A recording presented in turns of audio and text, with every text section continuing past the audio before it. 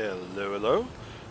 This is Tim and I with the Ministry of Ungentlemanly PvE stream. Just going to try it out tonight with some Valheim. Let's go ahead and get into it. I have been utterly sucked into this game, but I am still learning it. Right there is Skald, my one and only character.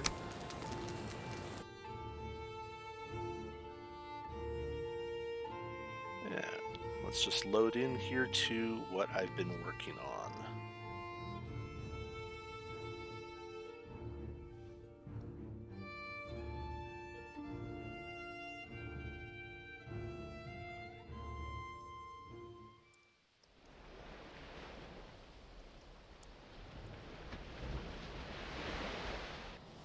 There we go. No, this is not what I've been working on. This is just a hut where I am, well, gathering some supplies. Basically, Draugr Village, wanted to clear it out.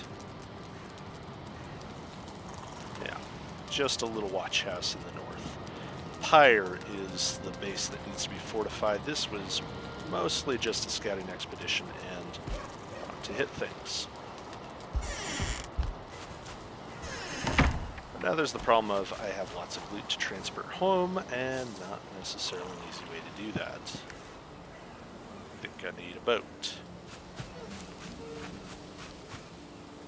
I also think that going this way is probably the most dangerous thing I could do. So, we're going to do it.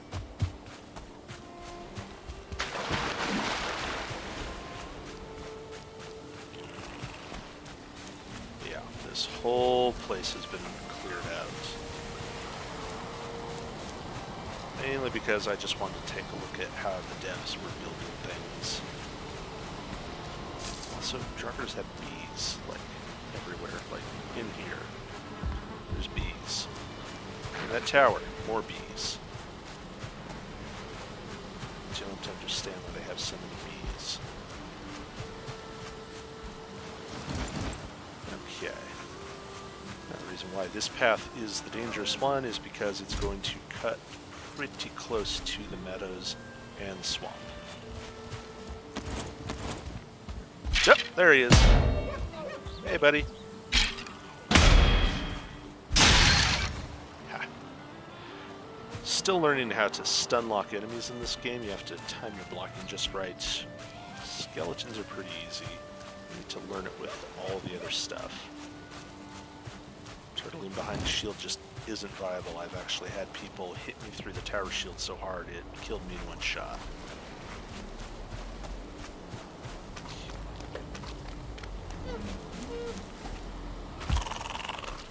And I should probably be on the other side of the river, but I want to be on this side. That's a bad noise. Okay, I've got leeches. Leeches are bad.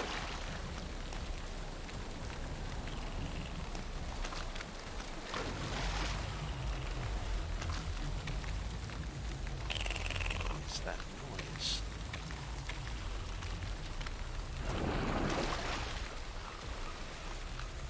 Just creeping me out. Sounds like somebody's got an engine revving somewhere.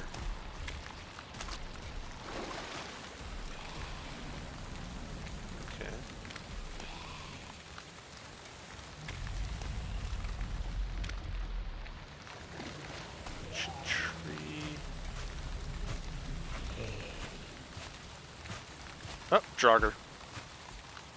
Yep.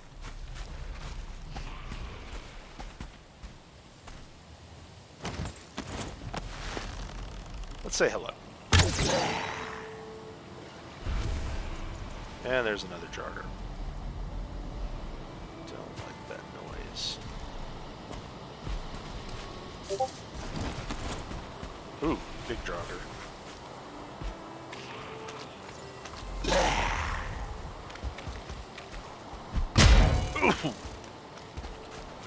Ooh, the lolly.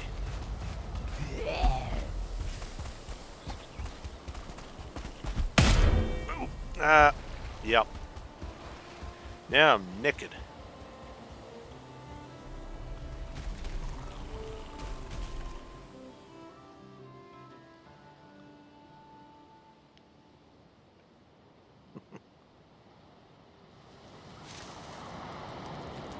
Okay, well, that could have gone better.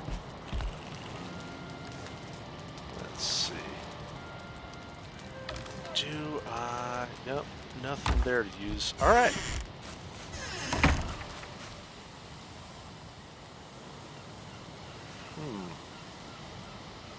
I think I can make it. Oh, wow. They're already coming out in force. They heard there was a naked Norseman running through the fields.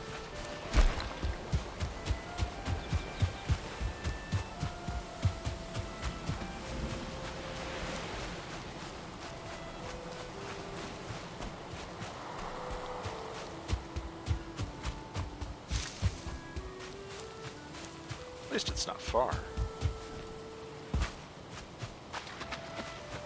Oh, I didn't see that house last time.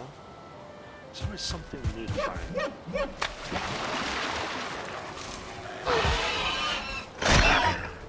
Go away, pig.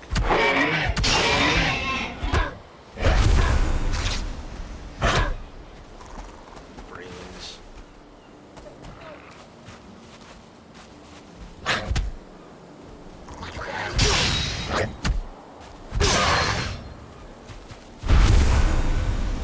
Okay.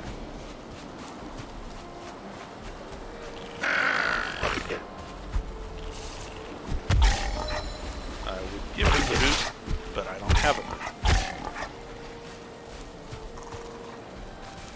Yep, come on.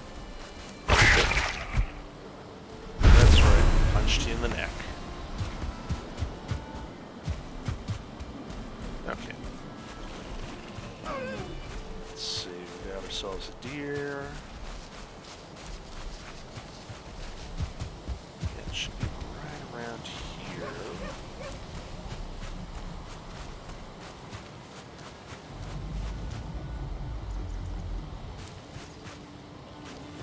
Oh. Arrows, that's a problem. Also a problem. Wasn't it right around there? Not gonna win this.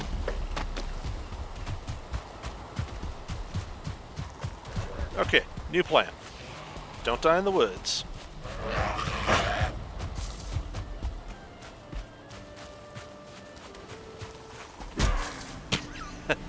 Okay, that was satisfying. Oh, not dying, not dying, not dying, not dying, not dying. Yep. Yep, yep, yep, yep. 1, 2, 3, not it.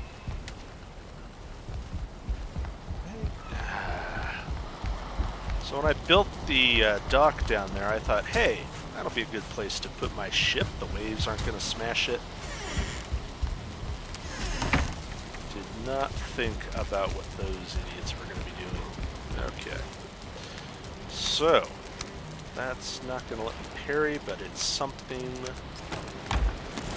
It's better than being naked.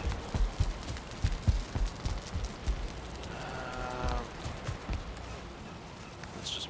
Really? I have wood? Okay, pro tip.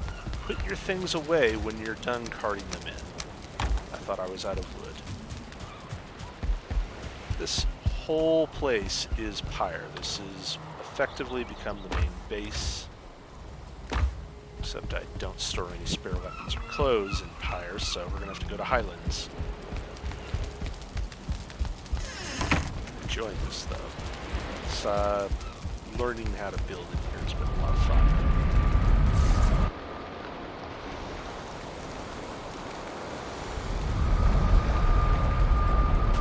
There we go. This is the second base I built from nothing. It is pretty much this room. Let's see, what do we need here? Yeah, let's not play around. We've got the arrows to spare. And yeah, that'll be fine. Some spare troll skin, one of those. Yep, I have an axe.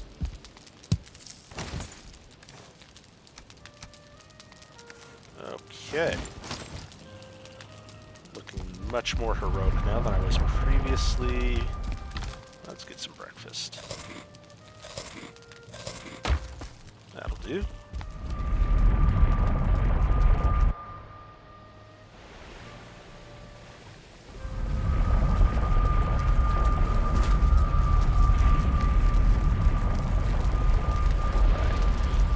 Oh, driftwood. I'm not sure why that keeps happening. Just periodically I find dead branches inside the hall. A little awkward. Ooh, storms coming in. These are fun to watch.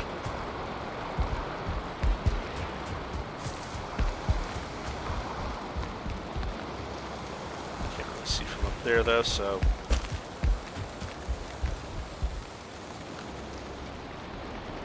Pretty much, Pyre is on this little island attached to the south of this main island. And the whole reason was to go after the Elder. So when I got here, took over a small rock with a couple of trees and a lot of corridors, and I've just been fortifying it ever since with building up the rocky walls, building this on it. That's the first dock I tried, and the waves are demonstrating why nothing is there anymore. It's periodically it's underwater. What I love about Valheim, though, is they made the ocean realistic enough so that while that is over there going absolutely bonkers up and down, harbor's just fine. Placid even. Right about here you'll occasionally see the waves come through so big that they just empty down to the seabed there. Yep. Yeah, it's not even the lowest it's gone. It just fascinates me that the game is... Aw, he broke my torch. And is bad at stealing my boats, which I guess is better than being good at stealing my boat. Stop stealing my boat. Yeah, you.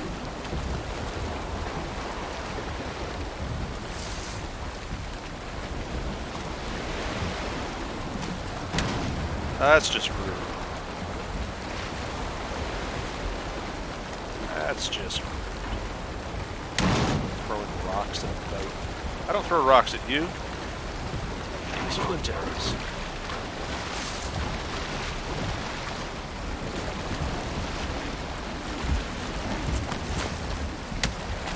Or flaming. You know, whatever. Using a bit of the impact since he's in the water.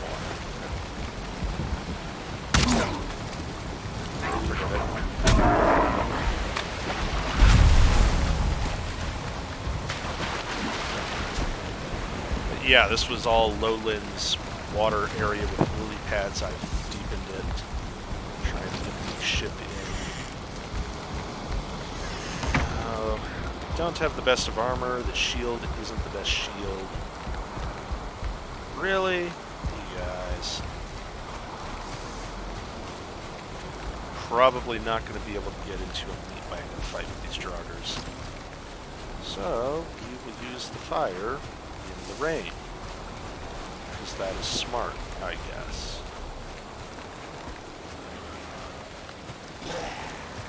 Oh, here he is.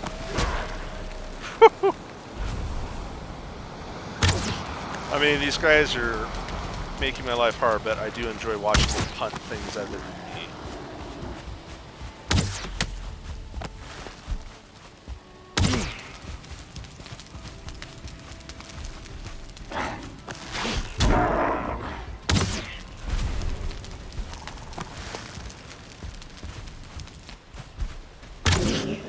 There we go.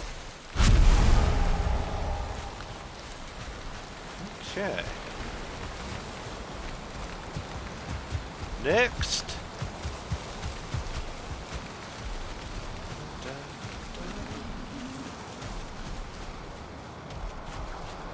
Really don't like the noises in here.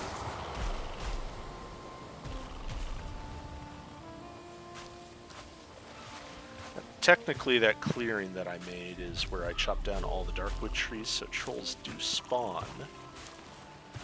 But I'm worried it might not be a troll. ideal. Does not sound like a troll.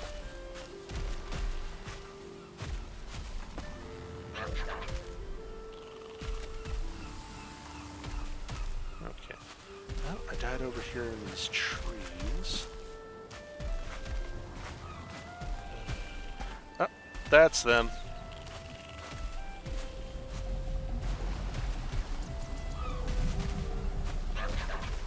Man, that sounds bad.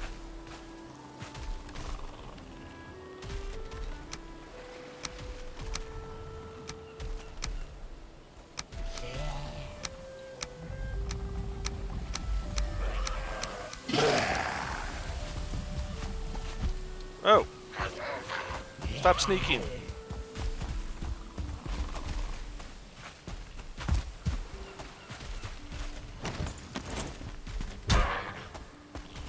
Better him than me.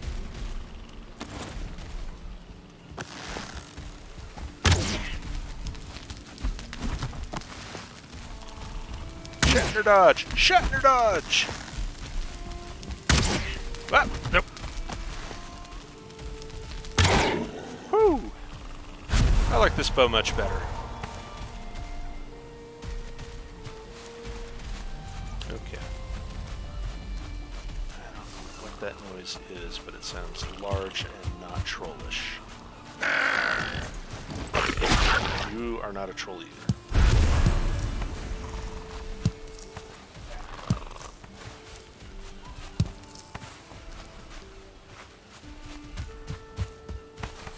Okay, free scraps.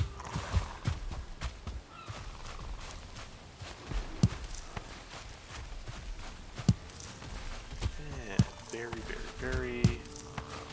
Alright, so let's dump off some things back at Pyre and go get the rest of the things.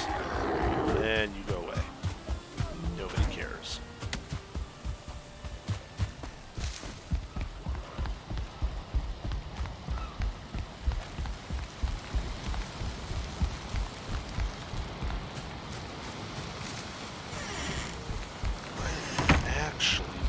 To take the cart out and just load that, but I hate to risk the cart, you know?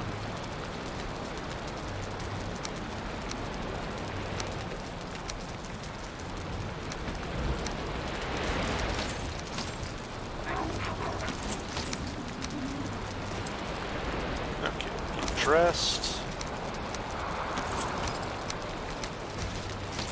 Guess Would you?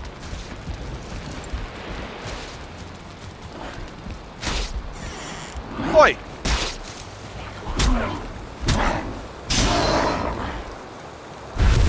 Honestly. This is why I can't have nice things. That guy right there.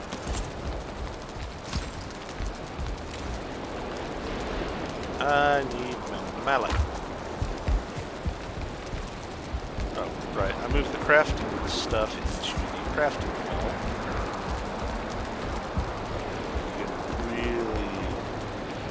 What the ocean's doing right here. I love it. Look at that swell!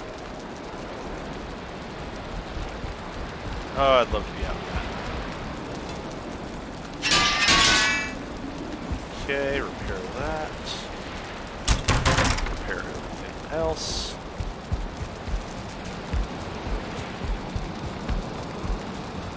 And let's see, hide. Don't need you, scrap. Nope, that's troll hide. There's my scraps. Some berries, mushrooms. Box of eyes. I really need to find a use for eyes.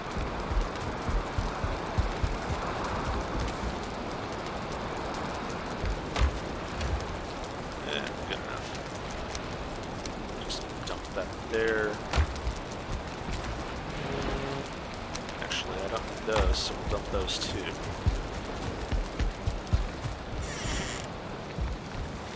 Oh, and the sticker rocks.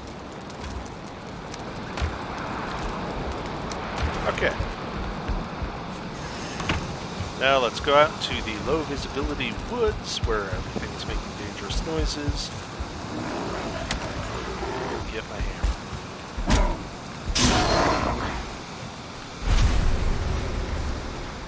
Good thing about the dwarves is they bring me free wood. They're my least favorite dwarves.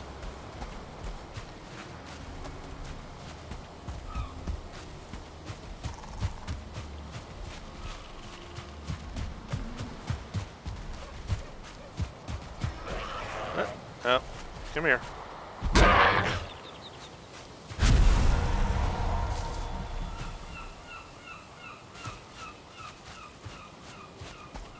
Alright, now, getting back to the axe. I kind of want to find out what's making all that noise. You don't count. Hey, don't run away. You take your lumps. That's why I'm calling you Lumpy. There we go. Alright, that's my stuff.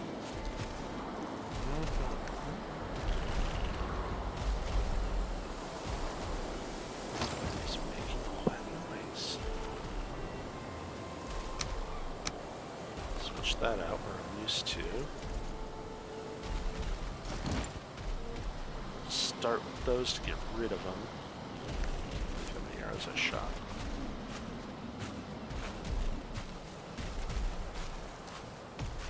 This one's bloody massive.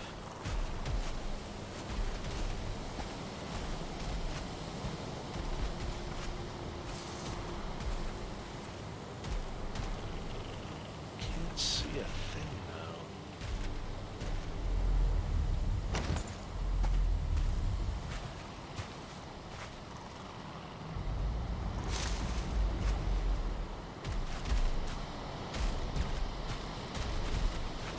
This way?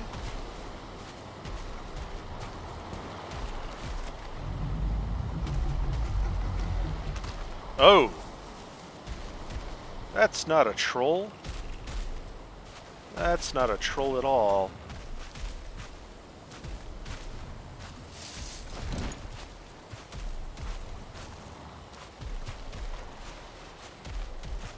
That's a tree spider?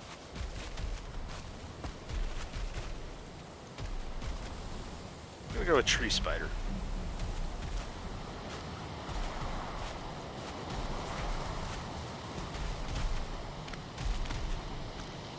It's definitely what's making the noise. There's where I'm gonna get hit in the back of the head while I'm recovering stamina.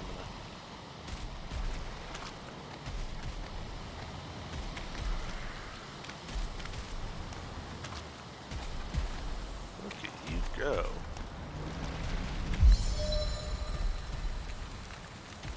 He's going way out there. Don't want to chase him.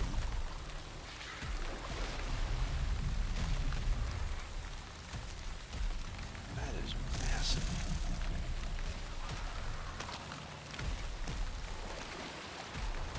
That's a blob. I have not found a use for blobs. Apart from comedic relief. Oh, it's circling back.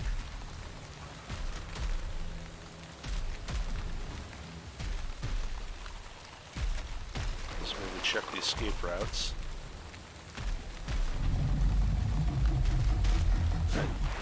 Yeah. Okay, we've been spotted. Oh, we have been spotted.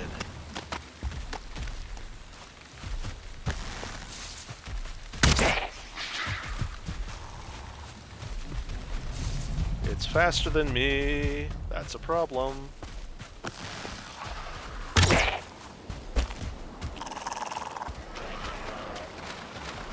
Yeah, it's really faster than me now. I'm glad it hates Neps as much as I do. Okay.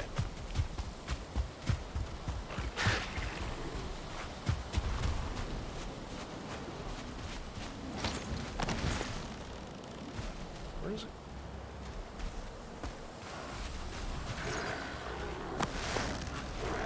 Okay.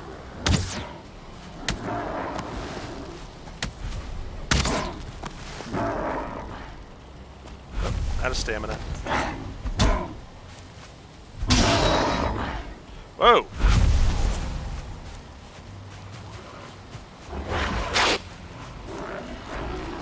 Vicious. Betting that thing can tear through my shield because the Draugr's killed. Like fire, right, buddy?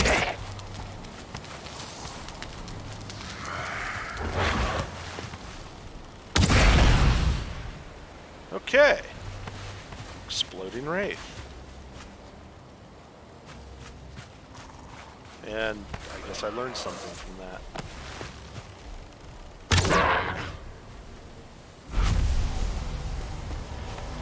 What did I pick up?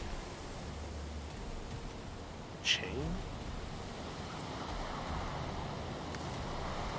They drop chains. Okay. Being haunted by the ghost of Bob Marley, I guess. That's kind of cool. Oh, you. Yeah. Always give me trouble.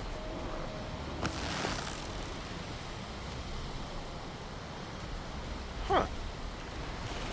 Expecting that to be a little more hard. A little more hard. Listen to me. Okay. So I'm going to call that a win. The stuff is recovered back at Pyre.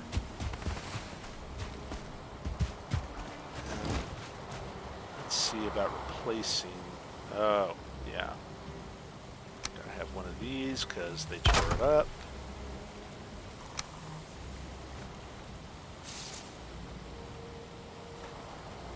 There we go.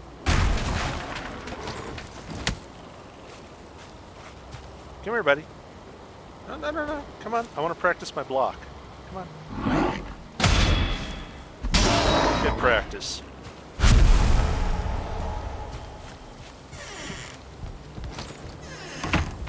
Alright. Ooh. Just finished building the bonfire earlier today, and I kind of dig the look. Might have to change the roof around now. And I want to do something similar with the foundry here, because it's a box with dragon heads. I much prefer that look. Oh! We had a good thing happen.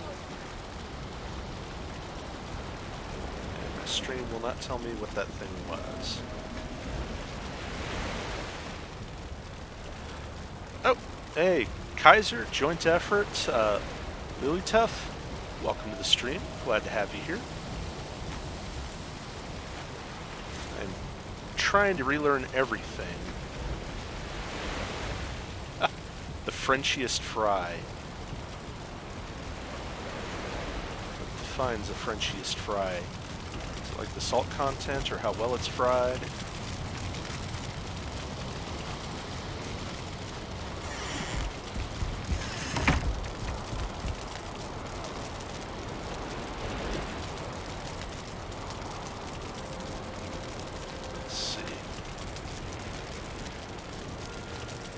Alright, so let's get some things cooked. I forgot I need to have food before I can cook food. Minor detail.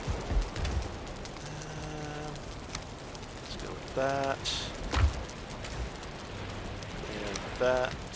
And I still don't know what to do with entrails. I'm afraid to find out. I feel like it's... Really? Oh, you're getting such a kicking. Oh, yeah. You mad because I one-shot your buddy? Come here, you. Like how he burns in the water and just stands there. Okay, so one of the projects on my slate is to fortify the far shore so they stop wading out to here.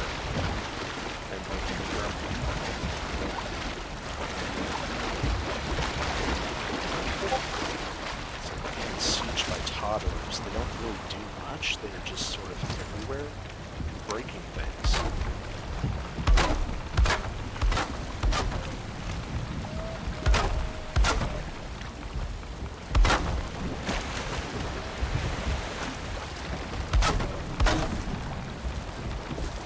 Although the wear and tear on the stairs is because it's uncovered. I really need to get up to stone. Okay. Cook food.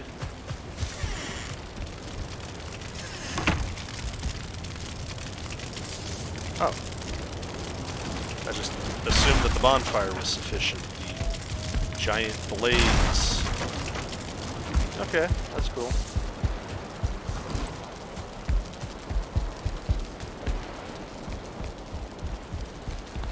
That's fine.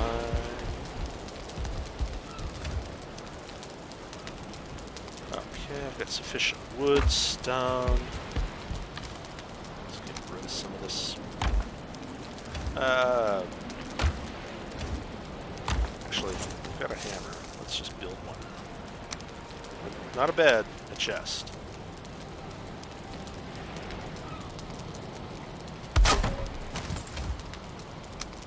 And it'll just be chest upon chest of eyeballs that nobody is using. Only use I've found for them is to build portals, and there's a finite number of portals I actually need. That is the plan, though. Turn this room into a portal hall. I can just go wherever. Okay. Oh, I need to drop off some other things. Isn't this exciting, watching me sort inventory? Where did I put the bones? Damn bones.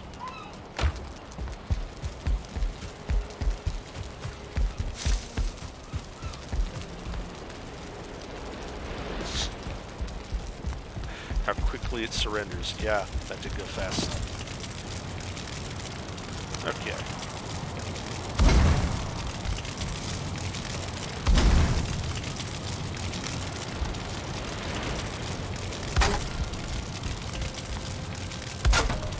Good enough for now. I just want to grill meat, not trying to be fancy. Keep a seed box somewhere.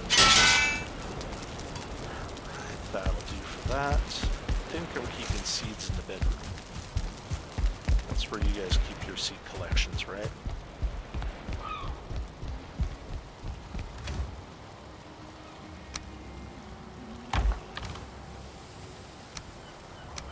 Good enough. Let's see. Don't really need that. Don't know what to do with the chain yet. I kind of like the idea of beating more iron out of the monsters. That has a certain appeal.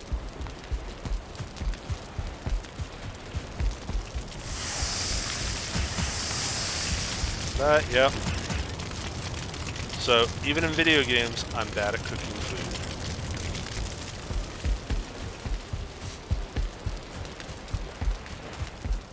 Okay, I have a box of expired meals, and I will just use that to smelt ore, because that's what you do when you cook something too long, you smelt ore with it.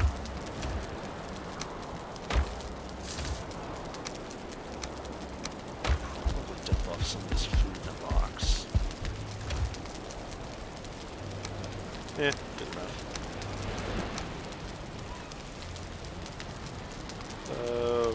I think I'll switch out to boar meat.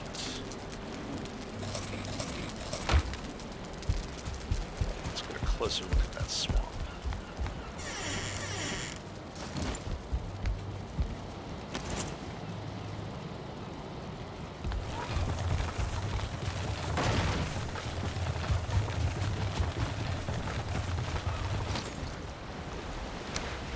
There we go.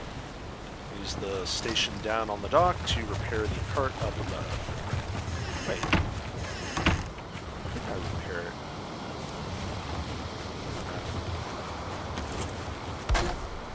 That. Wasn't there some... Yeah. He was trying to beat his way in. Okay. I love that I get no ramps in this game, but pulling a cart up the stairs is not a problem.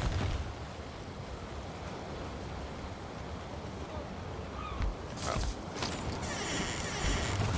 Crafting station. Okay. Where will I find the wood?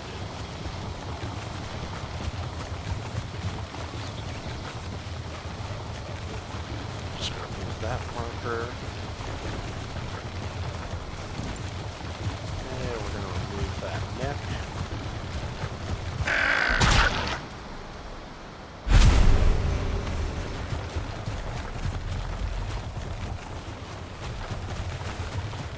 Okay.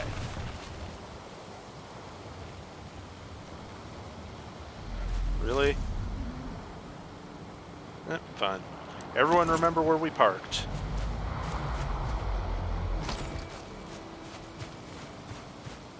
There it is. Look at that.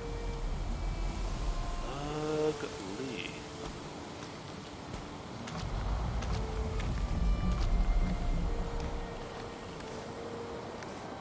I have no idea if 76 arrows is enough, though. Let's assume it is.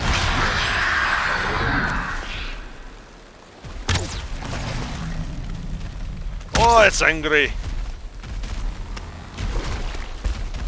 Angry stick.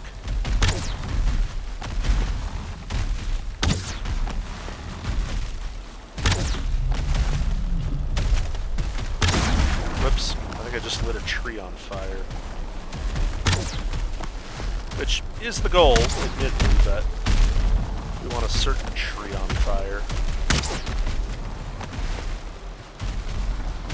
I love that there's giant monsters in this game, and they just struggle with the terrain.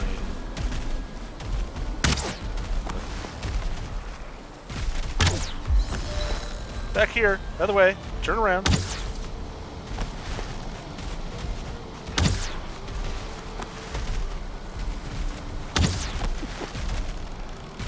Of course, I should probably be worried that he's just sort of tanking the damage.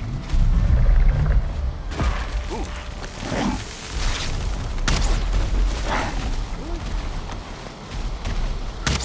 Okay, better you than me, bud. Woo-hoo.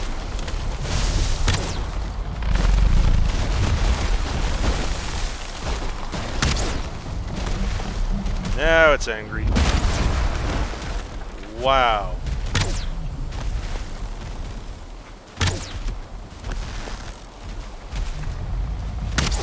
Hey, you leave my cart alone. No, no, no, no, no, no, no. No, no, no. Oh. Don't encourage him. Oh. Come on. That's my ride.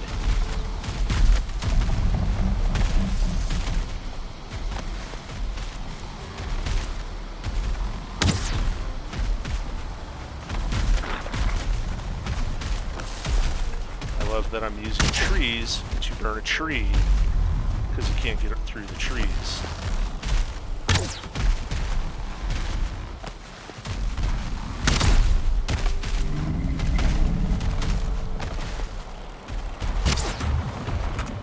Ooh! That was a big boom. I think I have a new favorite monster to kill.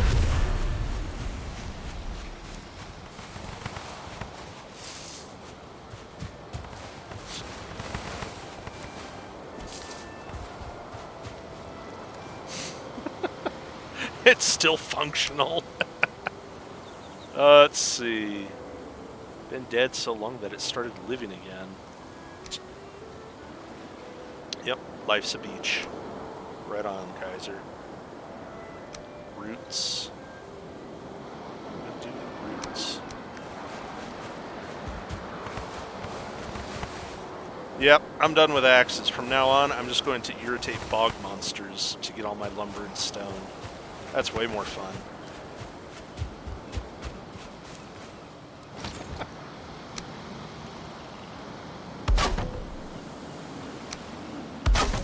There we go.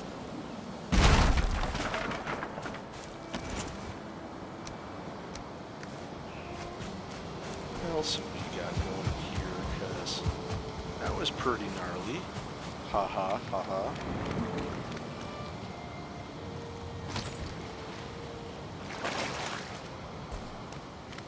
I hear something in the water. Is it? Maybe it's under the voxels.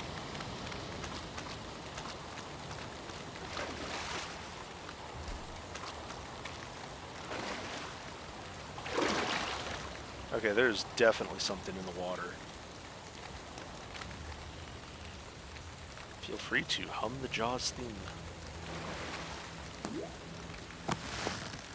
And work.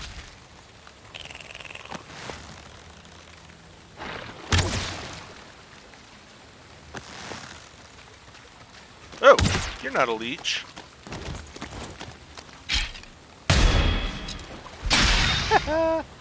Parried you. Where you gone? You afraid now that you don't have your skeleton buddy? Oh, he called friends. Huh. Don't usually see that in a video game where they call friends.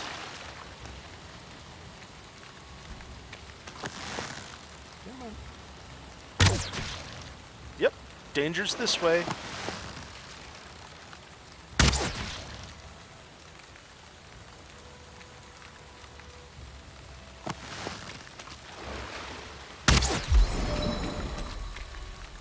Yay, I can shoot better.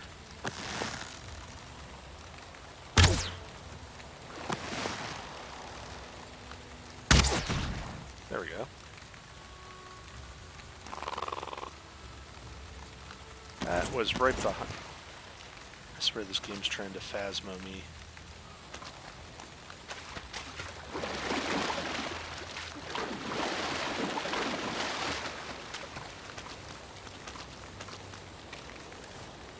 Okay, what do we get? Blood bag. That's a nice souvenir. What are we doing? You know what? I think I want some more fire arrows.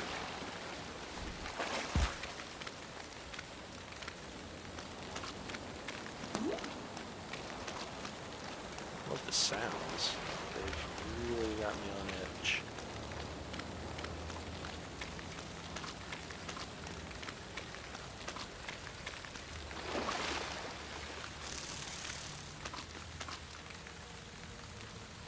Crazy, right? Oh, hey, Hopes. How's it going?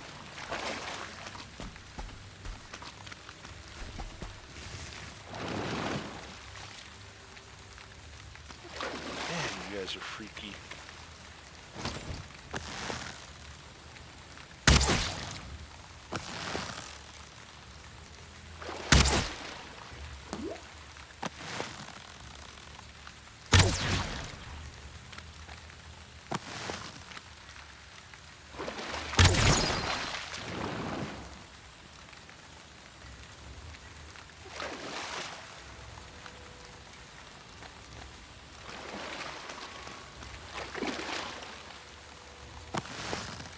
I see you.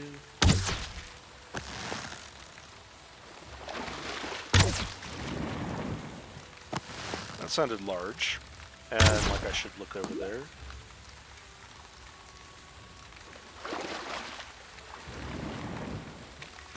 Ancient tree.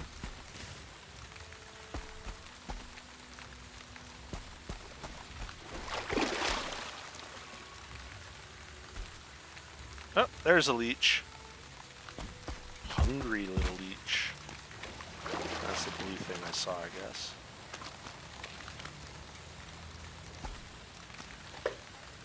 Okay. I think what I want is some more arrows. Because I don't like the idea of swimming with leeches. Doing pretty good, Hopes. Just trying out the old streaming rig.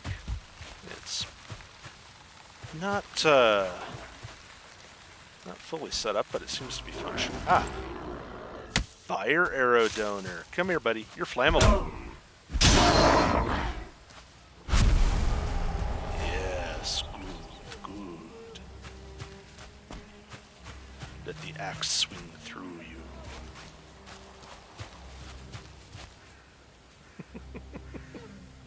No, swimming with leeches is not my idea of fun for reasons.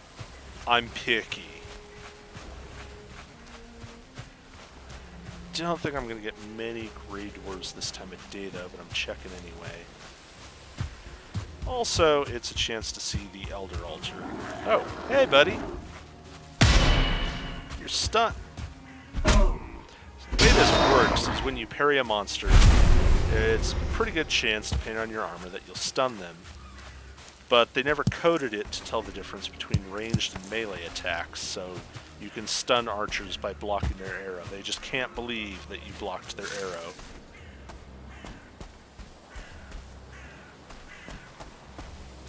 Let's see. Ruined Tower. Oh, yeah. I got a ways to go to get to the Elder.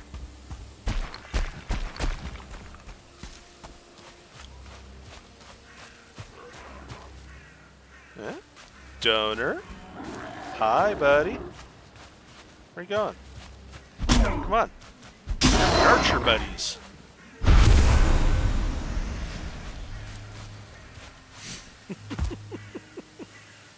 Wait, they put it back in? Oh. Okay, I love these guys even more.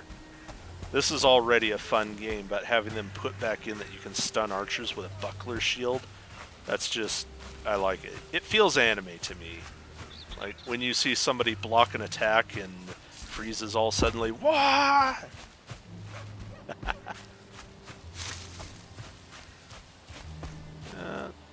Oh, this is the pit.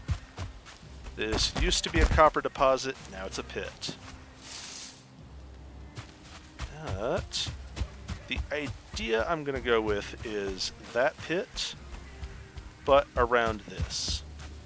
So, summon the Elder, drop him in a pit, fill him full of arrows, laugh hysterically. I haven't tampered with anything here yet because Pyre needs to be fortified.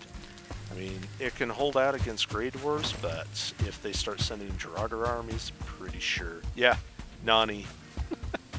Pretty sure the Draugr armies are going to railroad me. Come on. Okay, I can't jump. Too white. That was a large grunt. Where are you? Oh! Troll. Yep, he sees me. And I have maybe enough arrows to deal with him? Might not. Well, let's find out.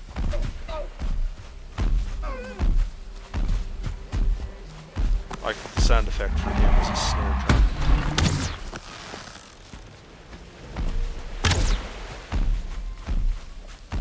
Sounds like he's got giant moon shoes, doesn't it? Video games don't let us escape our mortal limitations. Woo! Iframes! Yay!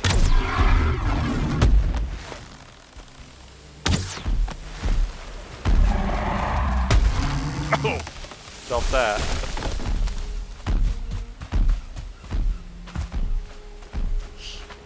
I mean, the first one I'm proud of. I don't want to talk about the second one.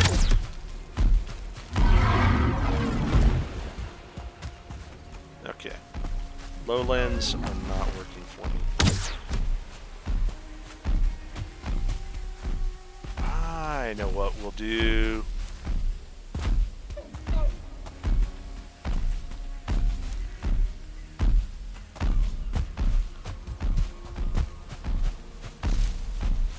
What's the matter, buddy? You want to come in?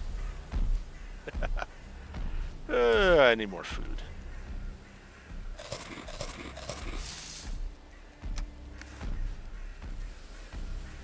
Yeah, the AI does not like steep slopes, so moats, super effective.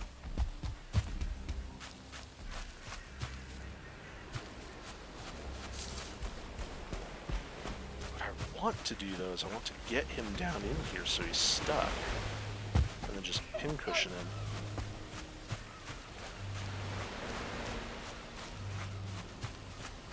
Don't think I'm going to get that.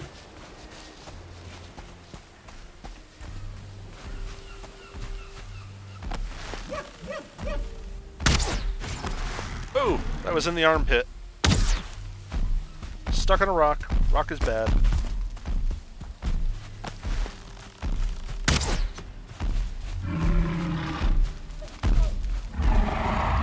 Woo! Ah! Not proud of that dodge either. Ooh, free wood. Ha! Got your toe. Burn, Achilles.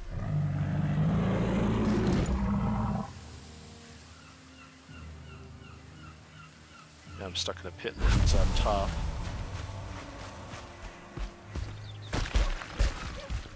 Ah, there we go.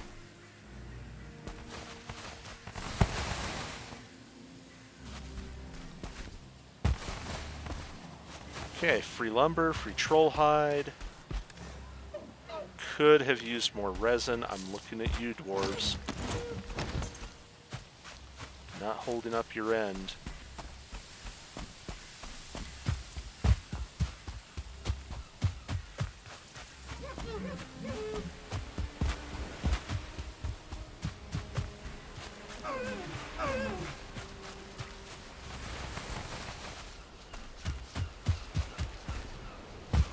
Hey, there's my buddy.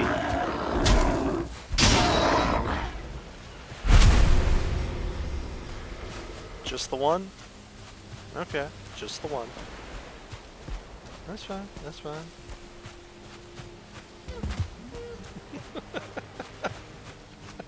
Okay, yeah, you guys are right. If you dodge and you're alive, it's a win.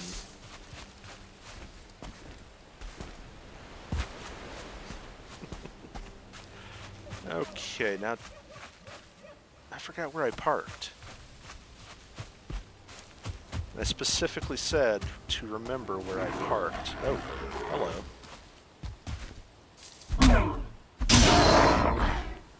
Not having any of that. Whoa! I don't think I want to touch you. Blows their nose. Not gonna deal with it.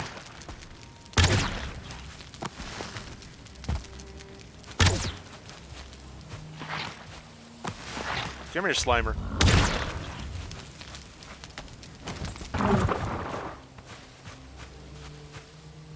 Oh, that's a Draugr. I thought that was going to be a shaman.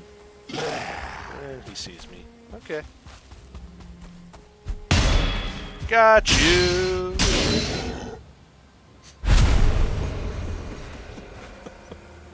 But did you die, though? I like that, Kaiser.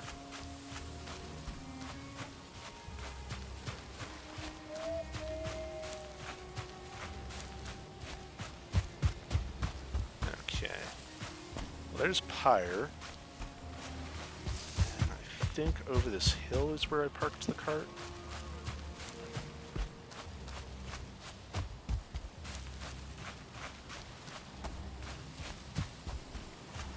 Oh, free stuff.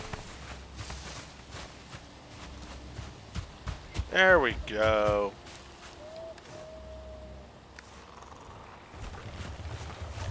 Oh, wow, there's just goodies all over. Good or bad? Not a goodie.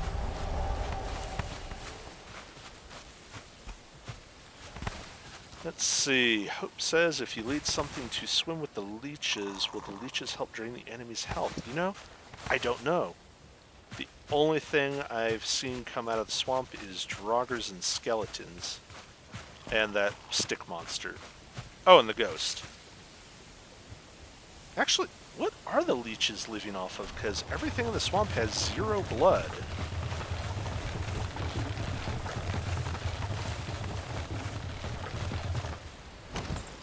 I'm gonna wonder about that piece of world lore now.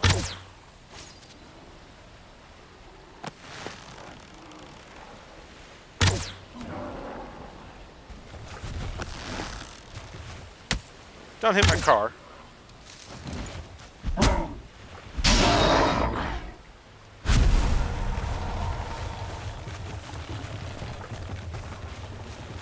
I mean, yeah, Kaiser, the Draugrs probably do have blood. I'm just not sure a leech would want it.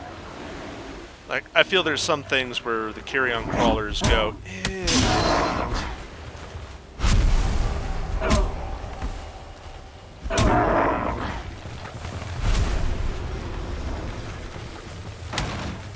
hit my car.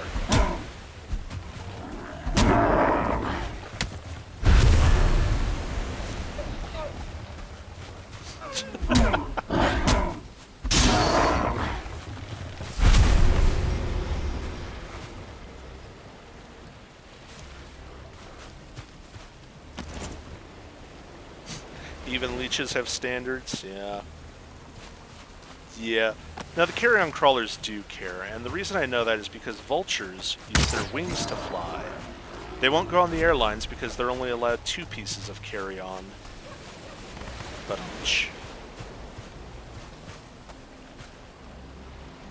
oh, my pockets are full.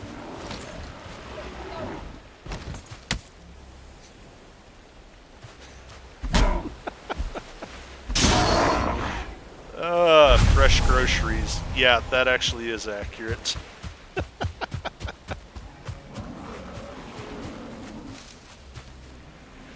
Oh, you're big. You're large.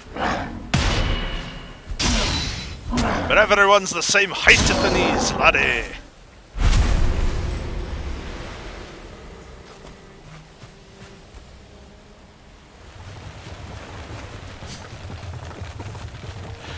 Nope, I'm not charging Grubhub fees. I will deliver carry-on anywhere, anywhen. Let's see. Guess I should empty that. The one thing I miss from Minecraft that I don't have in this game is an army of little golems to sort my inventory.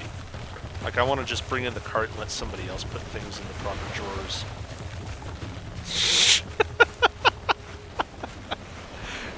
Kaiser says, it's funny because they're grubs. Yes, everywhere is a grub hub.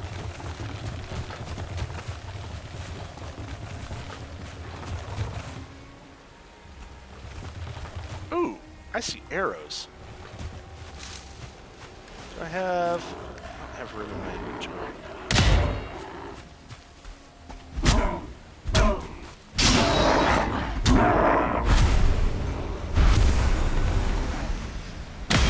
Nani?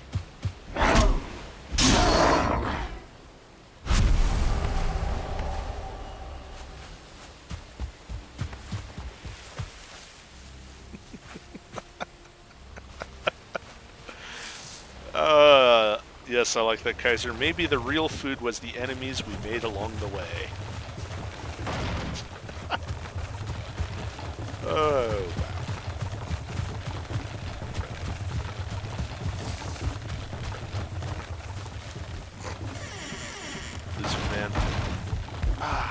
That's one of my regrets from the D&D campaign that Hopes is in, is I didn't really get to spend a lot of time going into the Lizardmen and the Aarakocra and the Koliar. It was just, here's a temple based off of a 90s game show nobody remembers.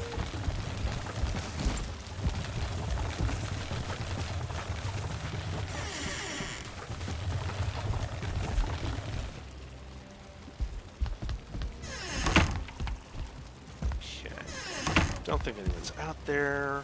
We need to unload all of that.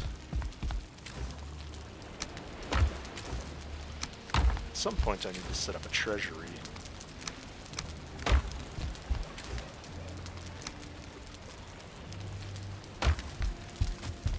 Let's see. Bones. Resin.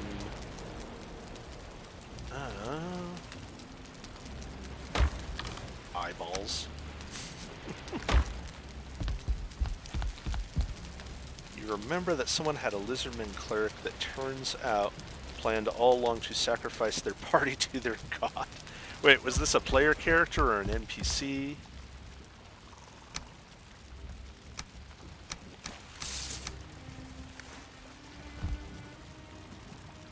Oh, wow.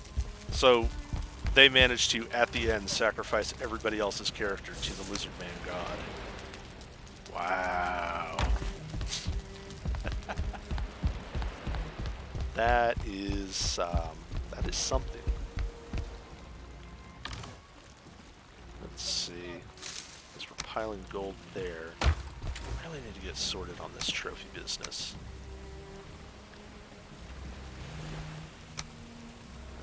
even have dandelions.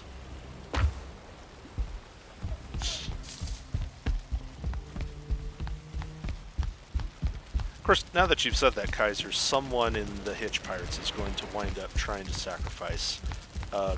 Maybe not the other Hitch Pirates, but probably a crew.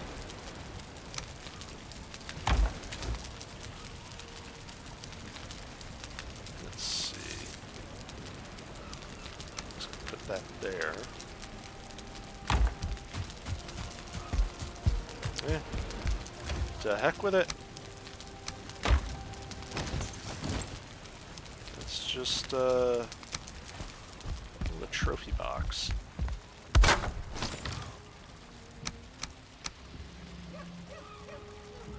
And seeds I was putting upstairs, I think. I honestly should probably start throwing out the trophies. It's not like I'm using them for anything.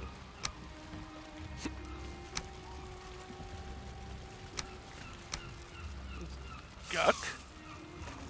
Why do I don't even know why I have guck.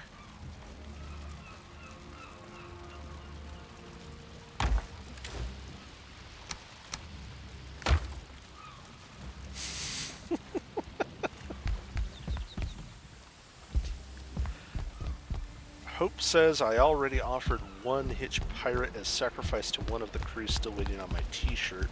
Wait, who was it that you tried to sacrifice? Was that Virgil? After he threw you into the dungeon all by your lonesome?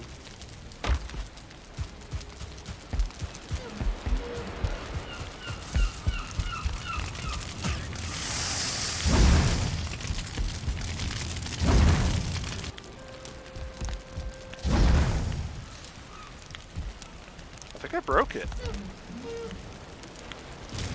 Oh, nope. Might be my ventilation needs some work. Oh, yes. Yes, you did offer yourself to Desi, which I love. He comes across a dragon and in trying to bargain her over to his side, offers himself up as a snack.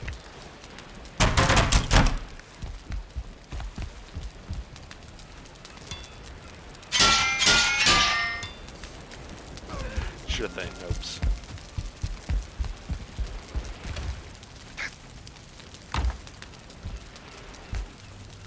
Need a cult or group of cannibals that sail with bodies tied to hanging off their ship. What would I call that group? I think it should be something that starts with an R. I know, I'll call them the Repos. Yeah, that's the ticket.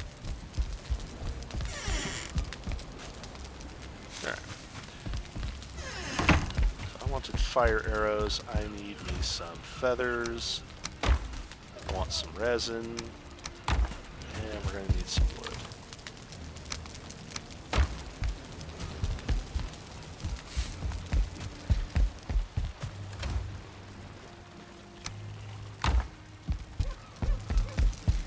Yeah, that would be terrifying, right? Like, your pirate crew occasionally spots a ship with corpses tied to the sides and the alarm goes up. Repos! The repos are coming!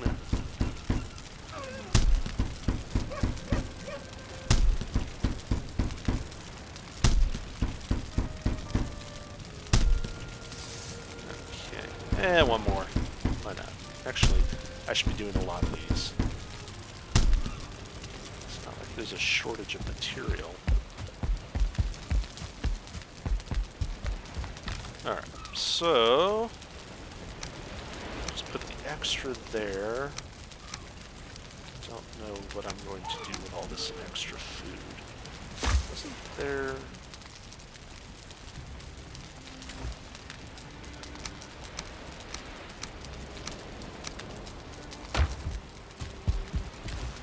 Let's see. Not you. Definitely not you. There we go. That's the nails I wanted.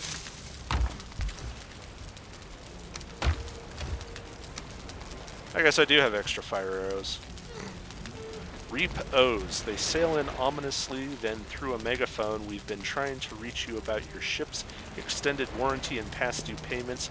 Forfeit your goods and flesh. Actually, I could do that because the Hitch Pirates, they didn't buy their ship. It's just that the captain hired them, and then he died. And they just kept using his ship after he died, and they left his corpse behind. They were very good friends, all of them. So maybe I'll just have the bank show up in a ship and declare that they want the ship back, but we'll also take organs as payment.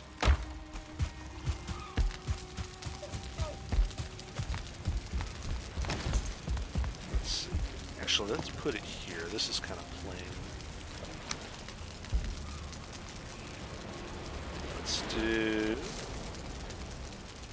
that. That. That. Okay.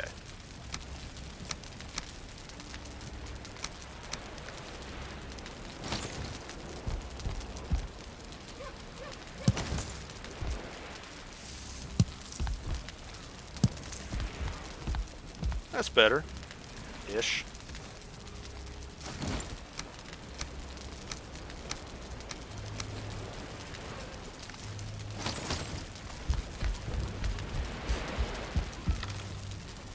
Okay.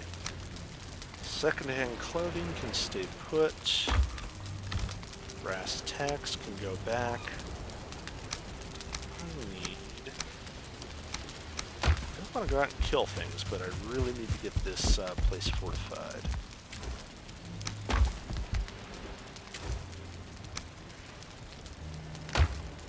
Okay.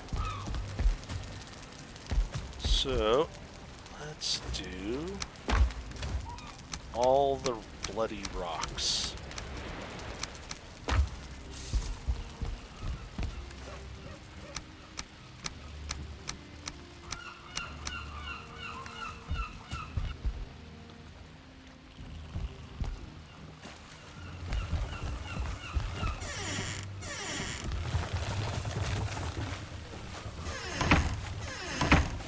Okay. So, have rocks, have mushroom. Badger, badger, badger, badger, badger, badger, badger, badger.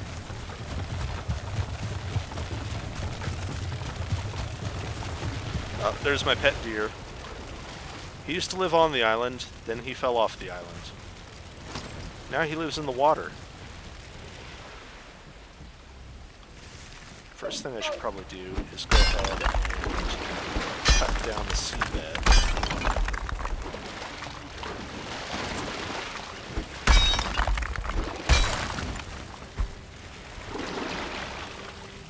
Kinda wish there was an easier way to do this.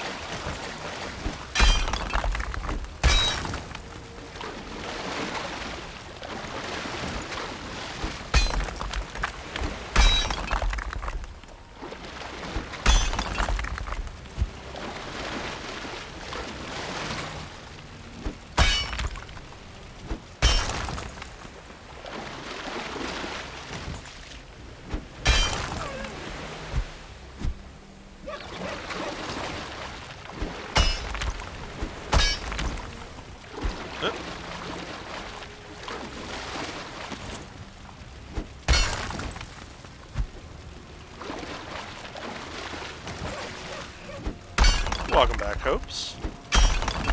I was hoping we'd see you again. I should probably apologize for that pun.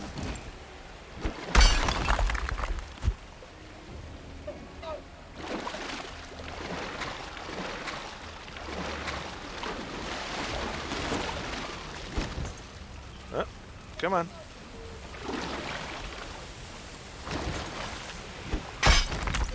There we go.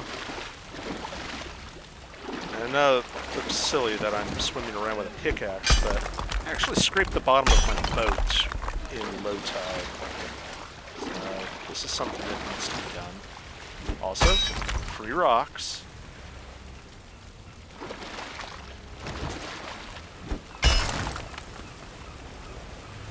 Let's see.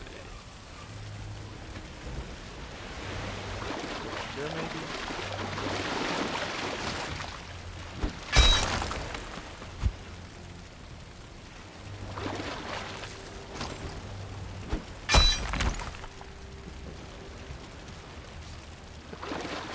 You say all puns are good. I feel like that's a challenge to find the one you don't like.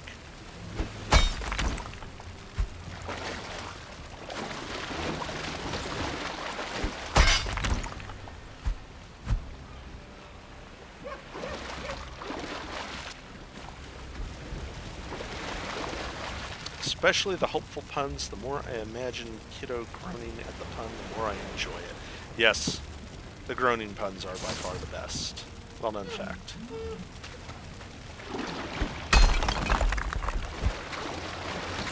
I feel like if you can make a pun that makes someone stop what they're doing, and, you know, just that expression of almost visible pain as they realize what you've just done to them, I think that's a good pun. Entertained by my quest to find the worst pun possible.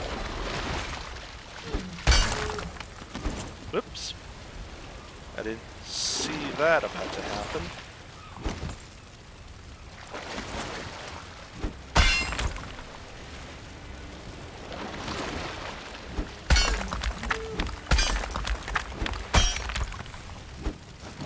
Whoop.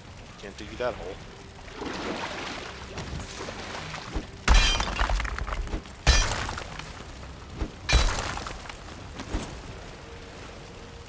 Might have gone overboard on that hole.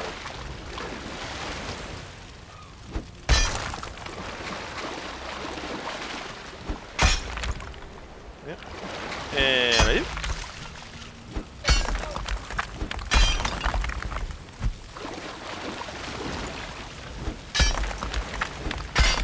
wait, I've got fire from the bonfire, but I'm wet. According to my status, I am boiling in the ocean.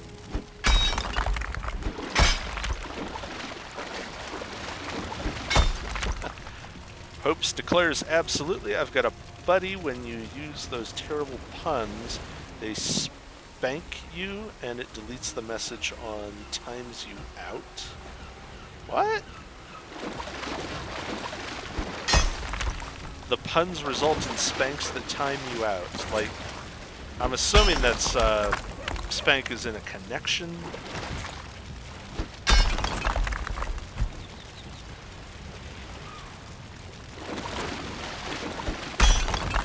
Just never heard of that before. I find it interesting. On stream. Spanks you on stream. Okay, that actually sounds pretty cool.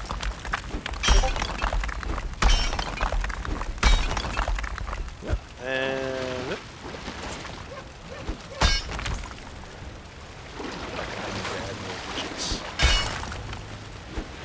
Oh, I forgot to check the widgets before stream. I'll bet it still has the Monster Hunter widget, so you can look up the stats for the Rathalos I'm not fighting.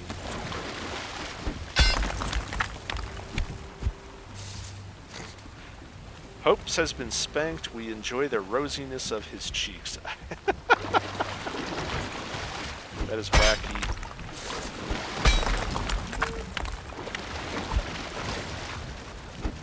I wouldn't want to delete the pun, though. If anything, I'd want to showcase it. Because if someone drops a really bad pun in chat, I feel like it needs some attention drawn to it. It sounds like fun.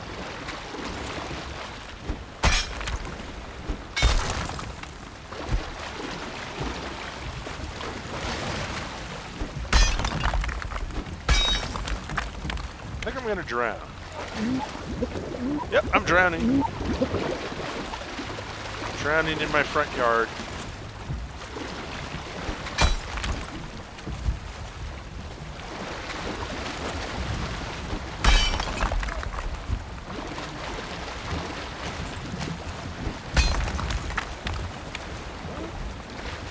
Is the boat going crazy?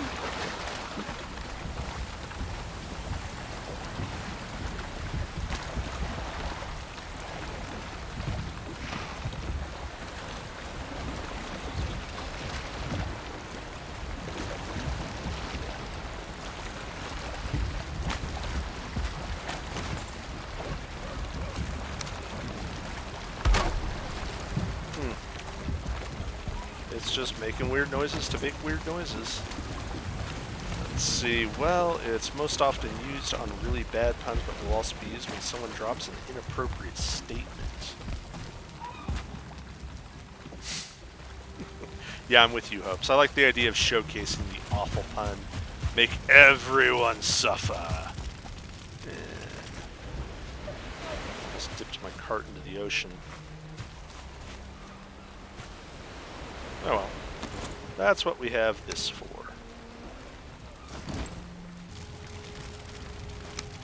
Well, this is where I would put my workbench if I had one.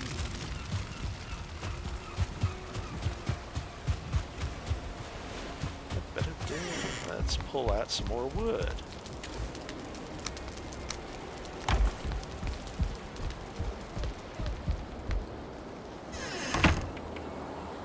Okay, I did not think that through.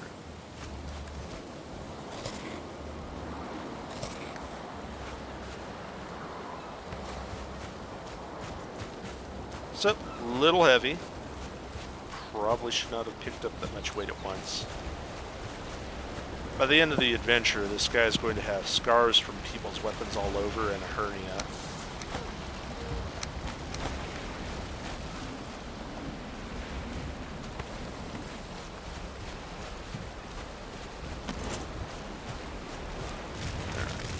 Let's fix that chink in the wall.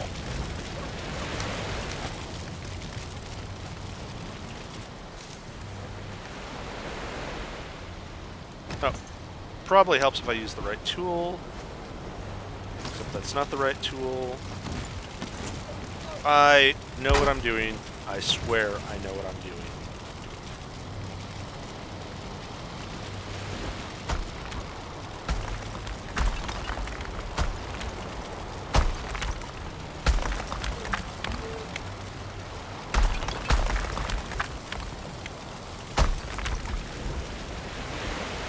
That is ugly, but whatever. Oh. Hurt my back again.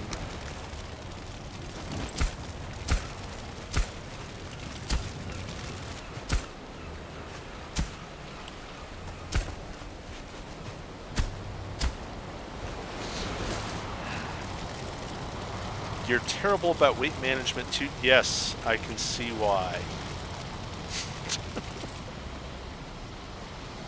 No, I'm not clever enough to be Sparrow. Or drunk enough. You have to be really drunk to be Sparrow.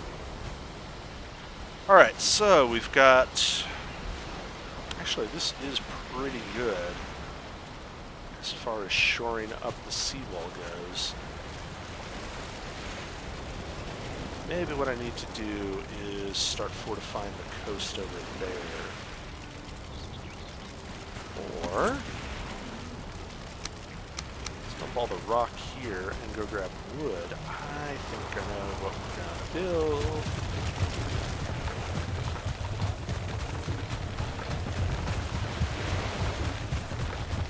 Of course, I guess as soon as the first siege happens, I'm going to lose that boat because it's improperly protected. I tried pulling it through, but in order for the mast to clear the bridge would have to be raised up to the level where the roof is. I don't think that's good for anyone. I could just... I was gonna say build like a boathouse roof over the whole harbor, but that seems excessive.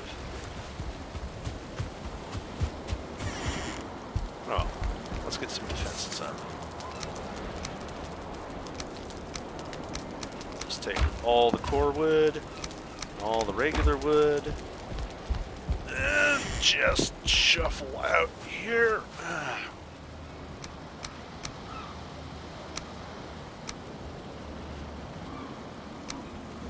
Yeah, I think that's what I need. So, what I'm thinking is we got some sharp stakes and stake walls.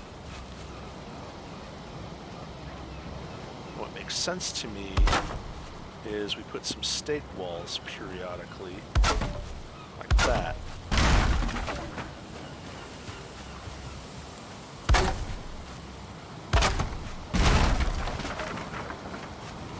And that'll give me cover from arrow fire. Not that I apparently need it. Wow, you were embarrassingly bad. What do I do? No, because if I do that, then I'll have trouble shooting down. Okay.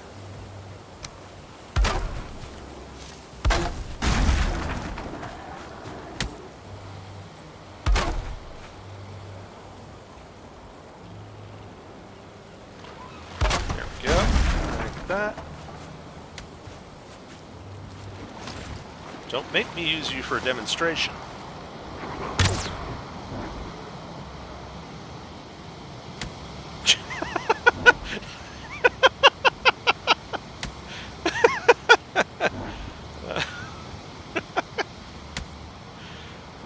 This is cathartic. Let's see, Hopes is asking, so it's similar to 7 DTD where you got to build the base to survive then? Oh, sort of. So I think it's if I spend a lot of time hanging out here.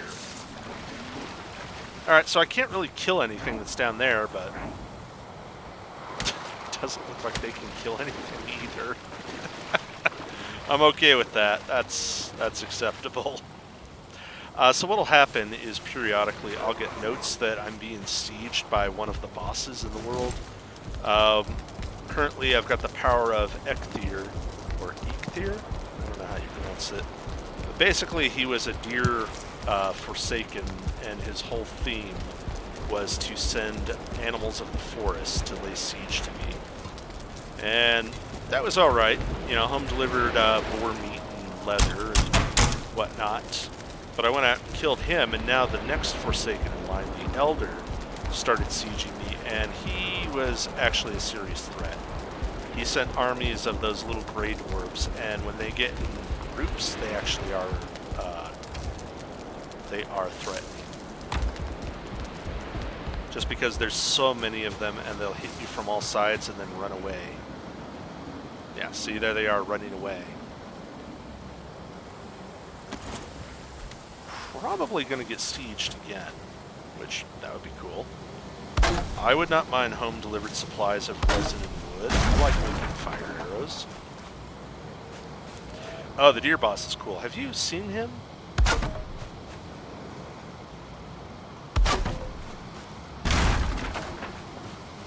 Because my favorite thing about him is you've got this nice instrumental music going on, but when the deer boss comes out, it's just all of a sudden a heavy metal soundtrack.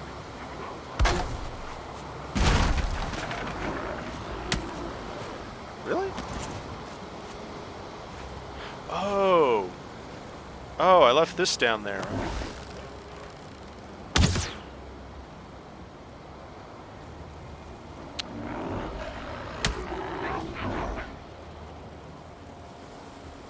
I wish their own rocks would damage them. That would make my day.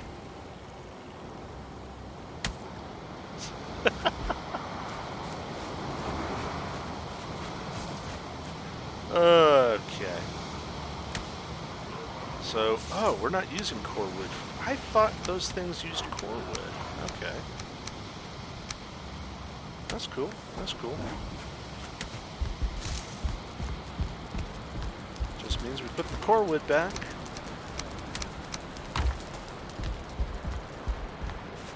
And let's get out the regular wood.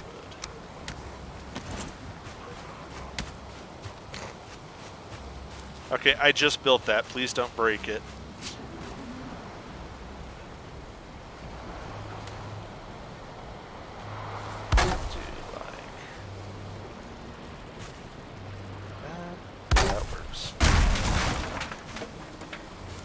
Yeah, I left this whole thing of land here, and they're going to use that for beachhead, I'm pretty sure.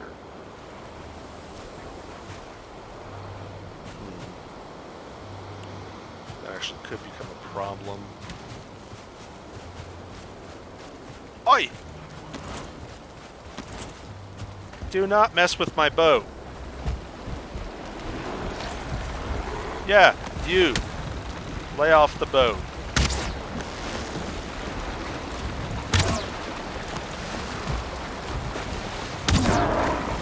Oh, I see what's going on.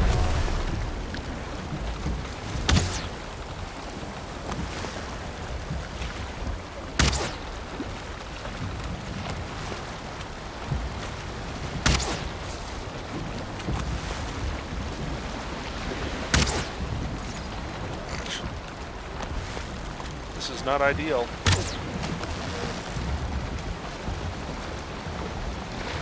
Oh boy. Away from the boat, away from the boat.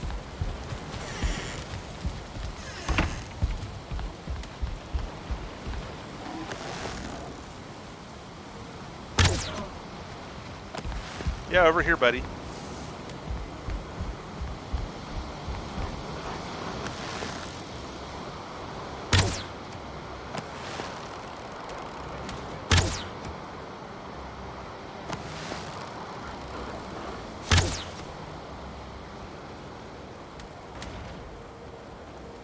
Don't. No. No, not the boat. Alright, let's see if this gets his attention. You! Come here.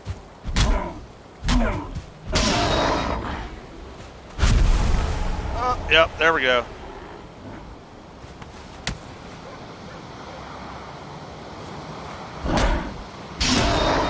Let's see.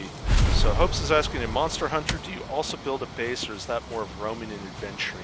I'm going to say roaming and adventuring. There are quests you can undertake to upgrade your base in world, and you will want to do that because it'll keep you alive in the field. In Rise, they tried to be a little smarter about it. They made it more interesting as far as what quests you do to upgrade both the village and also your field bases. They also put in a tower defense in Rise, which... Oh! Hello. I thought you were dead. They also put a tower defense mode in Rise where you have an army of monsters, and by army I mean like 6 of them, try to make their way through your tower defense setup. It's kind of a neat concept. I didn't really get that much into it because you spend so much time trying to manage the tower defense, you can't really enjoy beating the monsters with your weapons. 83, that's good enough.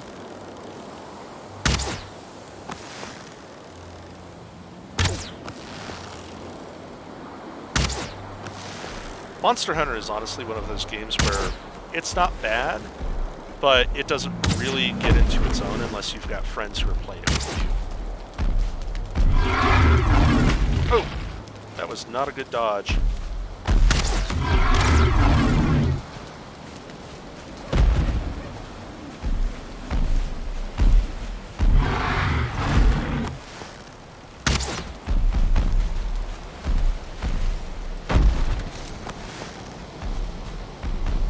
Uh-oh, out of stamina. I am awful for stamina management in any game.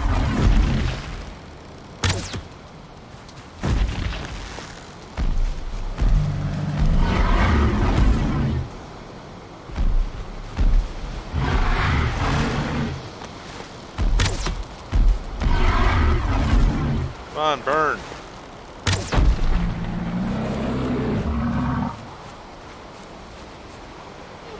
Oh, I don't want to stand there. That was awful.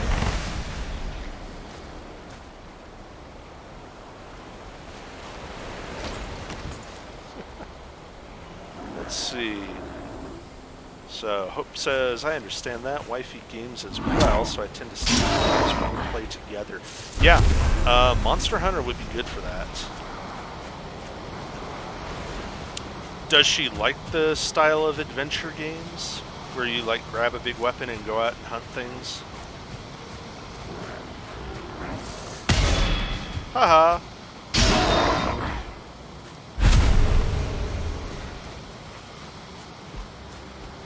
And you.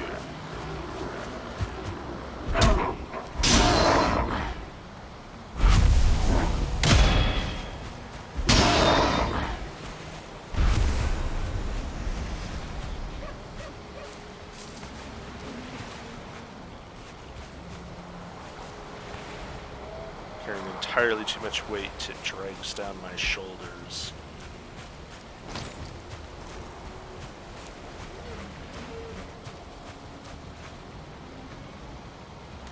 Yeah, there's only so much you can do from a couch. I used to do console gaming, but honestly I like the PC because I don't feel pressured to upgrade to the next generation. Also, money. It just got too expensive for me when the consoles started costing more than a computer.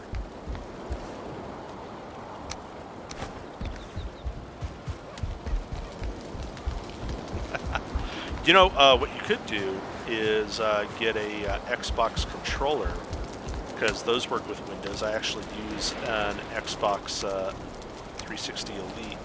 No, it's not 360. What are you?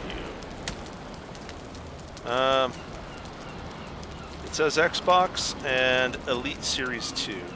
But that's what I use for my Monster Hunter gaming.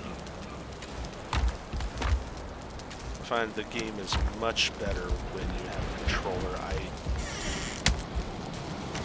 Would you stop throwing rocks?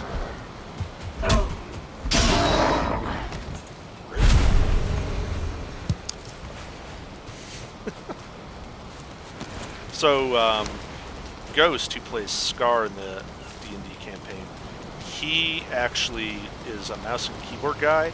I don't know how he pulls off what he does in Monster Hunter, because the keyboard and mouse combinations for doing weapons, even basic ones like a hammer, are just, it's a lot, and it feels awkward whenever I try it. Yeah, I'm a mouse and keyboard guy when I can get away with it. Things like Dark Souls, Monster Hunter, I need the console pad, but when I'm doing this, I actually prefer a mouse for this because building is just, for me, easier with a mouse. Okay, so we have wood, we have troll hide, which I was not planning on. Sconces are good. Oh, eyes.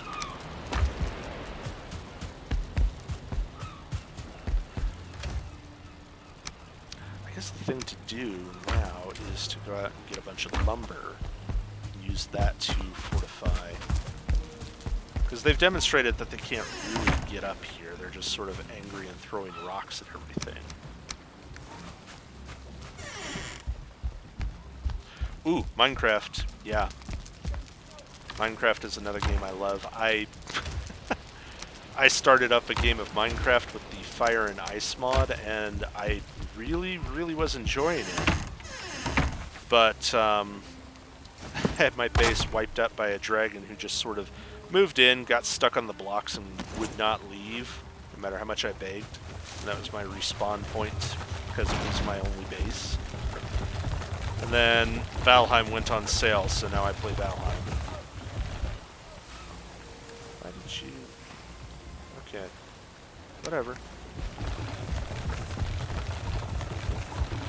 So, Minecraft Dungeons, is that like Diablo, but with blocks? I was never clear on that. Noise, my sister from another mother is super into modded. Most of my experiences vanilla. I tried modded Minecraft way back when Industrial Craft and Buildcraft were together in the old Tekkit packs, but I just got hooked on the industrialization and having everything automated, not having to manually sort inventories and which thing needs to smelt where. Too lazy for vanilla now. I've been spoiled.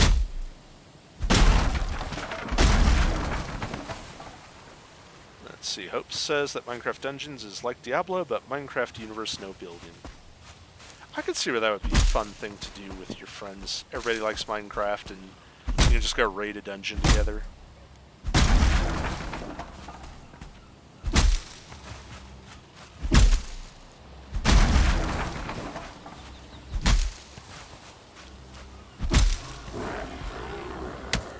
Aw, he threw low.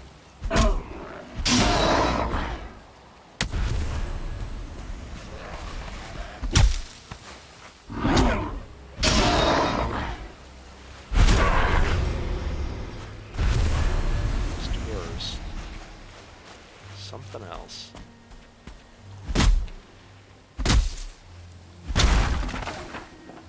Yep, best for Minecraft lovers or parents whose kids aren't old enough for games like Diablo.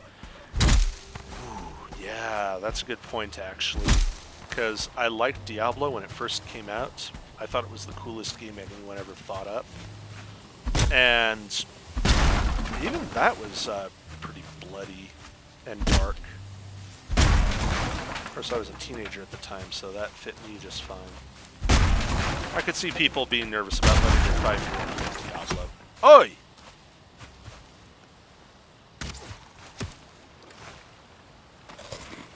Okay, cue the Popeye music. He's eating his spinach.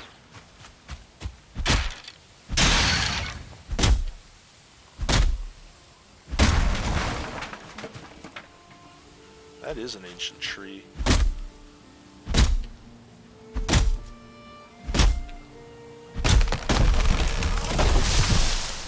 Really? Never played 1 or 2?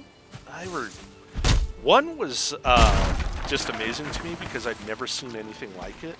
And I feel like 2 fixed a lot of the limitations that 1 had. It was a larger world with more interesting tile sets. You could make your own items and things in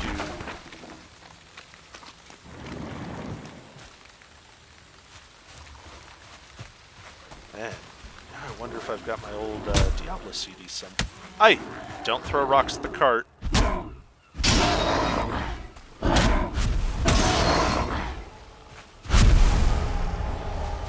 Rude little knotheads.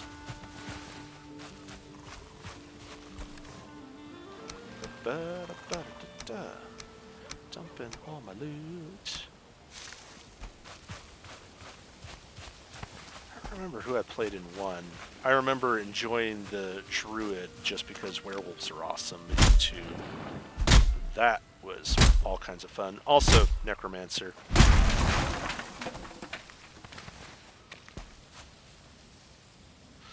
Oh, no worries. Yeah, so I was saying 1 was amazing because I'd never seen anything like it. I was used to games like Mario or Doom. The idea of having a fresh dungeon I had memorized every time I played through was just mind-blowing. And then Diablo 2 came out, and it was all the things that could have been improved in 1, I felt like got improved in Diablo 2. Especially the classes, because Diablo 1, it was you can be a sorcerer, an archer, or a fighter. Okay, pretty good. Diablo 2 introduced me to the Druid, and the Druid gets to be a werewolf, and that was just awesome. And the Necromancer I also played through because I like the idea of having an army at my call. Oh, that looks like something from Star Trek, and there's a lot of them. What the heck was that noise? I swear there was one leech and then it just like split itself.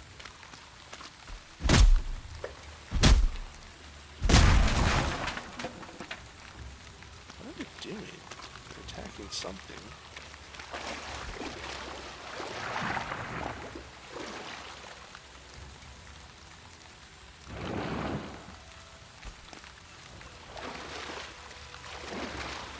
No idea what they think they're doing. But I heard somebody shoot an arrow. Yep, I'm with you. I like a Minion Master hopes. I'm trying to think what other games had good Minion Masters. Oh, Blackfu. Ghost is playing, I don't remember what it is. Oh, Sedita? Or, it's like Adidas, but backwards. Basically, he just summons up these little dolls made out of plants, and then those dolls summon other dolls, so he's just a fractal army. And the rest of us playing with him will actually take our turn, and then go do something for 5 minutes until he's done. Just so many minions. What? Why are you running? No.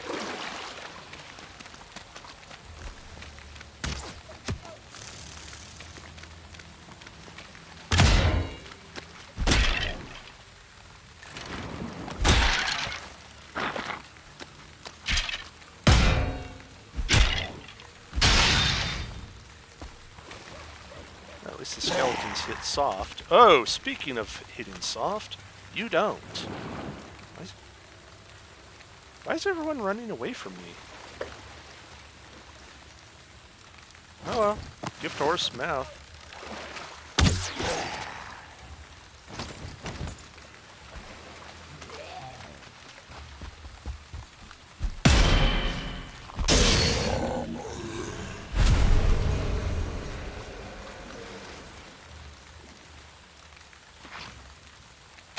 Oh! Get away, get away!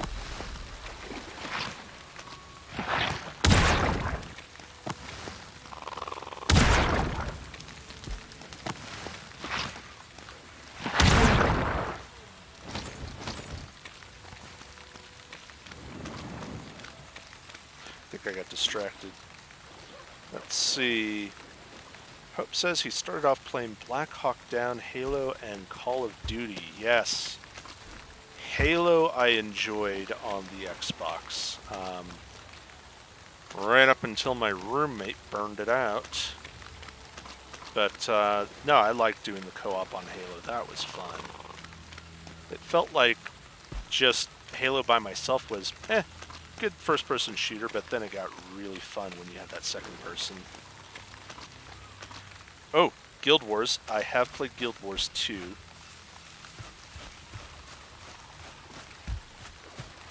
I used to like the MMO format. I don't know, kind of pickier about it now. Wait, they were planning to do a Vista Guild Wars?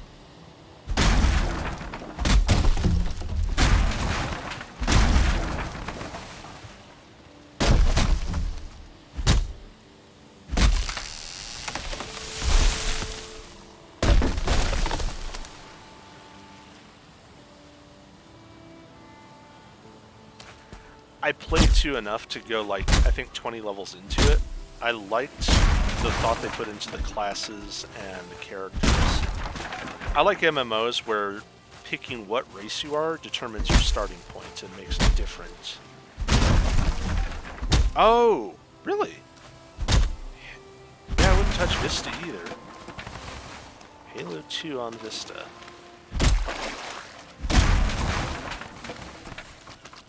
That's a terrible thing to do to Halo 2. Although Destiny 2 I have enjoyed, right up until they pulled the content I paid money for. But before that, it was a lot of fun running around in that with friends. Interesting. See, I feel like if you're going to do a high fantasy world, then you should have other races. It feels like that's the point of high fantasy.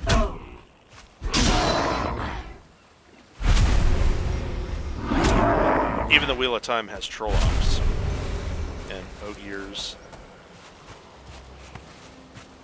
Yeah, I guess really just those 2 races, and then the humans.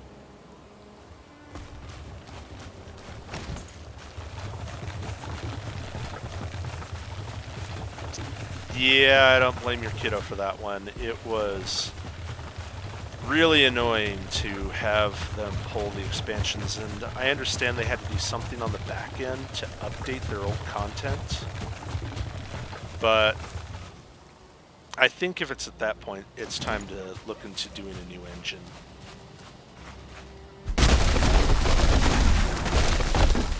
That was dramatic.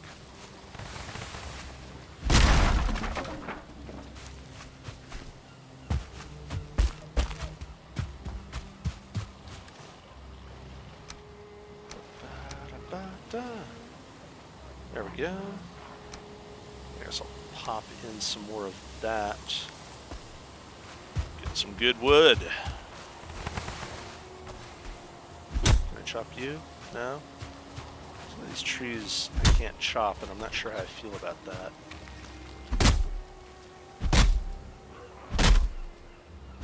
Yeah, taking away the paid content.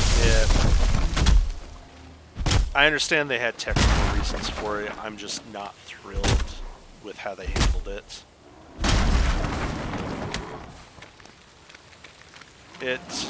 situations like Destiny 2 make me wary of getting into games where everything is online. There's some really good ones out there. Star Wars The Old Republic I really enjoyed, especially playing the Sith Warrior. Wakfu I'm enjoying when my friends are around to play it. Where did I park the cart? Oh, here's the cart. But I'm also wary of spending money on those online games because at any point the developer can, for whatever reason, basically you lose what you paid for. At least with Valheim, it's mine. I can keep playing it. Actually, they've done a lot with this. Oh, the scarf? Oh, I thought you were talking about the Viking. Yeah, thanks. I was throwing it together off the options in Face Rig, and I don't like how the human face is animated. It's too uncanny valley for me, so I started customizing this one. Almost went with the cat with the cyber helmet.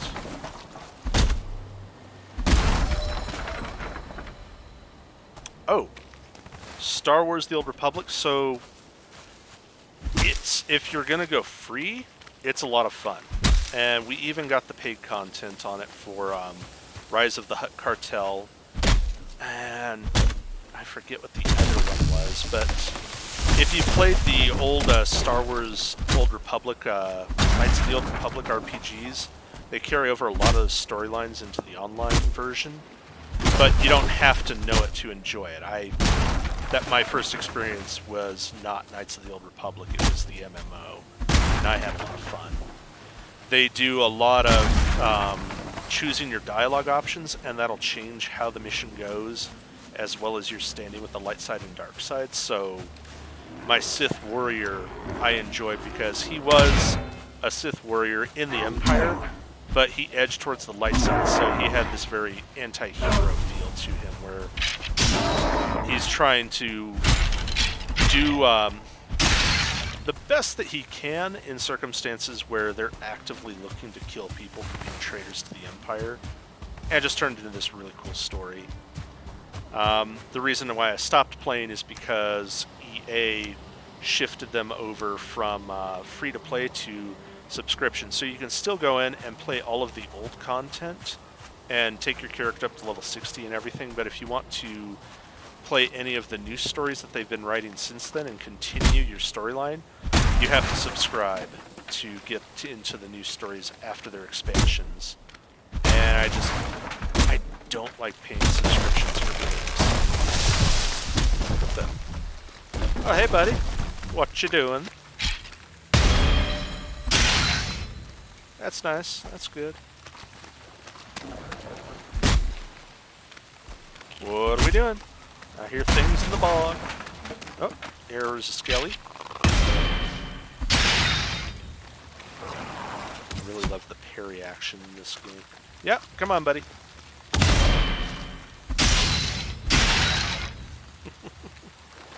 Yeah, World of Warcraft. I remember when that came out, and it was immediately a subscription. So my thought process on World of Warcraft was, you want me to pay for dial-up, and then you want me to pay for the video game I'm going to play on dial-up, I'll just go to my friend's forthcoming server and play that.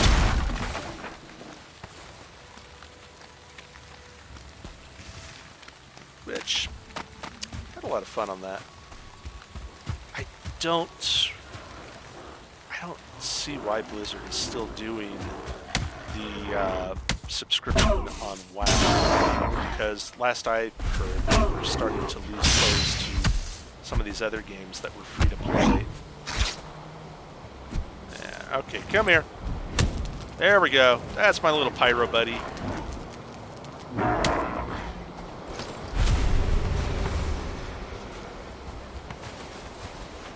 Better get out of here since I no longer own an axe. Onward!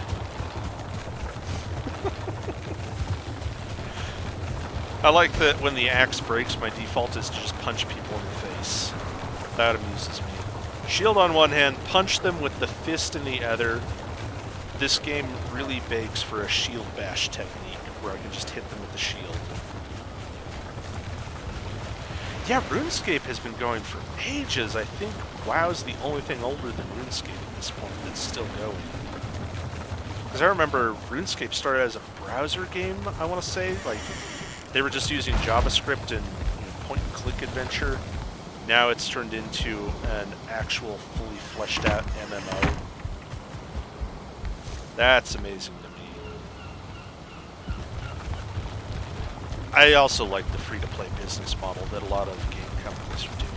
Come in, join the fun, generate user content for the other users who are subscribing, and we'll give you some perks if you want to pitch in and help us keep the lights on. So then I don't feel pressure to play the game every single week. I don't really have the attention span to stick to any one game, which is why I never finish any one game. I'm just going to pause a second. My wrist does not like all of the pointing and clicking I'm doing. What? No, don't do that. Don't change a thing. Alright, so...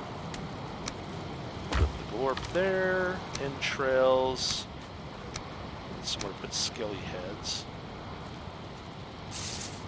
Oh, right, I'm putting trophies downstairs.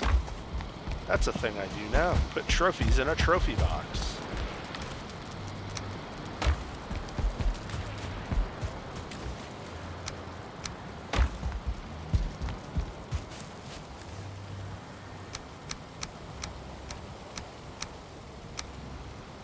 What the heck, let's just haul everything I own.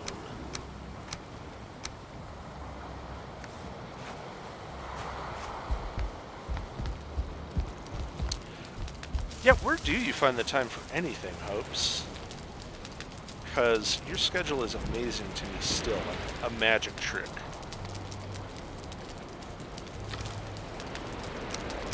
I can definitely see not wanting to spend $20 a month for something you're going to play for an hour or 5 hours. Or if you're me, you'll play it for like 40 hours in the first 3 days and then jump onto the next shiny thing and forget you have the first game you're paying $20 a month.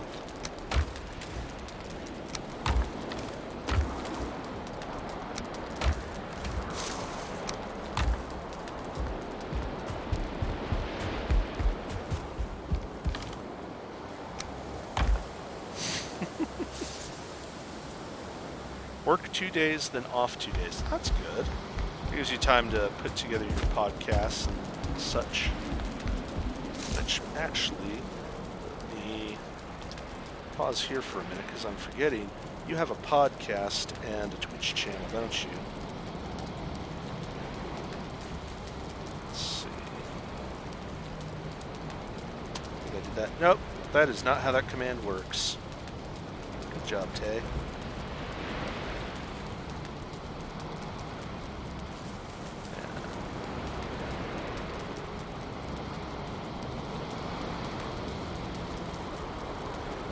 Learn how to use this thing better.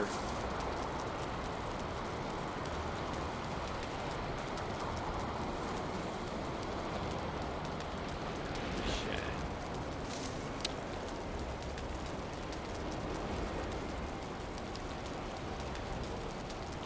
Let's see if I get into the chat this way.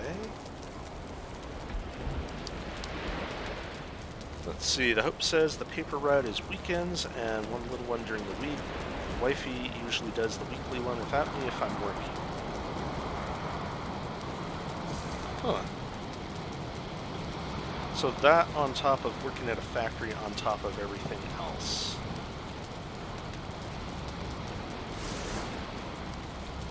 And the podcast stuff is done once every 2 weeks on your free day. So you get 1 day off, and you spend it putting together what is actually a really fun podcast.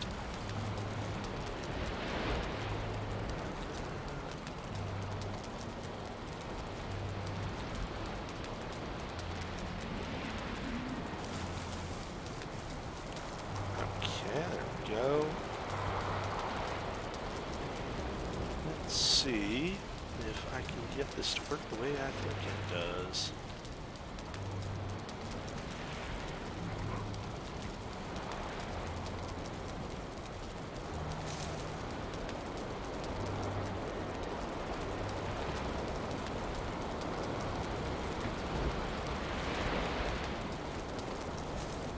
Let's see. Can I right-click with the laptop? No. Doesn't accept that. I forgot how to do shoutouts and things in a channel.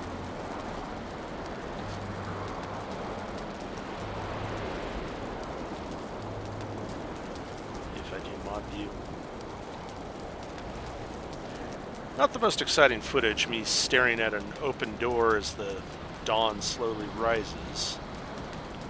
But the whole point of running the stream exciting footage, me staring at an open door as the see if I could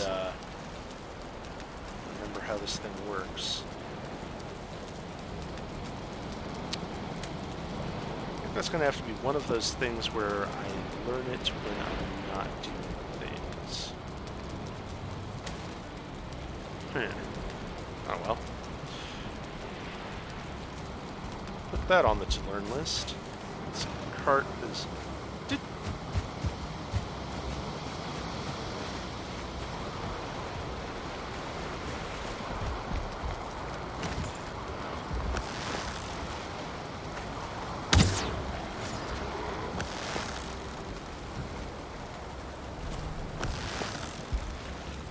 Oh, come on.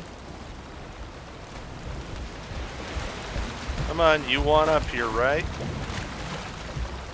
Oh, I don't have a weapon. Run away! Yeah, weapons are important for killing things.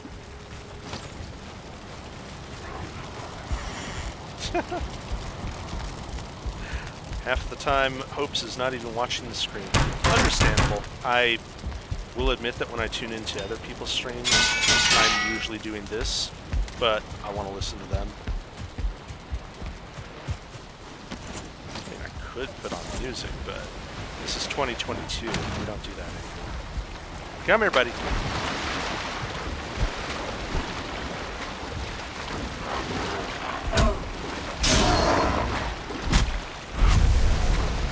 Hey, guy. Come on. This is...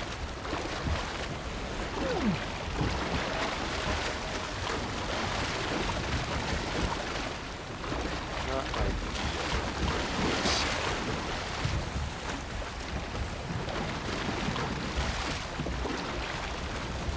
Come on. There we go. Okay. I need to rethink this whole docking system. Alright. So there's a neck.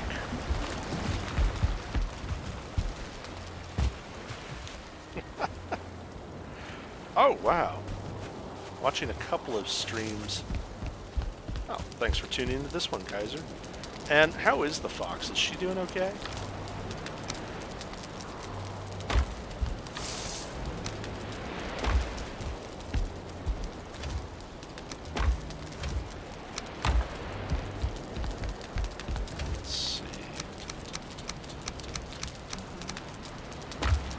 Yeah, I feel you on the off day thing. That was actually me yesterday. Just could not get my act together. Like at all. Alright, so... What? Dude! Oh... You're getting such a kicking. That's right, you better get on shore. Come here. I want all your friends to see this. Uh-oh. I think all his friends just came to see this.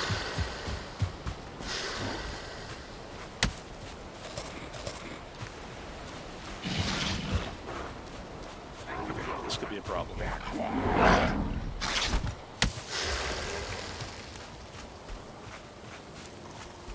Yeah, this is a problem. Run away!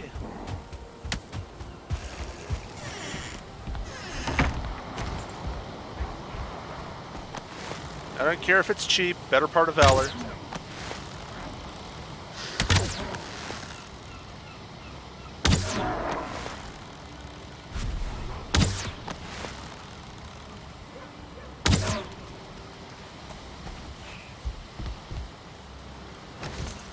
Alright, that's a sufficient amount of health to go out and be brazen. Come here!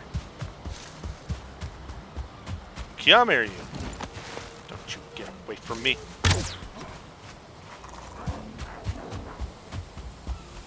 Quit. So what is the deal with the brutes? Do they just run and hide when the sun comes up?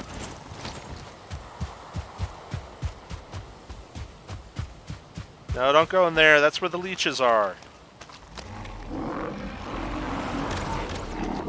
Oh. Now we are both in danger. Thanks.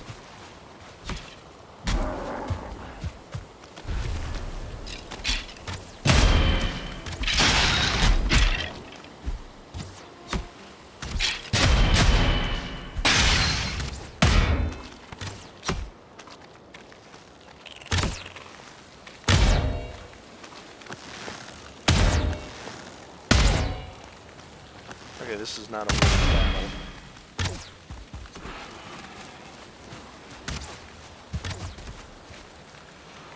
Dun dun dun dun dun dun dun dun dun.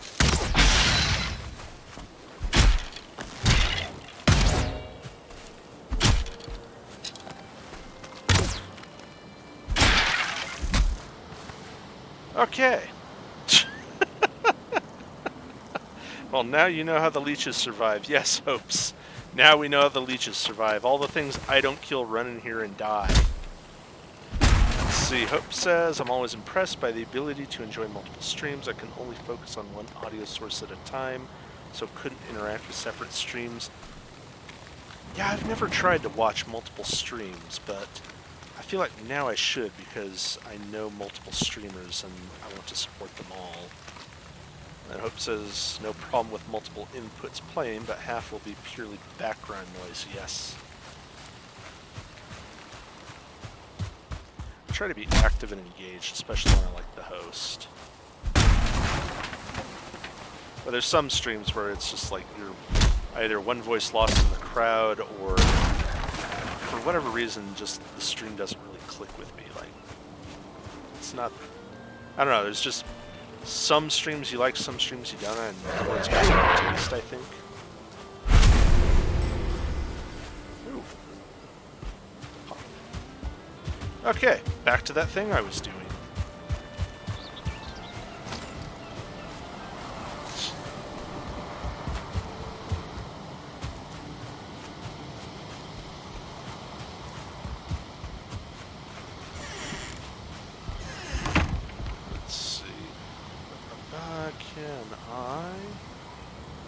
Breaks things. Yep.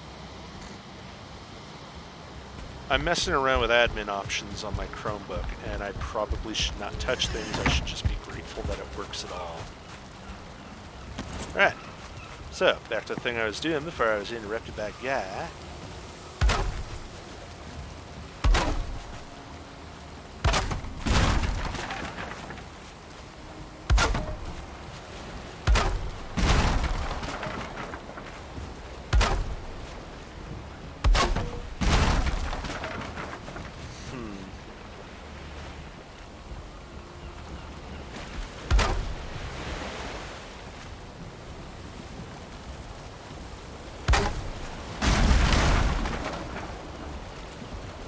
I might need to raise the land.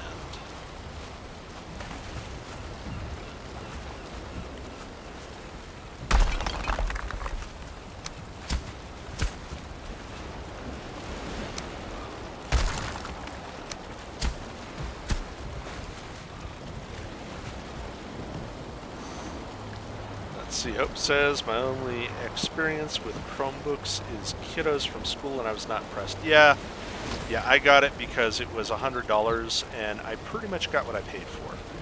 Because at the time I just wanted something that would let me browse and do email.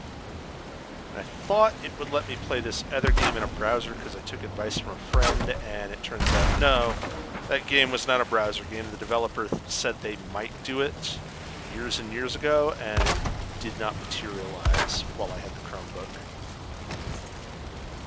So Chromebook's not for gaming, just for browsing. Still, you get use out of it though. It's nice having the touch screen. It's nice having the cheap little laptop that I can move around the house or wherever and access.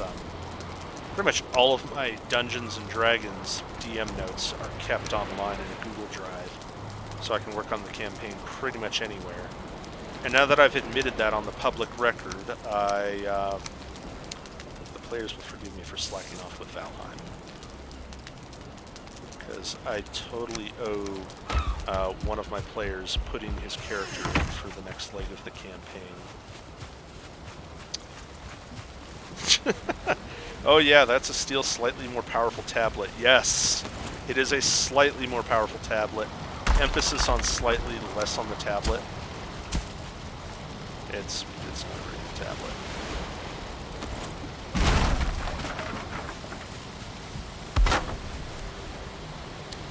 But I guess if you're just a student, and no, because I am a student, and when I do my school stuff, I have to have a Windows machine. I can't do it on Chromebook. So, not sure now. I guess if you're a public school student?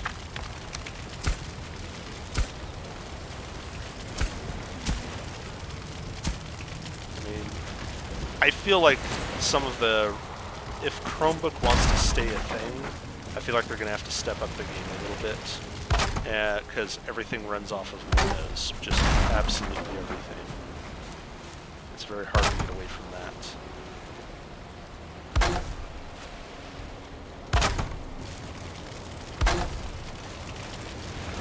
Oh, I need this. So we're going to want one there and there.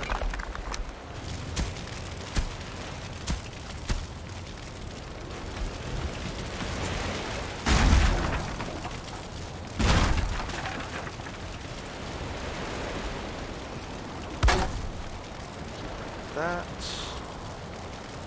Yep, and like that.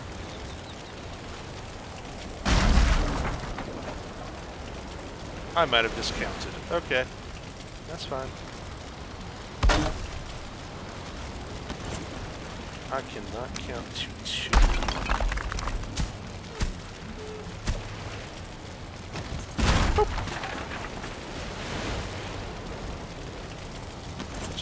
Right.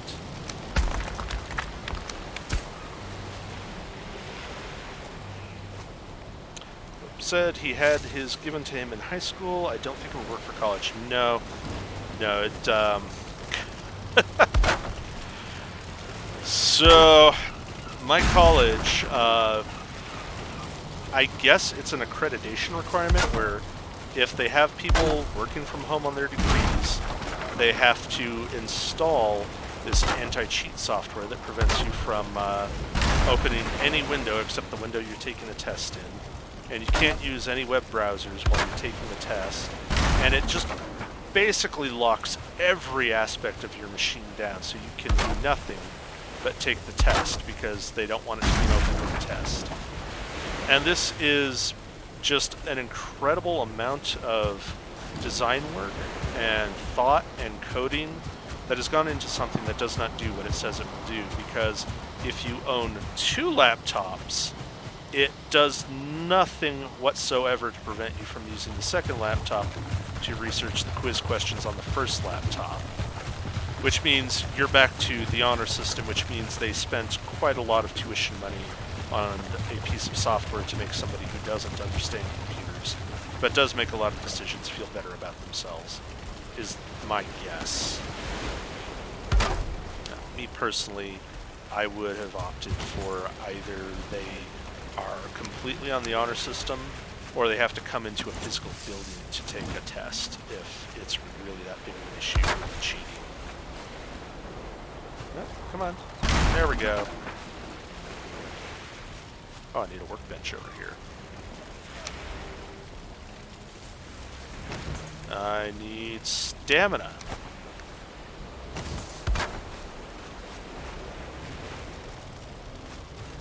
So. Yeah, Hopes, that's it exactly. Everyone has a smartphone. My smartphone does not have a calculator on it. It has an emulation of the old Texas Instrument 85 calculator on it, which was absolutely essential for doing my math homework, because calculus just is that way. And the whole time, it's like, you know, if I can load a calculator, I should be able to load other things. If that was what I wanted to do. Of course, the other thing about cheating on your college homework is it's not like in high school where I cheated the institution. You're paying quite a lot of money for this. And if you don't learn the material, then you've paid quite a lot of money to not learn the material, which is going to make it really hard when you're in a job and you actually need that material. For some reason, bosses kind of frown when you have to Google. Yeah, Mario on your phone. There we go, Hopes. Mario on the phone. Oh wow, that actually is a thing, isn't it? That's not a joke. You can actually download Mario to your phone now, can't you? That is wild, because I remember being a kid, having a Game Boy, and playing Super Mario Land for so many hours that the batteries in the Game Boy went bad, leaked battery acid all over my hands, and I kept playing because I wanted to beat Tatanga. My mother was not thrilled with my life choice at that point because, you know, the battery acid didn't, like, burn the flesh off, but I had, like, really dry skin from all of the acid. So, if your batteries start leaking, everyone, make sure you change them, preferably before then. You can always go back to your save game later, because that's a thing nowadays.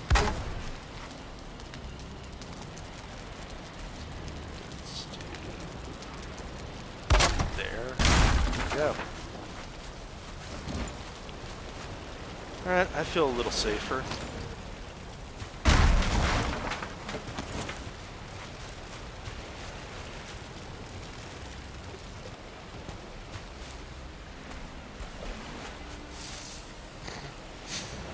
Yes, Hopes, priorities. Priorities that matter. There is one other thing I want to do, though, to fortify the island. So, let's go over here. I think I'm going to leave the old dock in place, just because I don't really have a reason to take it apart. But I think what I'm going to do is I'm going to put a gate over. Do I need a gate even?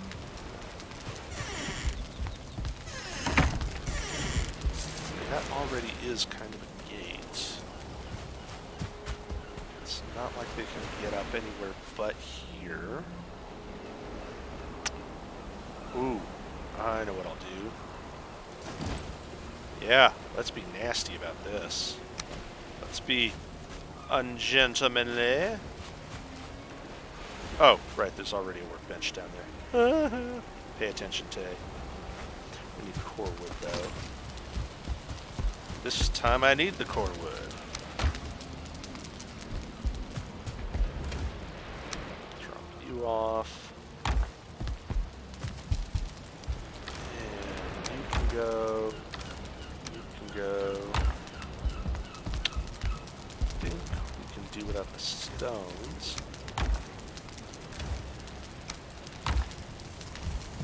So you meant Mario on phone via calculator. Really? You can program... Yeah, of course you can program Mario with a TI-85. I just never saw it done before. And now I wish I'd had that in high school. Yeah.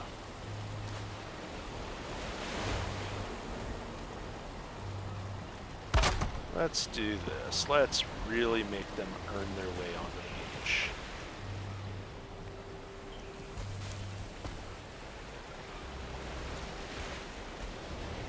Oh, I need more wood. Would you believe it? That's right, I used that joke. I'm not ashamed, but I should be. Yeah, not doing the work in college is absolutely paying for nothing, which I don't know. I mean, I like Thomas Jefferson's idea of everyone gets an education, but I also wonder, like, if I had been paying for my education in high school, maybe I wouldn't have dropped out. No, I probably would have. I was lazy back then. So lazy.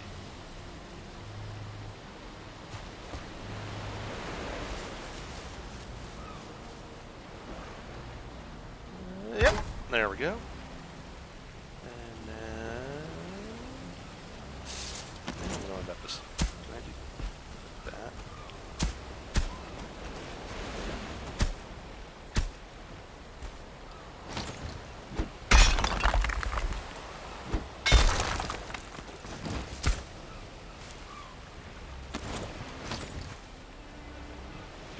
Yeah, there we go. There we are. Okay, that should help with that. Although, can I? No, I suppose not. Ooh, but I can do that.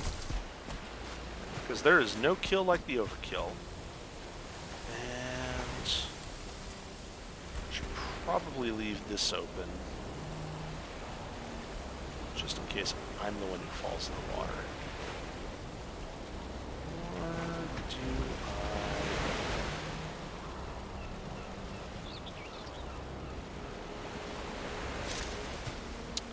I... No, we'll leave that, but let's put up some more palisades. Or I guess it's a stake wall is what they call it. I don't know, looks like a palisade.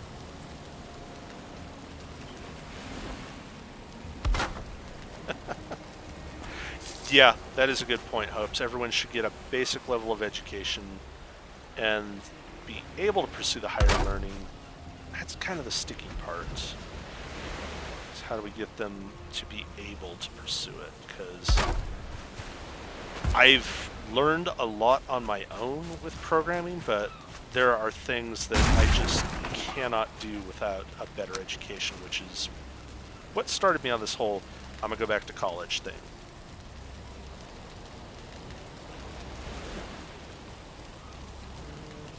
There? No, I don't. It's wrong. Fix it.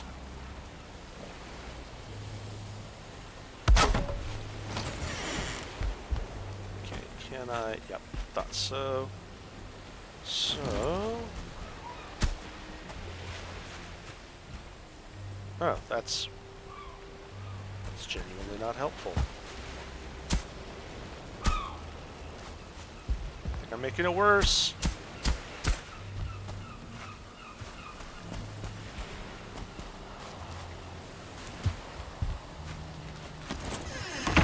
Okay. Not you, not you, you.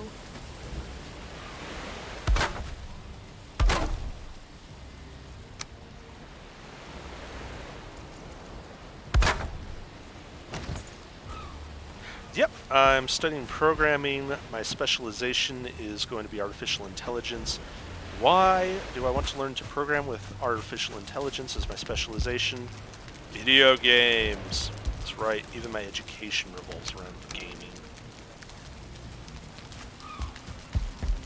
It's just something fun about putting something together for other people. I think that's why I like Dungeons & Dragons so much, because I don't have to worry about code or really much of anything. It's just, is this going to be fun? And if it isn't, can I burn it? Yes, trades are also important. I agree with you on that. Oh, so Hopes is saying, was talking to a buddy about how we also underpay teachers and such. I do like to listen to Jon Stewart's podcast when it comes on, mostly because he's hilarious, but also because he has a research staff that digs into things and finds facts that even I didn't expect him to turn up. And one of the things they were getting into, I think I just lost my train of thought. Let's see. Pay teachers. So there was this lady who did a lot of work for the rights of the disabled, and she herself was disabled. And one of the observations she made is that when people tell you that you're an inspiration or a hero, they're also kind of giving permission to themselves to let you just deal with whatever issues you're having on your own. Like, you hear people say that teachers are inspirational and children are the future, but the money's not going to the teachers, who, frankly, really could use the budget. Especially if these are going to be the people who are deciding what our future is going to be like. These are future voters. We should have a basic understanding of the Electoral College. I had to... this might be because most of my public education was being shipped between Marine bases, but I had to use Google to figure out what was going on with our elections and how the system was supposed to work and how it was written up in the Constitution, because I couldn't remember any of that from high school. I don't think they really deep dived into it in high school either. It's just, there's an election, there's some electors, and then we have a new president. Oh, Hopes took courses on object-oriented programming. Yes. Even if you're not a programmer, I will argue that understanding object-oriented programming is worth your time, especially if you want to be a dungeon master, because then you can structure your adventures around, here is an object, and it has these properties, instead of trying to write a script and then trying to make your players follow the script. It's much, much easier to just say, these things have these properties and will do X, Y, and Z under certain conditions. This doesn't work without wood. You can't have a wood fire without wood, I'm realizing. Let's get some wood.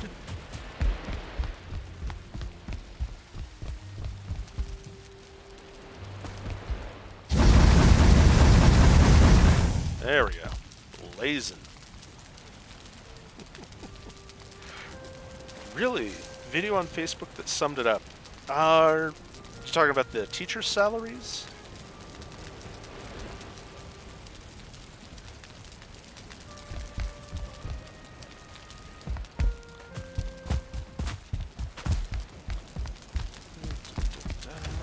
Put the lid back. I think... Let's see...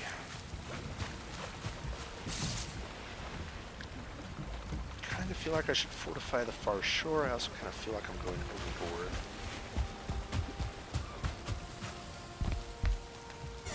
Let's do this. Let's get all of our tools and bric-a-brac upgraded, or sharpened at least. I don't think I can upgrade anything anymore. Let's see. Nope. Ooh! The buckler will upgrade. I need bronze and I need wood. Okay. I would like a better buckle.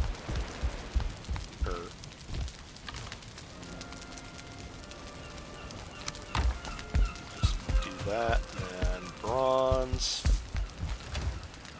Bronze. No bronze. We have copper. Yes. Let's see. As it said, we needed 6 of these, I think.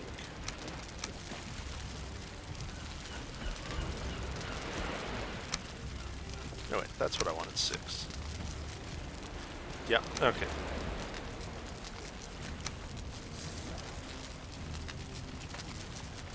Oh, wait.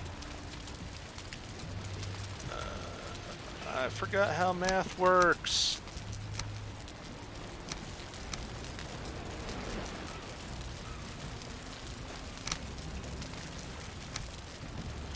If you're just tuning in, this is Tim and I struggling with basic math.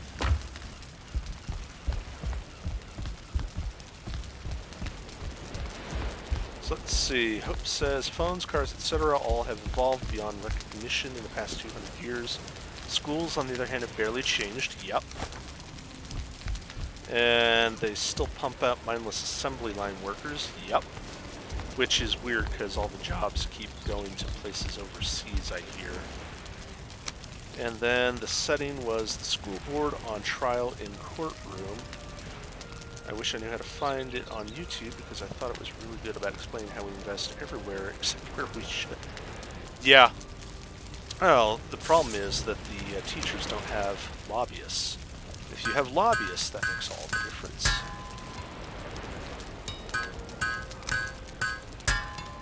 There we go. Better shield! I need more bronze. You know what? I really like the shield. I'm getting a lot of use out of it.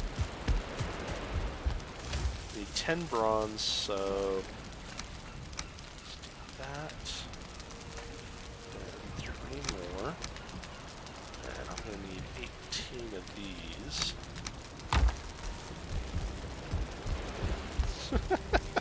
Algebra 1 is your highest math. I don't know. I mean,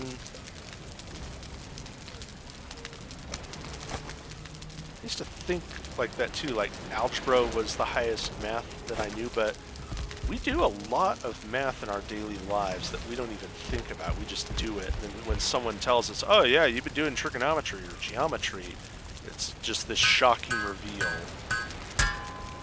And then somebody gets a rose.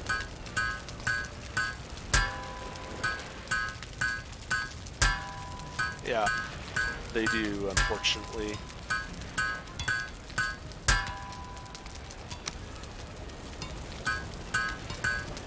I guess it's really a question of where your focus is. Like, are you worried about what's going to happen, 10, 20 years from now, or are you just okay with the status quo? I worry about what's going to happen 10 minutes from now.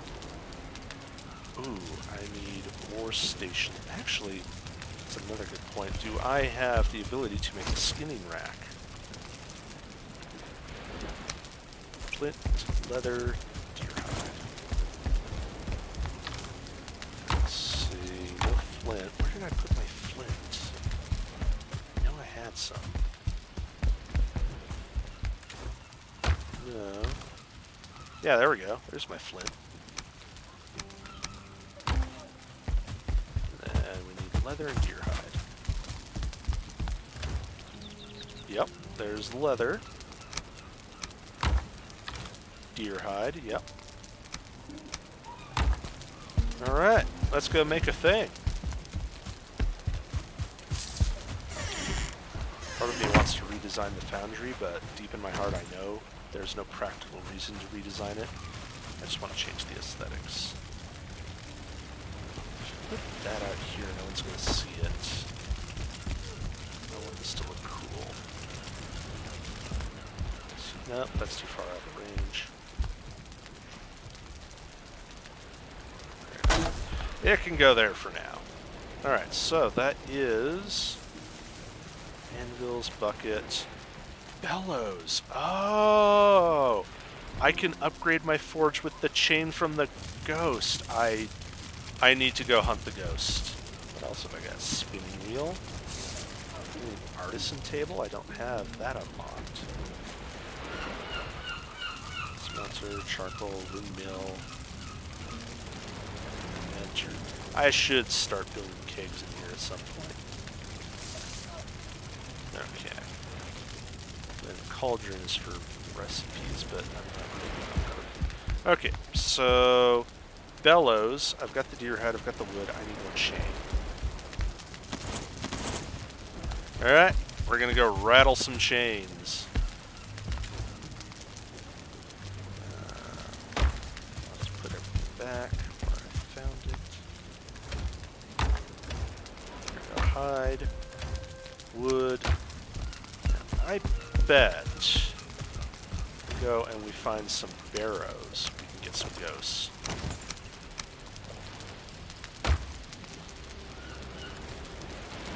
Yeah, that'll do.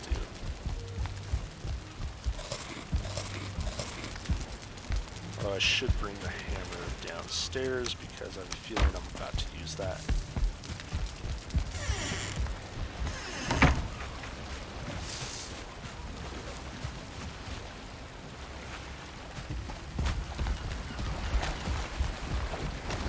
Yep.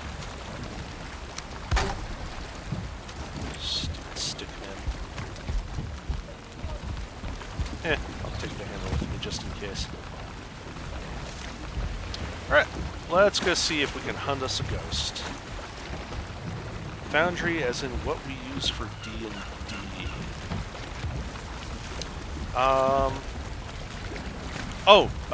no. There's an actual foundry I have here in Valheim that is smelting my ores into metals and ingots for me. It's that large round building with the dragon heads poking tackily out from the sides. Got kind of the open look to it, so the smoke will not choke, because it turns out that's a thing I have to worry about. Although I do love the D&D Foundry. This is not going at all well.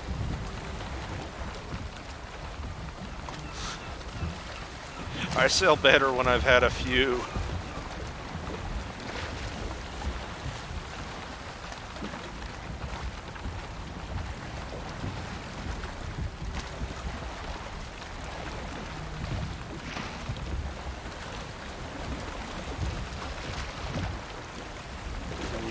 Install texture packs like in Minecraft. You know, I'm not sure. I haven't looked at modding this thing, although it's desperately in need of a texture pack. I'm hoping the developers plan to do something so I don't have pixels on my deerskin cape. Not that I don't mind the pixels, but I feel like we could use some love on this pixelated boat. Alright, out for open water. Let's see, there's a ruin, there's 1, 2 barrows, 2 barrows.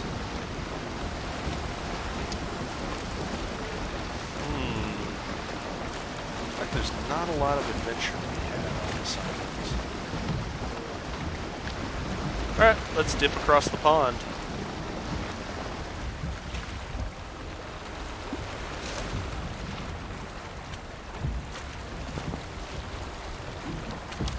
Mostly what I wanted to do with my foundry was take out the blank wooden walls and start doing things with beams to sort of give it a little more texture visually. It has absolutely no bearing on functionality whatsoever. I'm just nitpicking over how things could or could not look.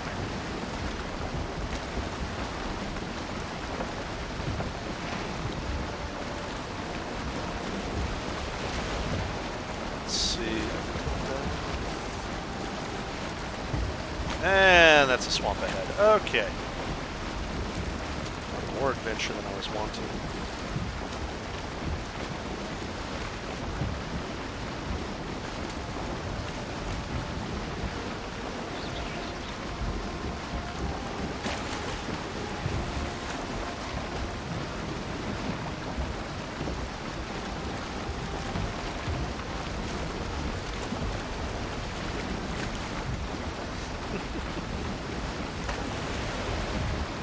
Yeah, I hear you, Hopes.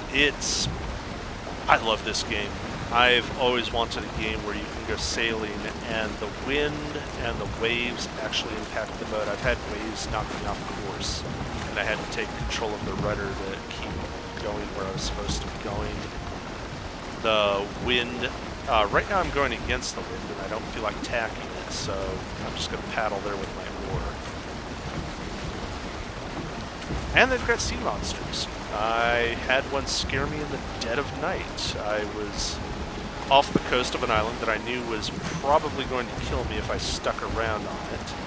But the fog and the night just made it so I couldn't see more than a yard or two in front of the boat. So it's like, okay, come to a dead stop, wait for the mist to burn off in the morning, then go home.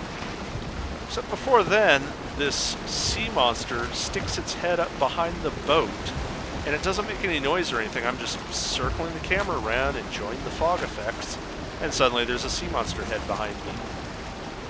At which point there was a very manly scream and full sail. Uh-oh. I'm gonna run into that. Dun, dun, dun.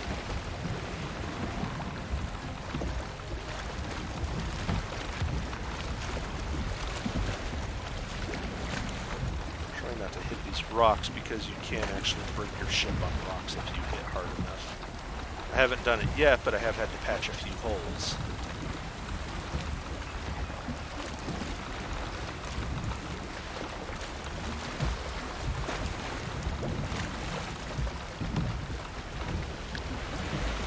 There we go.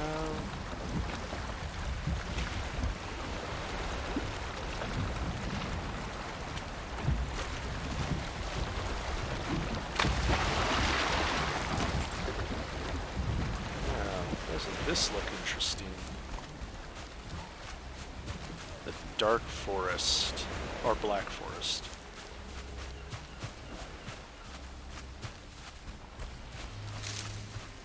So what I'm doing... Oh, I know where I am. Yeah, I'm next to the trader. Hey, buddy. Really? How am I going to parry your shots if you can't?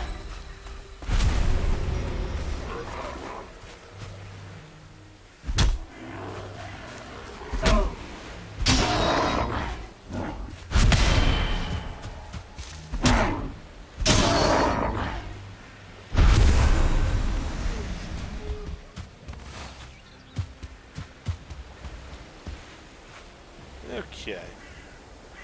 Ooh, yeah. Yeah, I see what you mean about GTA.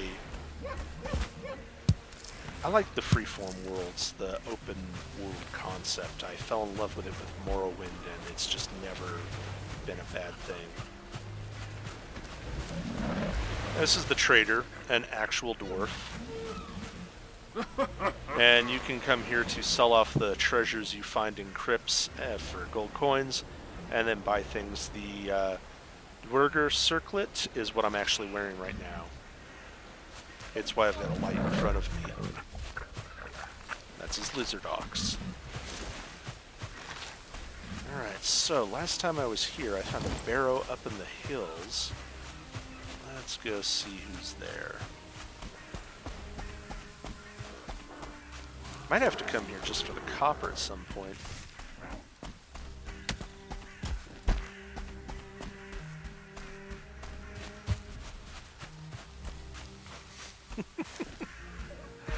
Oh, you were watching someone play Skyrim before this. Yeah, this is the other Viking game.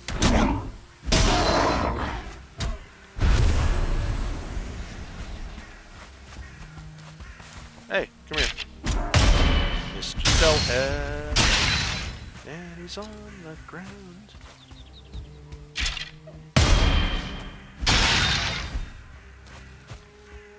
God, I used to use tower shields and just turtle up behind him. These guys are so much easier to deal with when you parry them. Except for you. Not you.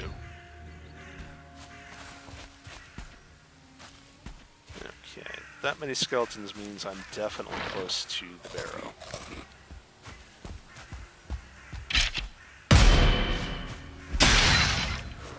Or not. I'm off my horse. Hey.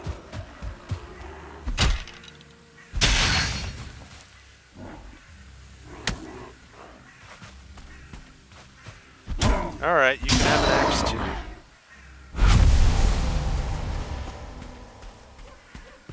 There we go. It's over here. I think? Yeah, here it is. My map marker was correct. Mostly.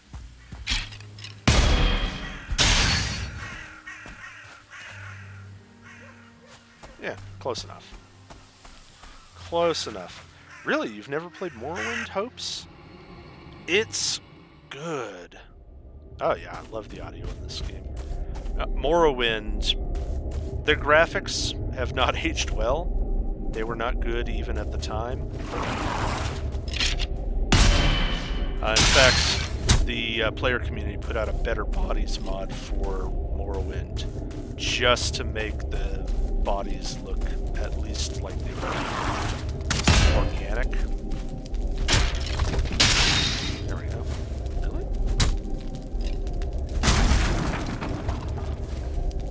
I think I just chopped a tree down.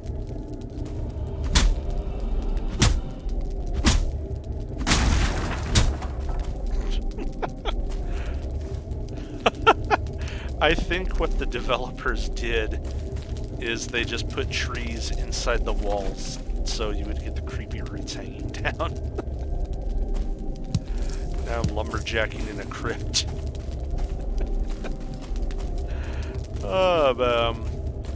Yeah, so Morrowind I loved because it was the first video game I played that was freeform, like a good Dungeons and Dragons campaign. You didn't have to follow the storyline. In fact, you could break the game so the main storyline was no longer completable.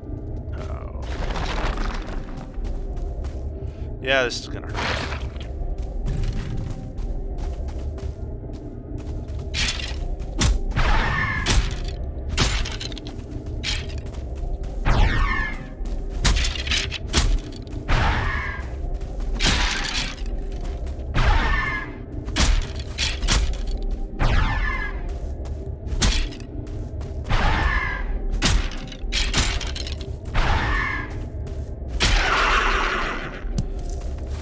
Okay.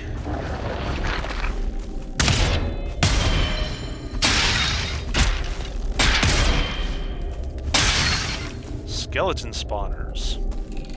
Makes me forget what my story was about. Oh, yeah. One moment earbud just randomly died or disconnected. I feel like I should get some earbuds.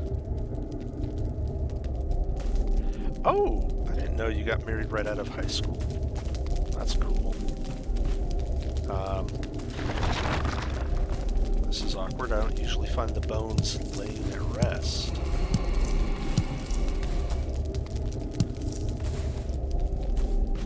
I also feel like I might have offended someone just now.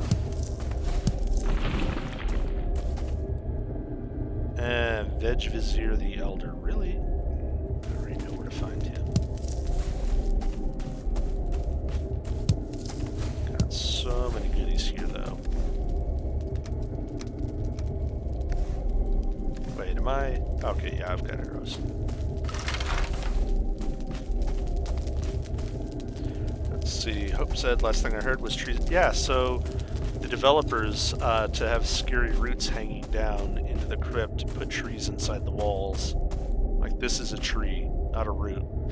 This is a tree, and I can lumberjack it down if I can hit it. That don't seem to be tall enough. Oh,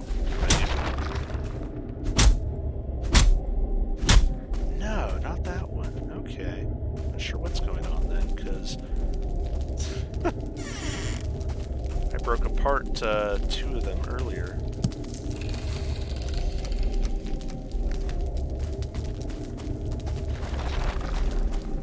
Yeah, there. Going for a cave, picking up glowing mushrooms.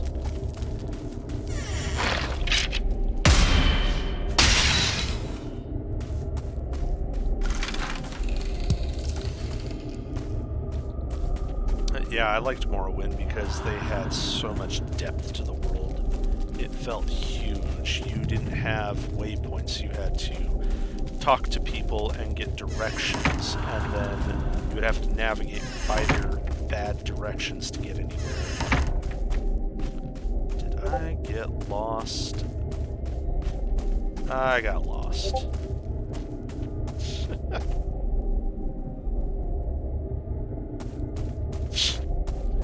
Here, let me show you. Nope, yeah, that's pretty much the story of streaming right there, Hopes. I want to show you guys this thing that... Oh, not today, I guess. Okay. I'm going to keep trying. One of these roots is going to be a tree.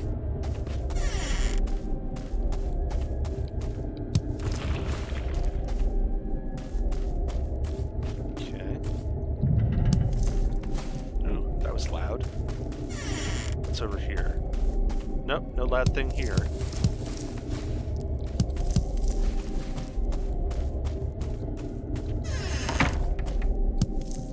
Found a pearl.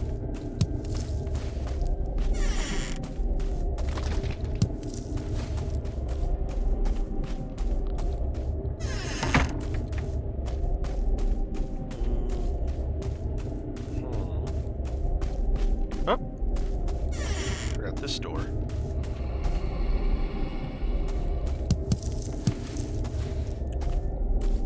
Hang on. I wonder if there's something behind those rocks. I didn't bring my pickaxe though.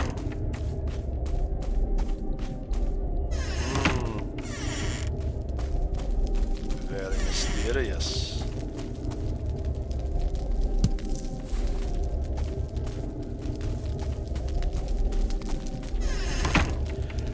Hope says, oh yeah, got an MC buddy, and he can be killed in-game with 50 bits. Every time he tries to do a tour for new peeps, they kill him over and over.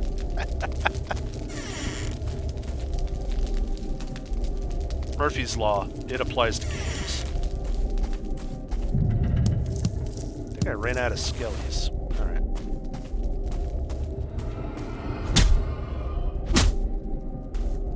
Seems pretty solid. What about you? Oh! No, that's the door.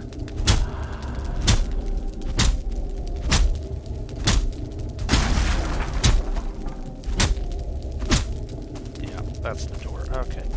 No, there was, I was fighting a skeleton, hit some roots with my axe, just because accidents happen. And I actually damaged the roots and realized I was chopping a tree. I even heard the tree fall. Here we go, what about you? Yeah, look at this.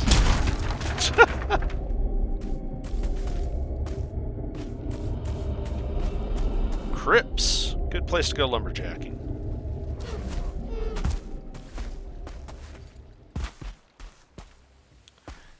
It was Subnautica was my first survival game, and it really got me hooked on the genre. But trying to find a good survival game is hard. Much as I love Minecraft, it's really not survival. It's building with blocks. And what was it I tried after that? Ark, which, Ark has its good points, but it felt really unfinished. This, though, feels like a finished game, even though it's not.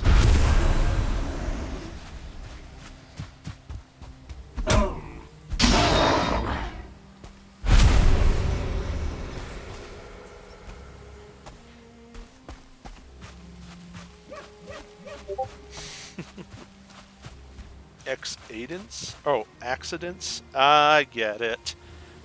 I hope's made a pun. There's my spankin' frame button. Let's see. Alright, so there's boat. And the winds are against me again. I don't have a pickaxe. Oh, actually...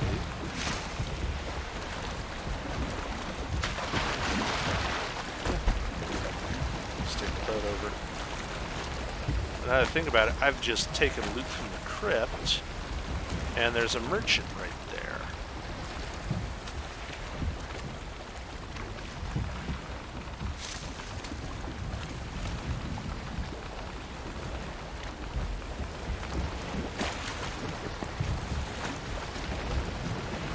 Yeah, that's the ticket.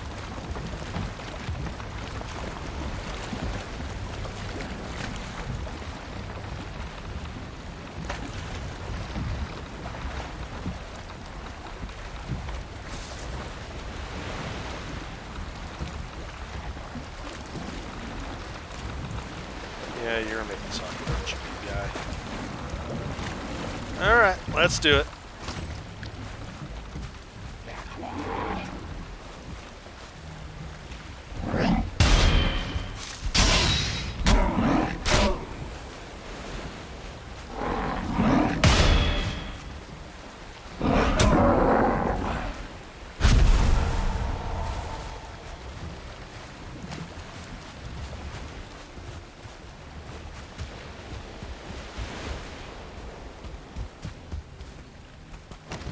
Parked kind of far away, didn't I? Okay. Nope, nope, that's as tight as my mini-map goes. Okay.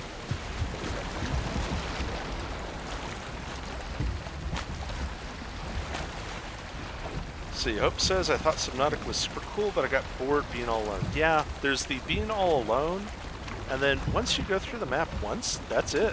You've seen it. It's not procedurally generated. It is gorgeous and fun to explore, and frankly, deep water terrifies me. I blame Morrowind.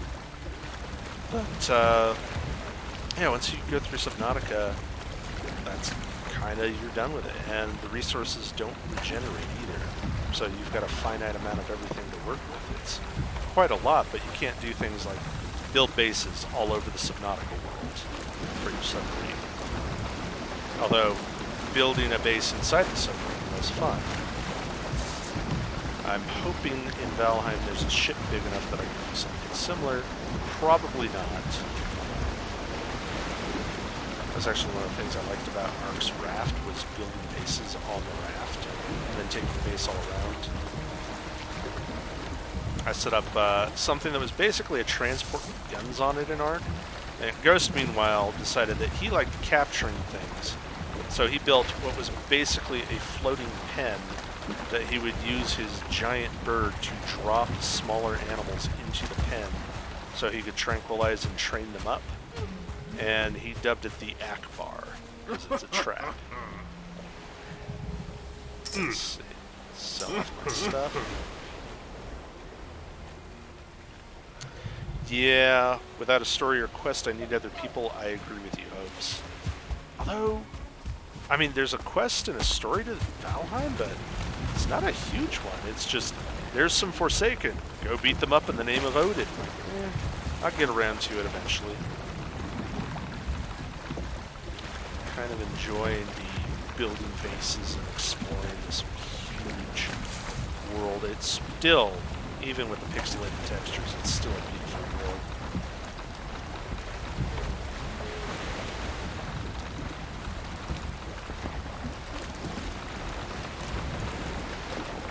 Let's see. Oh, there it is. Yeah, that's Yggdrasil, the world tree, always in the background. Yeah, Minecraft really needs better boats.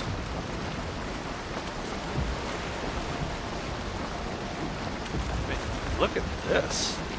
This is just a cheap little boat, but how much fun is this, being able to throw your sail up and go explore the ocean? Granted, I'm not doing a lot of exploring since I know the water's between these two islands, but still, it's there. It's a thing I can do.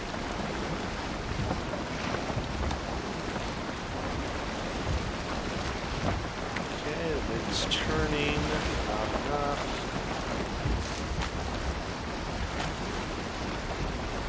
Alright, so.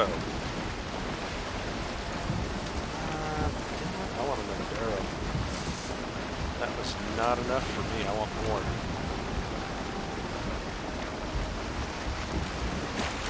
Stash the gold and the irreplaceables. I guess yellow mushrooms.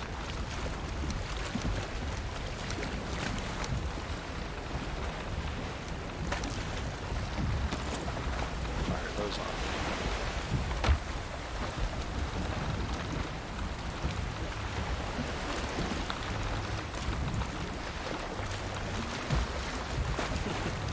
I'm sure it's too modded, but even just a block that would allow you to move a player build to visit. Yeah. Player built boat, yeah. Oh, there is one mod that lets you do airships in Minecraft, and talking instead of navigating, which is why I've run aground.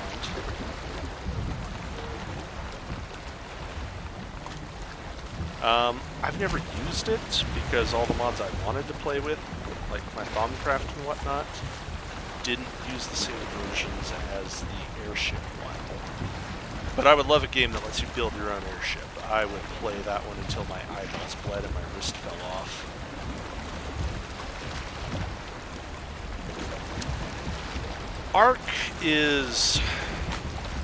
Ark wanted to do a survival game, and then it feels like halfway through development something happened and they decided to make it into esports. So Ark is fun if you're willing to put in a couple hours adjusting the ini files so that the server settings are fun. Otherwise, it's just very arcadey. It's not a survival game until you tweak it to be a survival game, is how it feels. Which, once I did get it tweaked out, it was a lot of fun. I replaced a lot of the dinosaurs with mutant creatures and robots. That was cool. But the build system on it is janky as all heck. Like here, if I want to place a wall, I just place a wall. Boom, there's a wall. Ark, you have to fiddle around or your walls don't line up properly. They have kind of a funky way of handling the foundations.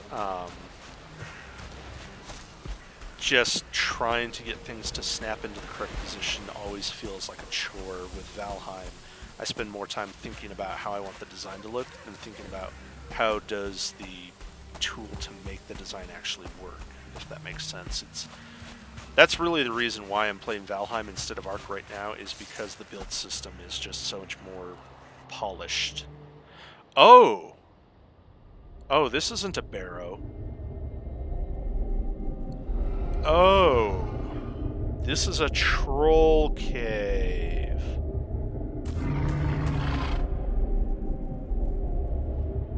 I might die.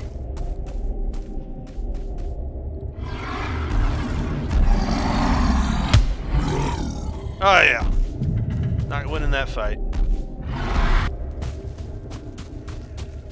I don't know if they can come out of the cave. Wow. Huh.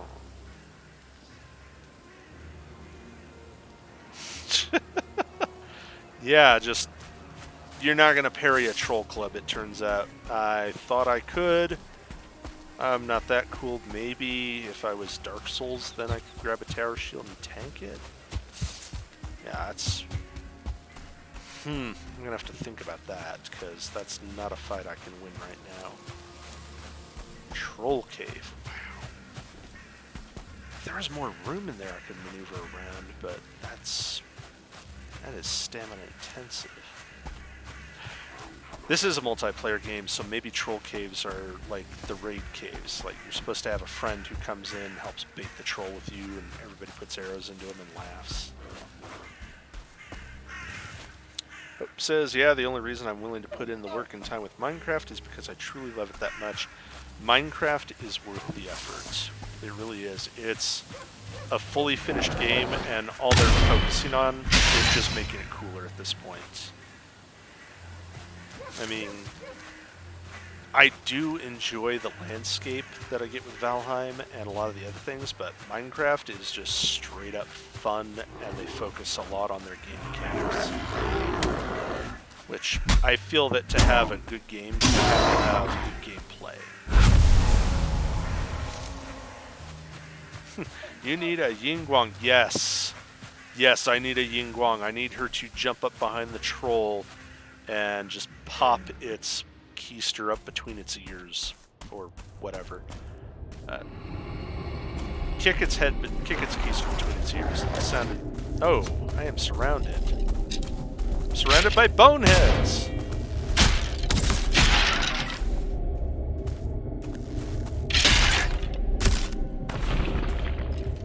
That was a good time for a world save. Ow. I feel like I'm gonna get hit in the back, but I should probably deal with this.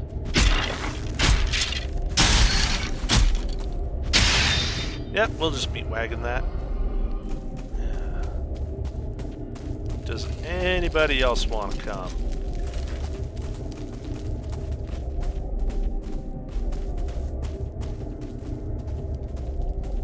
Whew. They're just boneheads all over.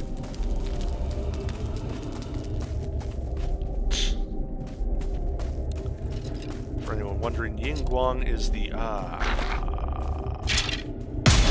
Yingguang is the assassin of the D&D group, and that's not good. That's a spawner. And a mini boss.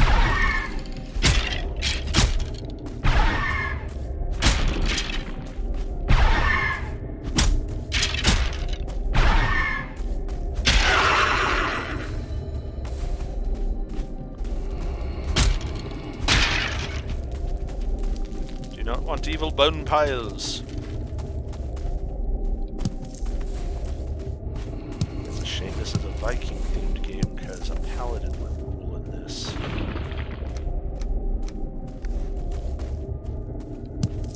Although I suppose a paladin wouldn't be looting the dead, so there's that.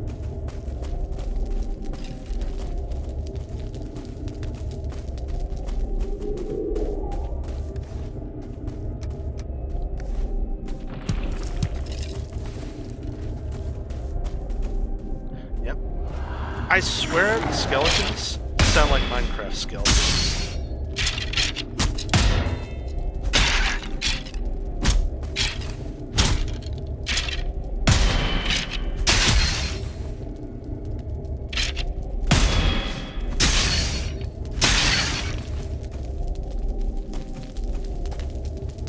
Okay, we're good.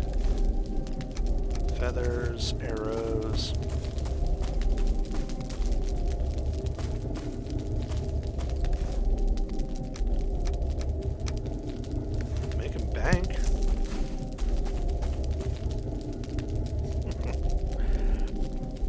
Bugger, Green Skelly didn't want to die. Yeah, he really was rancid to the core. I feel like I'm missing out on stuff by not running a pickaxe.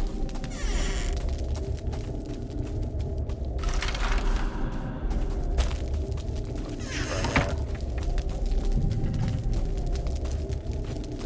Yep, that's cleared out.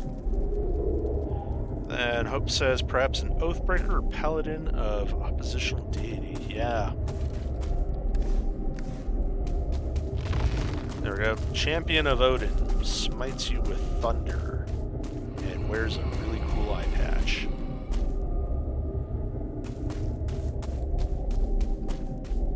I just feel like the depictions of Odin make him look like Pirate Santa Claus. Yeah, old muscle-bound guy with a beard, eye patch. Like he'll say "Yar" and then take all your fucking cookies. Okay, this is bad. Yep.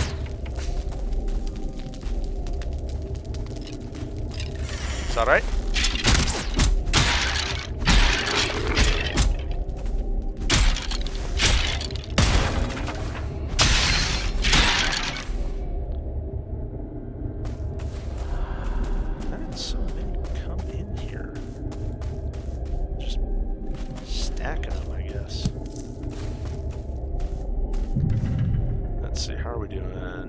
Good. Inventory's getting full.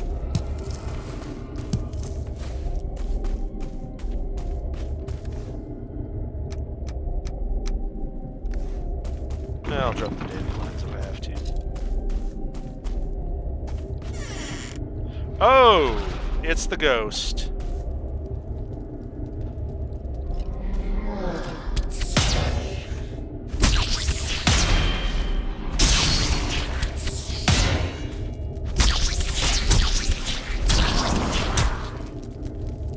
No chains, though. Okay. Must be only raid ghosts that give me chains. I need 100 of those.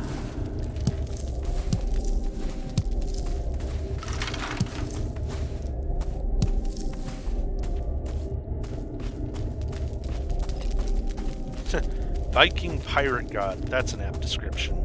I like that, Hopes.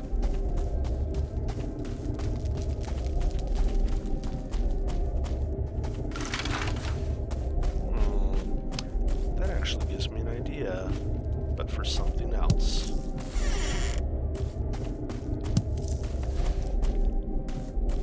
Hey, buddy.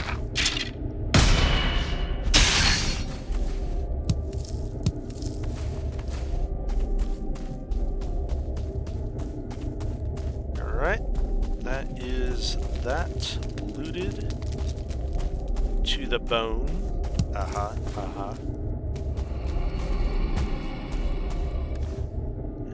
quick snack before we go up. Oh, the Dwerger circlet on my head. It's a magic item I bought off the trader that produces light wherever my head points. See if I take it off, no more light. Totally worth the expense.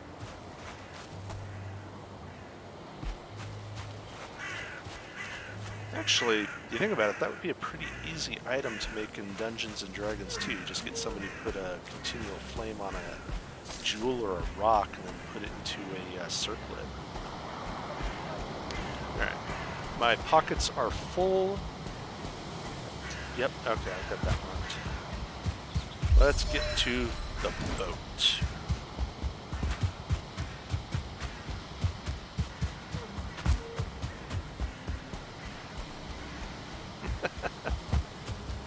Yeah, they don't cheap out on this game with giving you a little hand-holding through stuff. It's just, okay, you're going to respawn in the middle of a circle of statues, and we're going to give you a crow to explain the story, and then you just do whatever you do.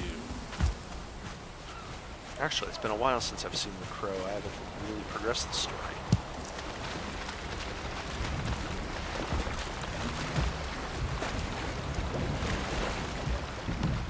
I enjoy sandbox games. Did he throw a stick at me? Those wacky creators. Initially, I felt bad because these things were coming out of the trees to attack me. So I thought, oh, Mother Nature's rebelling and sending these tree monsters because I'm chopping down the forest. No, turns out those guys are created when murderers and criminals die in the forest and their body rots and turns into a monster. Gruesome. I guess it's better than the Grog of corpse piles.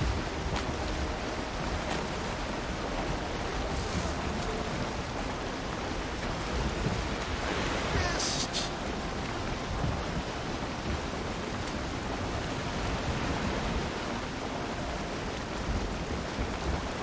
Let's see.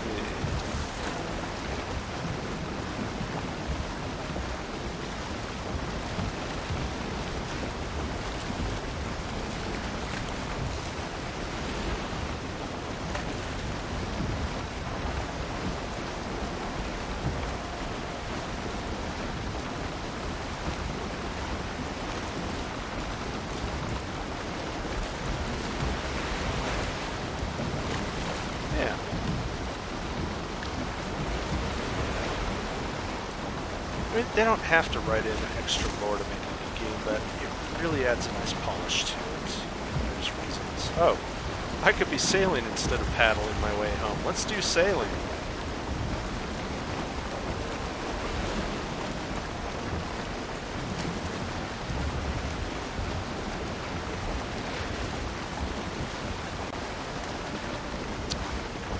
Really want to get some stone.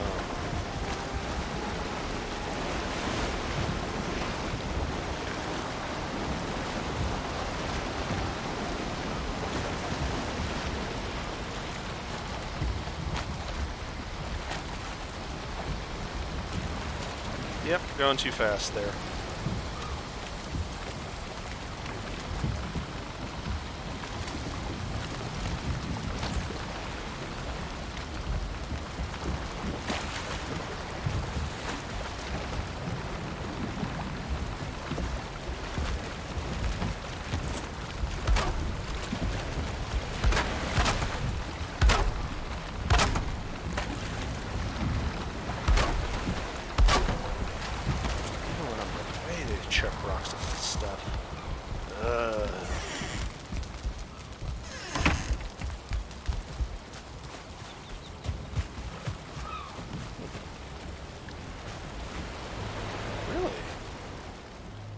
Thanks for the heads up.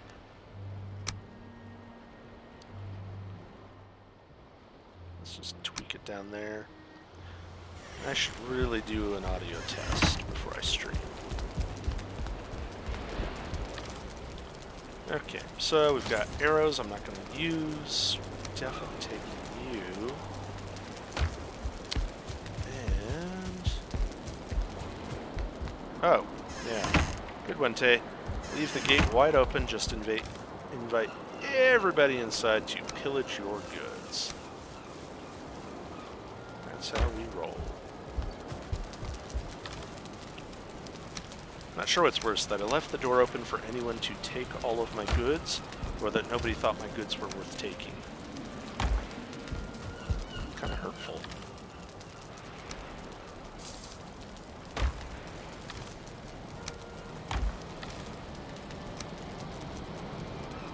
Okay, and then eyes.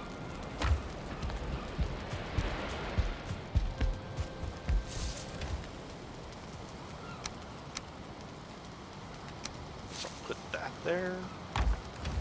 Certain cores.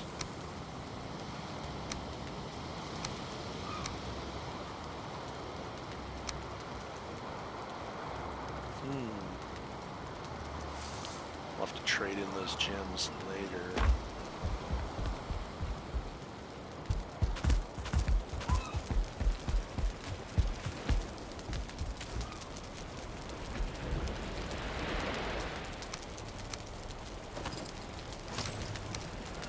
Actually, no, it's going to be dark. So I'm going to keep that. Alright, let's polish up the gear and get ready for tomorrow, because I want to see if I can find some more of those swamp ghosts. Ones that drop the iron chain. So if I can, that'll be helpful. As soon as we hit the shore, we'll take it, don't worry.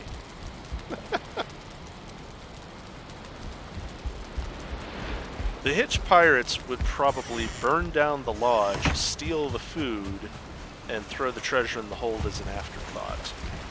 Meanwhile, they have convinced all of these swamp monsters here that they need to join the Hitch Pirates. So the next adventure, the Hitch Pirates will be sallying forth with an army of grey dwarves and corpses at their beck and call.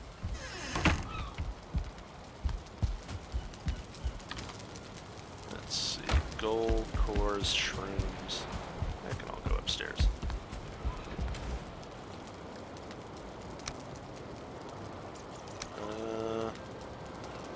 I guess we'll swap that out.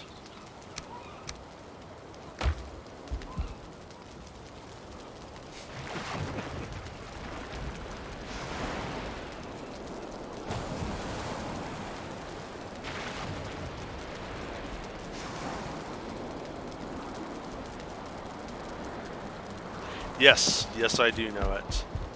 For anyone wondering what we're talking about in the D&D group that Hopes and I are in, Hopes managed to convince a dragon to give up her lonely life and join the pirate crew to have adventures. And since then, they have been dealing with the consequences of a dragon with the attention span of a 5-year-old. Let's see, create the Karen Foundry. Either one. We can create it in Foundry. I did that for B. She's drummed up her character.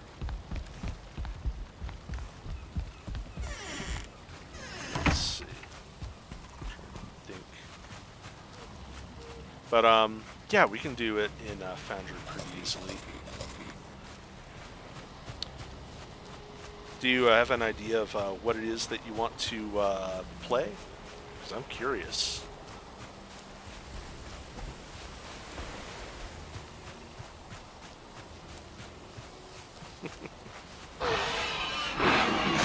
Ah!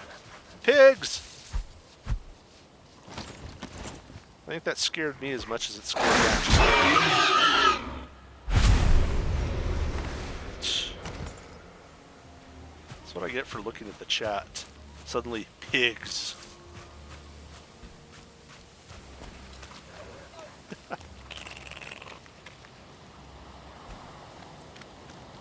Alright. Now, I think there was a house that had a ghost in it up this way.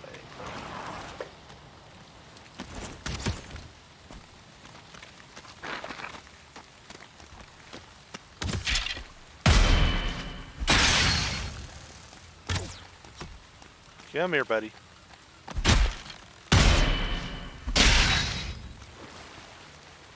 Oh, better. Oh, those leeches.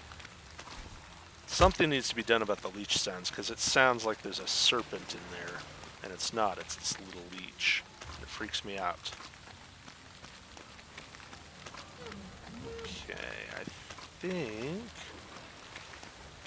yeah, it's going to be around this way. I don't want to get into the swamp water because leeches... I didn't bring anything with me to drain the swamp.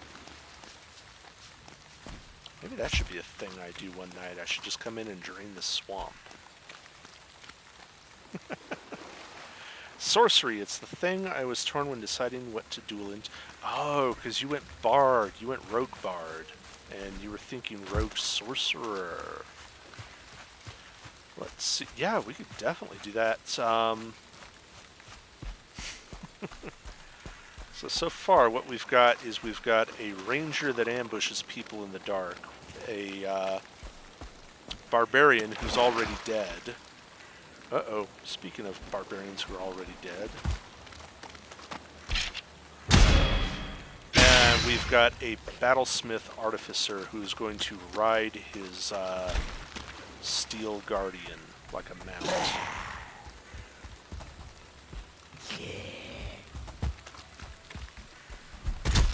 Ooh, did not get the shield up.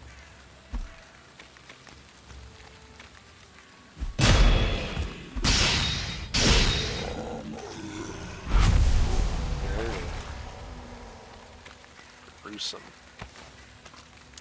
Not a leech fan. Snakes, also not a fan, especially when they're biting me. I'm not a fan of things that bite me, except for my cat Pie. She is exempt.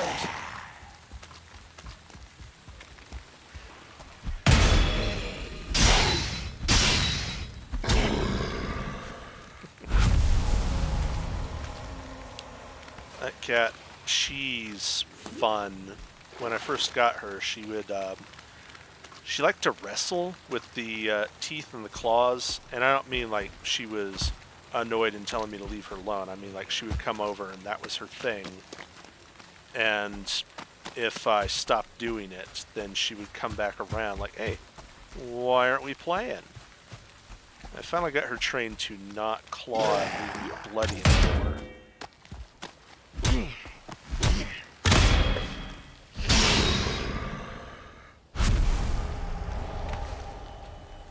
Although, I did start playing a little rough and she slid back into the habit today, so I earned my scratch.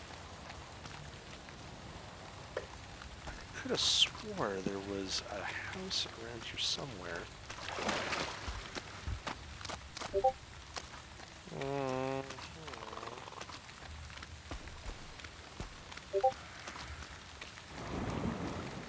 That sounded sizable.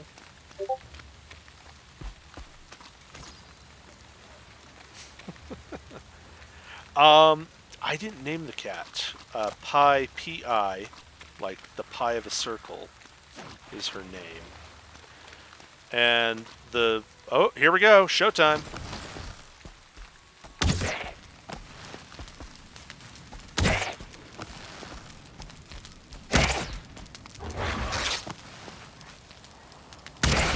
Yay!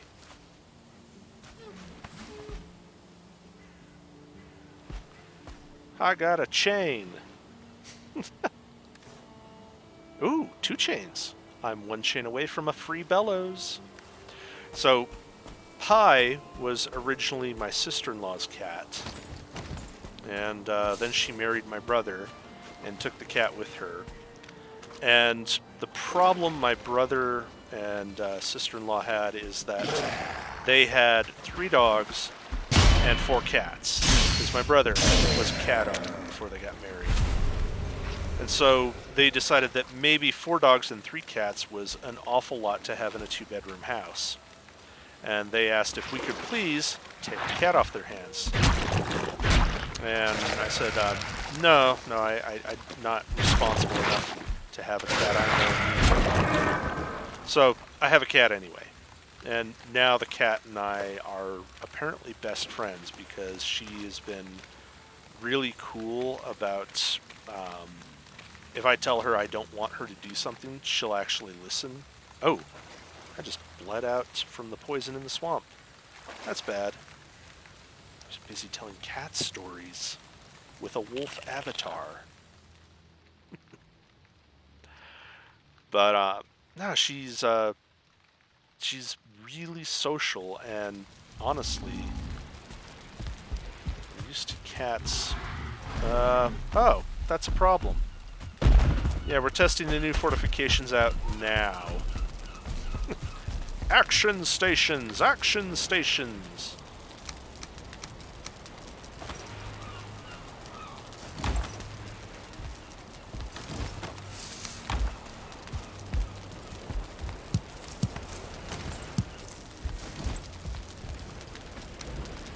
Oh my gosh.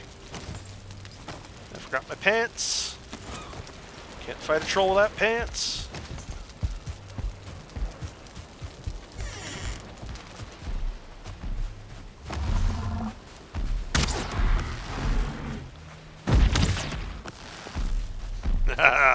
This is my kind of fight. One-sided.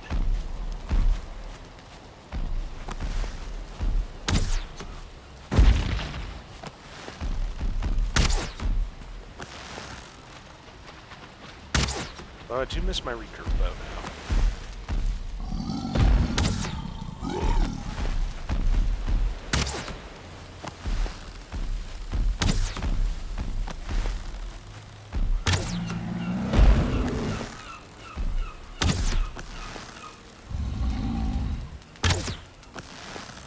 Aha, in your face.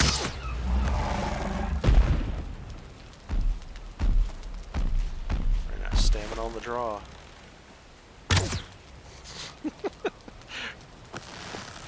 For the record, Hopes has just said, who needs pants? They just restrict your dodging. Because when I'm dodging troll stones, I'm really worried about what might chafe. Now sit there and think about what you did.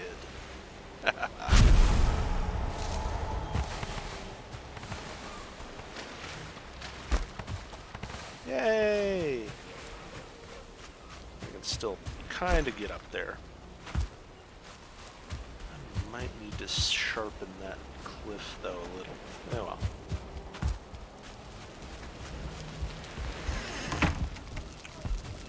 Alright, so drop the head in the box.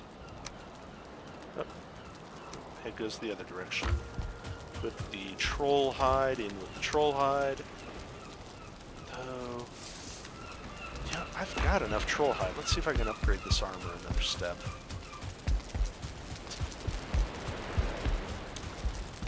Yeah. So I have pictures of Pi doing things like, when I was doing homework, I would lay out on a tatami mat on the floor, and Pi would do things like jump up on my back, or she would snuggle up to my side, and my left arm was then her personal property.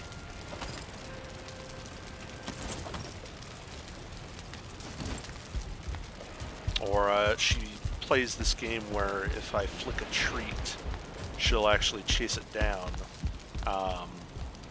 Which turned into, we have a decorative bird cage. And I don't know why we own a decorative bird cage. It's this bird cage, there's no birds, it would not hold a bird. It's just somebody's idea of what a bird cage would look like.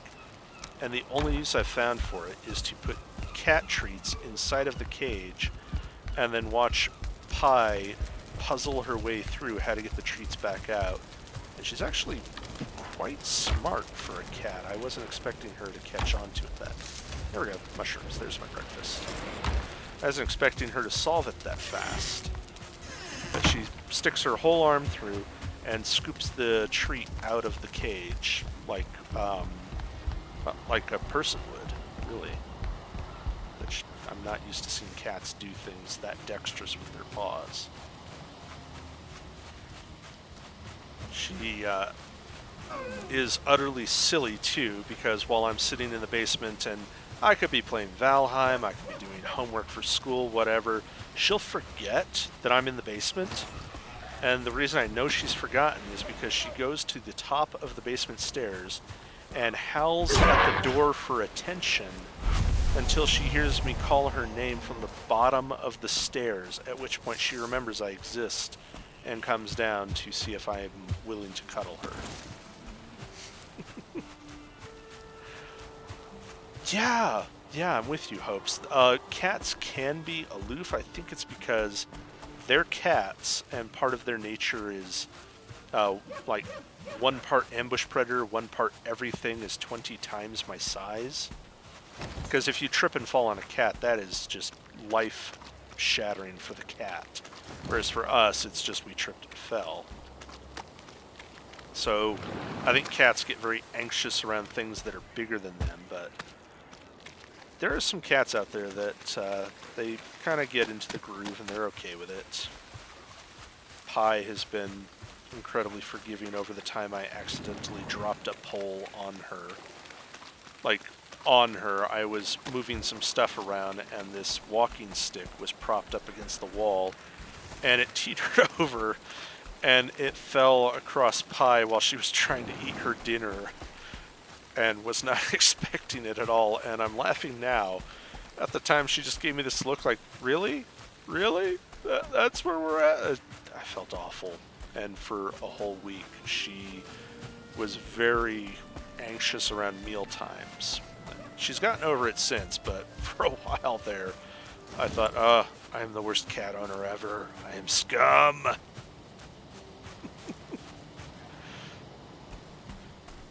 I've seen a cat try and turn a door handle that's round with no lever. I used to own a cat that could actually pull that off. She would jump up, grab the round door handle with both paws, and swing her butt to one side to open the door when she wanted through it bad enough. Cat was acrobatic, even by cat standards. She would do things like jump up to the level of my head, and backflip, trying to chase after, I don't know, usually it was a feather on the end of a fishing line. That was her go-to toy. Just incredible feats of agility.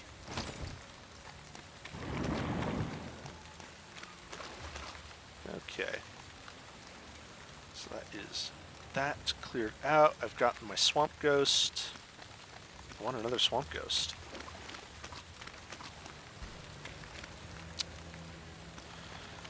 I think I'm going to have to start exploring the swamp if I want that third swamp ghost.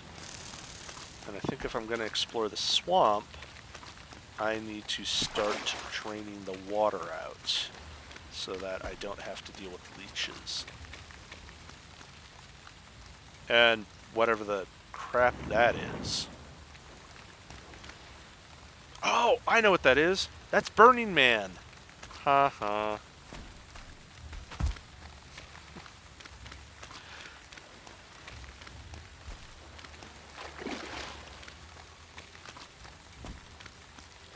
Alright.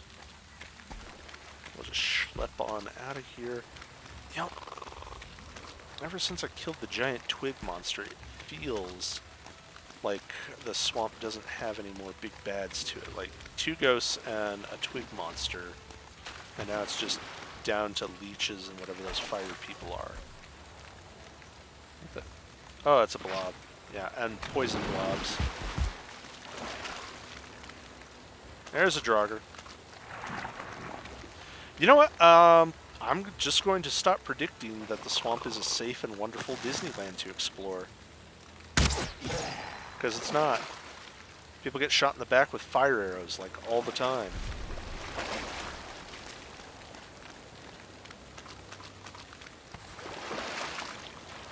Okay, that's a leech. That's a second. Okay, there are pack hunters.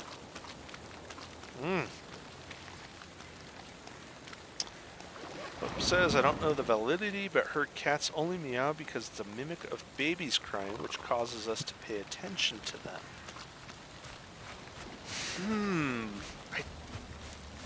I mean, maybe. It's not like I have any definitive proof, but I think that cats meow because they learn it when they're kittens to get their mother attention when they're hungry, and then their mother comes and pays attention to them. But it could be that at some point some ancient cat figured out, hey, if I make a noise, they give me food. Because that's a very cat thing to do, to figure out if I do this and annoys people, I get food. Pie doesn't meow for food, she meows when she's lonely, and it's very sad. And then you come and pay attention to her and she's happy. And if the meowing doesn't work, she will come over and put her paw on you. When I say she puts her paw on you, I mean she reaches out and puts a paw on you like, hey, how you doing, bro? You good? It's been a while since we talked. And then you have to pay attention to her at that point because she's trying to have a moment, and it's just really rude when someone's trying to have a moment and you don't pay attention to them.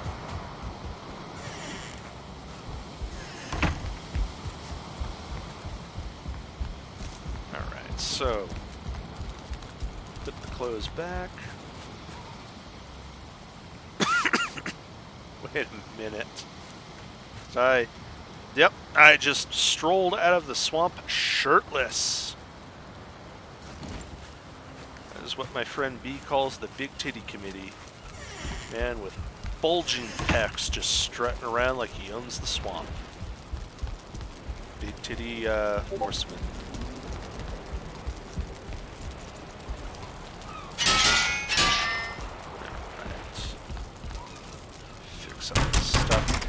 Upgrade further. This all needs whatever. Oh, crude bow. I don't want to upgrade that. Fine wood. It's maxed. I need to upgrade my station with some new thing. Guffin.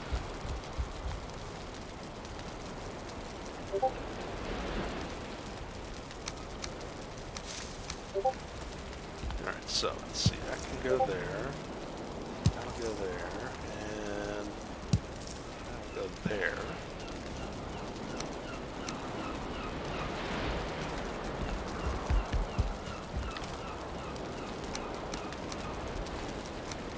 Oh no, wait. Yeah, I think that's where I had stuff. Just sort of making it up as I go now.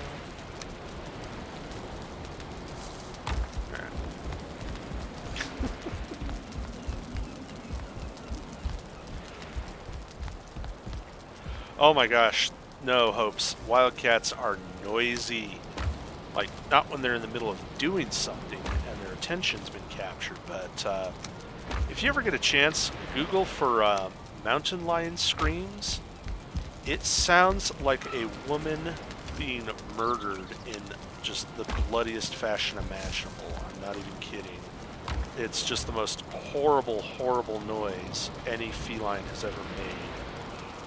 And they will do it for I don't know what reason, but it's quite loud, and they're not at all shy about doing it. And I honestly think that noise they make is what led to the Native American legends of the skinwalker women who turned into mountain lions.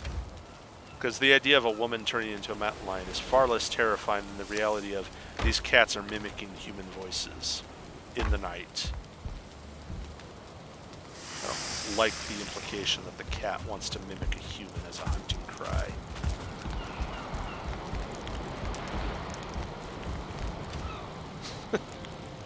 Discord blowing me up? What? Is my Discord blowing up? I don't think so. Oh, meat's done.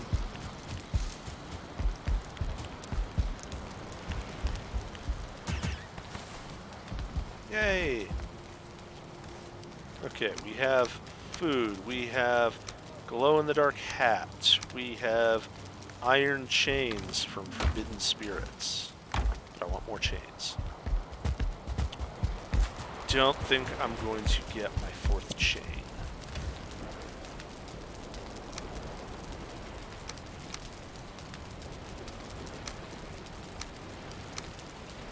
I'll do that because I would rather see than have a helmet. Wait, where am I putting my chains? Kept hearing the ding. Huh. Oh. Yeah, because I was repairing all of my broken metal crap. Yeah. Yeah, okay, I follow. Where did I put my chains?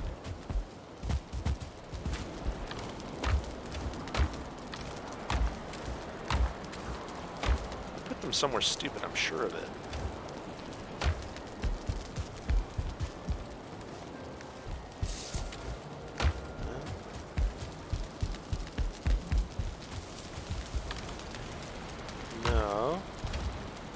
No. Right.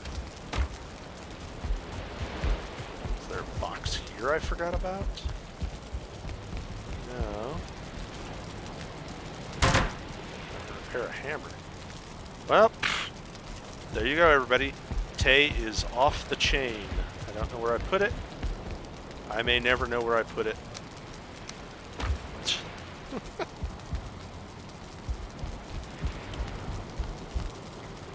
Nope, 2 chains is max, otherwise you'll make the wrapper jelly. Wait, is 3 chains a wrapper name? Because if it isn't, I'm calling dibs. Let's see, and yeah, there was nothing here I could upgrade. What about here? Okay, so if I want to upgrade my axe, I need a bellows, and if I want a bellows, I need a chain. If I want to chain, I have to go to the swamp. You know, it would just be easier to kill the stupid Forsaken and make my own chains instead of robbing ghosts. Yeah, let's do that. Let's siege a boss.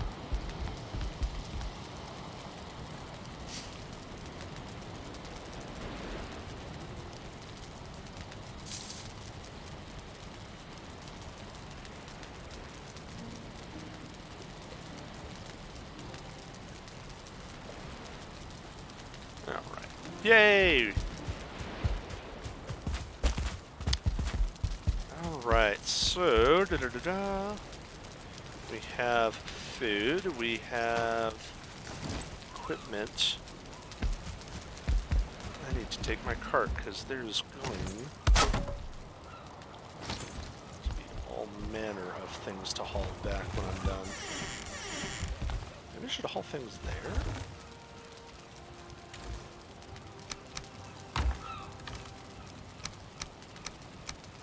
That should be enough stone for a start. Worst comes to worst, I'll just mine out more. Yes. Excellent. Okay.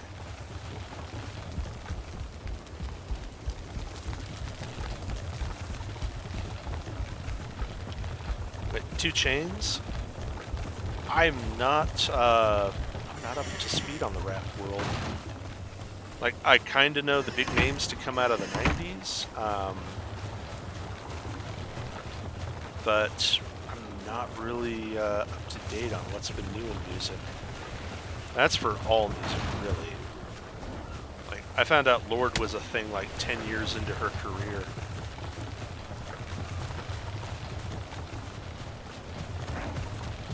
Oh, look at that! Stocking stuffers. Someone got their stocking stuffed. That's it.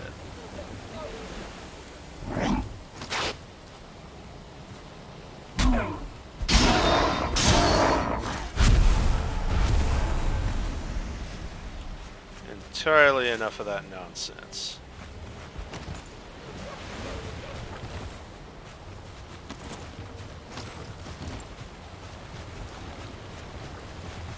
Okay. 2 chains. I'm going to have to Google that, because now I'm wondering if 2 chains is a wrapper, and what sorts of puns I can make off of 2 chains. And that's the entirety of my interest in that.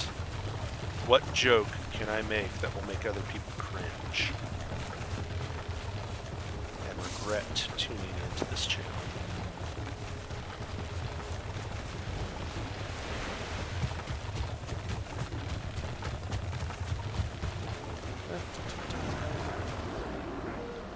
Speaking of regrets, let's discuss yours.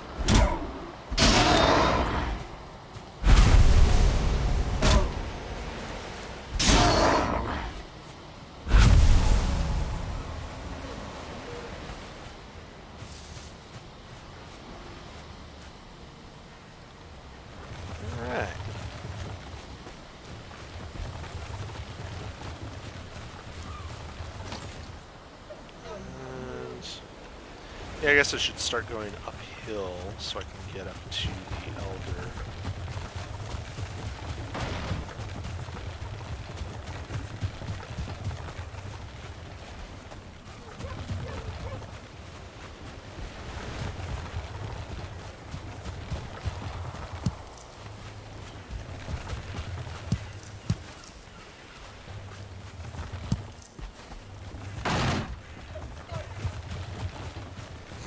There's no cart track out here, and I'm starting to feel that this thing is hard to pull.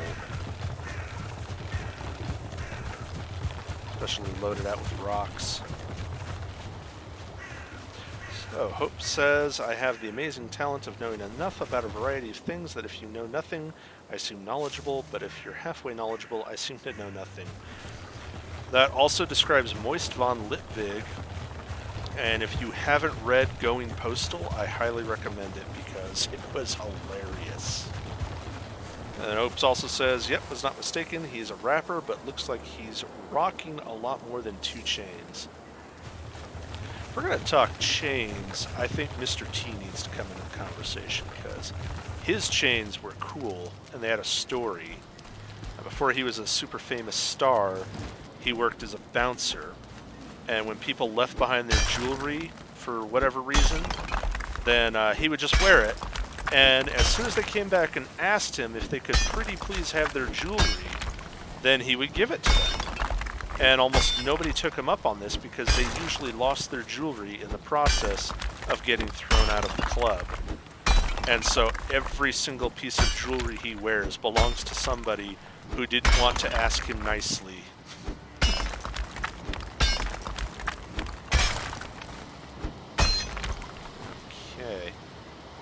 Goes down a ways, doesn't it? Yeah, Going Postal. It's a Discworld novel by Terry Pratchett.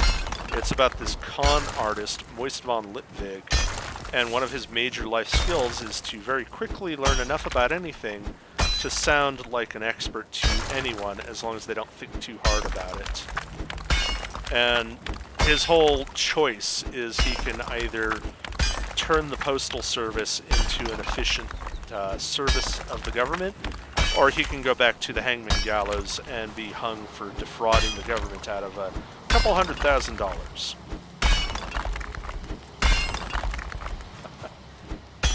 Wait, what's awesome sauce? Mr. T or the Going Postal? Because they're both kind of cool, I think.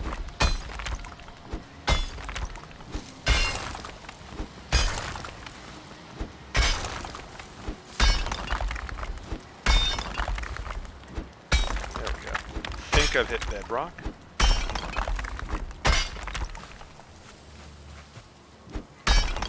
No, just getting close to. Okay. Alright, so now that I've got that going, let's talk about repairs. Because I need me a workbench.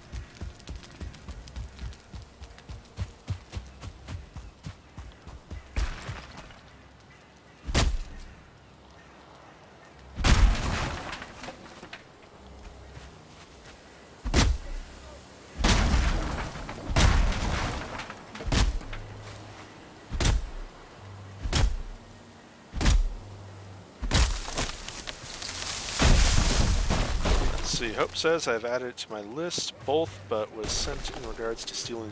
Yeah, I mean, Yeah, it kind of is stealing, but it also technically isn't because it fell off them while they were getting their butts kicked out the door. So, if you've ever seen Kimono Michi, they've got this character in there who's sort of the assistant to the protagonist, and every time the protagonist beats the crap out of this one prissy adventurer, the prissy adventurer drops a magical sword of legendary rarity. And that's the point when the companion's just like, oh, somebody dropped this sword, and then she takes it down to the pawn shop. Just total Hitch Pirates style.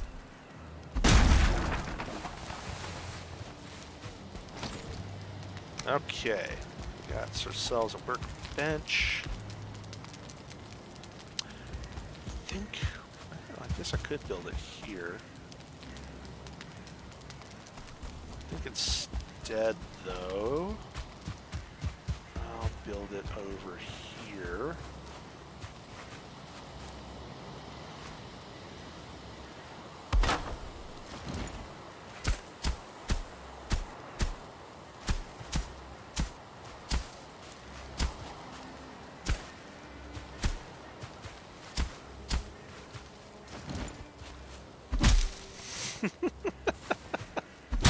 Wouldn't hold it against the person, but I'd still definitely call it theft. Yeah, there's maybe a case to be made for that.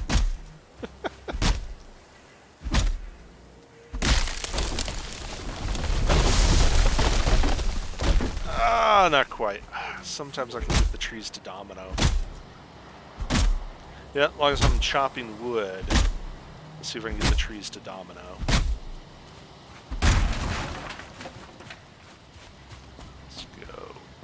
Try you. There it goes. Nope. Well, that was anticlimactic.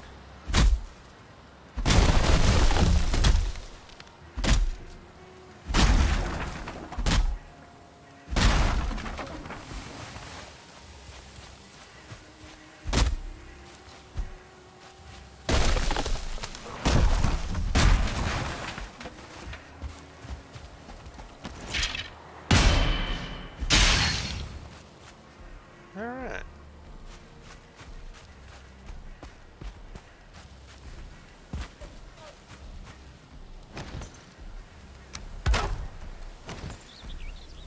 Oh, can't use it yet.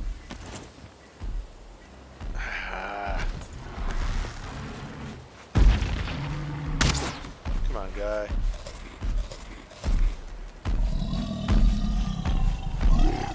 Oh, that's right. You can't step over the log. Oh.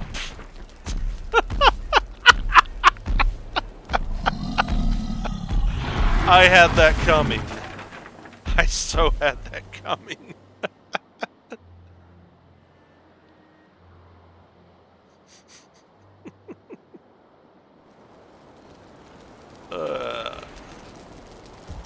Shoot.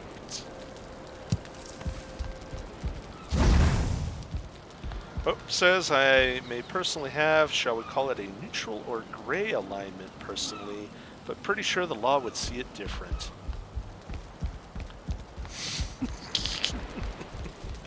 And then there's the obligatory laugh at Tay emoji, which I thoroughly deserved.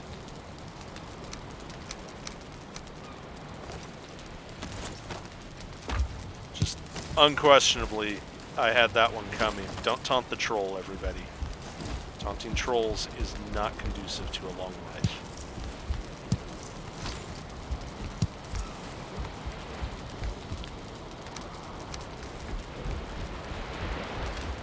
Let's see, we'll just take that.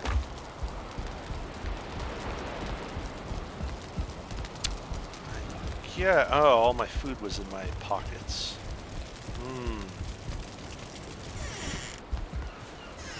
This could be a problem.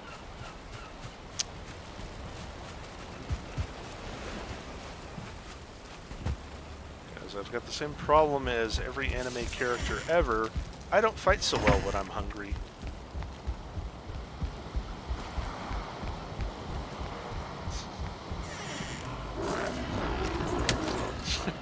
Wait, did you clip my humiliating death? Because if not, I'll clip it later. That was totally worth it.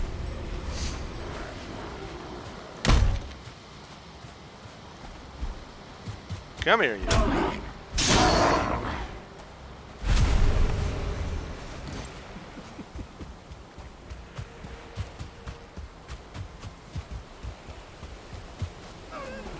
I got those.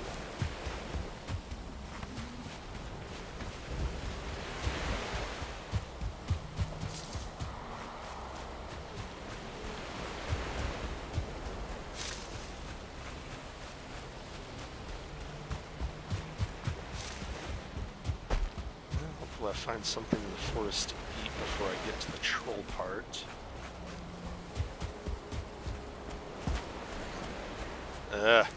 So the reason these logs are all piled here in a jam, a log jam if you will, is because at one point I was fighting a troll and he just knocked everything over. And then he couldn't get around it, which was hilarious. And that's why I was taunting the troll earlier, because, oh, there's a log between us. Your AI won't let you walk over it. Sure enough, he did not walk over it. Trolls are a mobile siege weapon, and I kinda want one. Ooh, hello.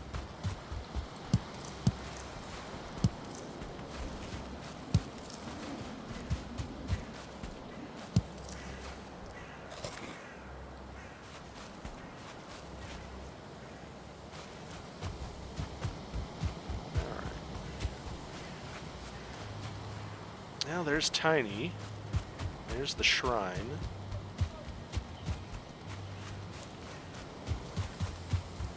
And there is my wreck.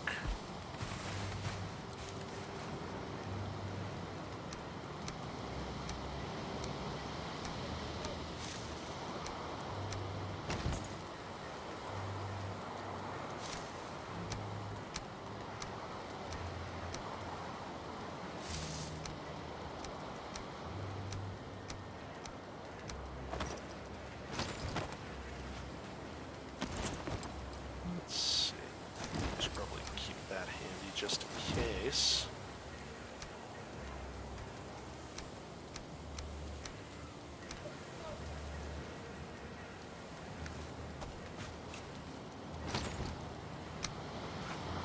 Okay.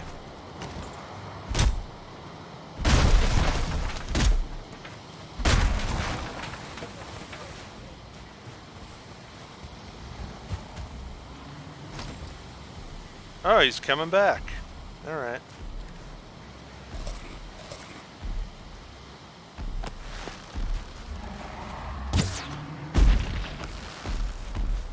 Actually, if I could knock down those trees for me, that would be handy. Yep.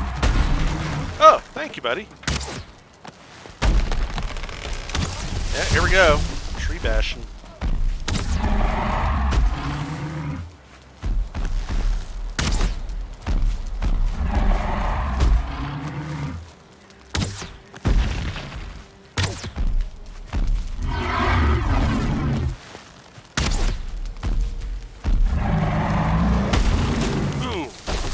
Dodge that one.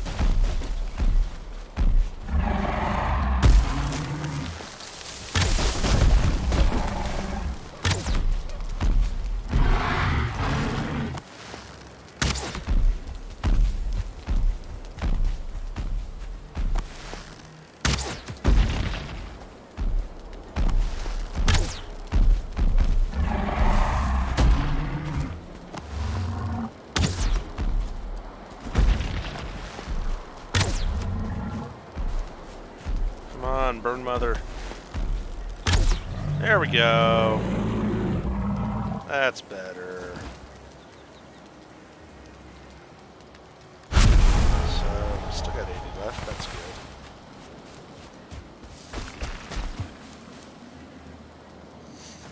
Plenty of wood now. Oh, trolls.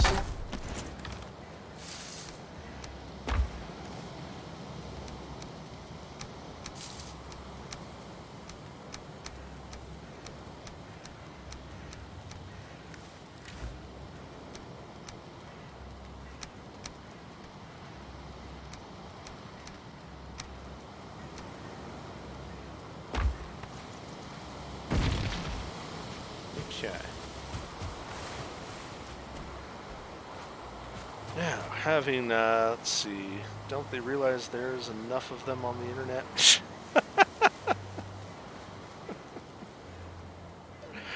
I like that, hopes.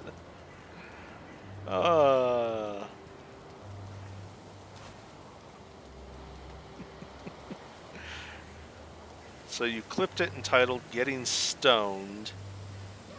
I like that it's not in English. That's a cool touch. Punny human want more. Always being trolls. Don't they realize there's enough of them on the internet? Yes. And they do. They have the runic script in this game, which I thought was kind of cool. They really went just all in on the Viking experience. Like, legit Viking experience. Not the, we're going to go ransack a village because that's what they're known for. I guess you could call this like Vinland Saga the game, almost. No, I take that back. It's more like there's some Berserker thrown in with the monsters in the woods.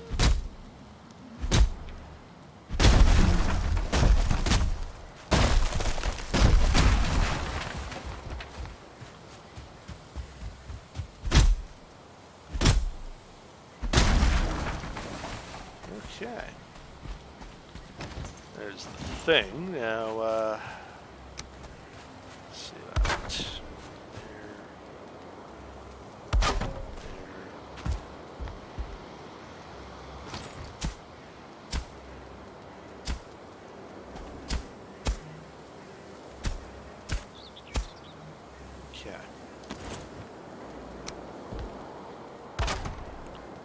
And what I'm going to do here is I'm just going to do a quick lean-to shelter.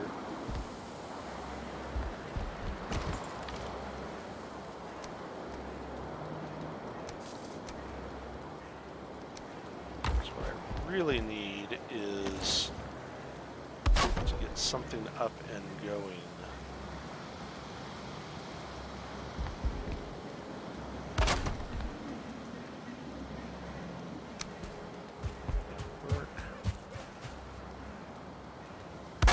I'm building a log cabin.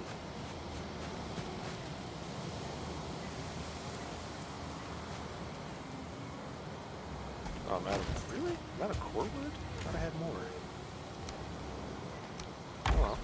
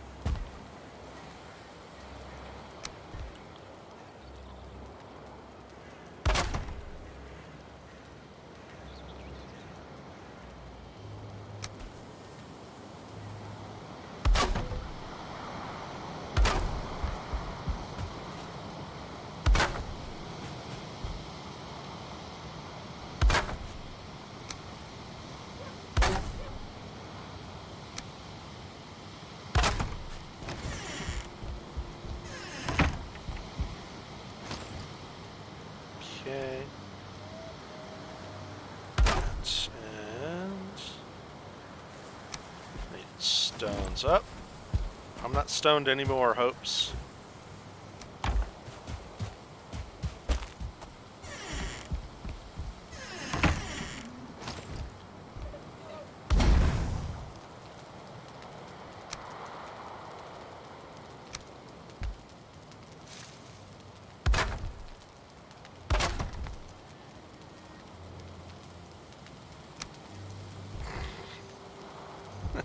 Am I psychic? No, I'm not psychic hopes, but I do have psychedelic powers.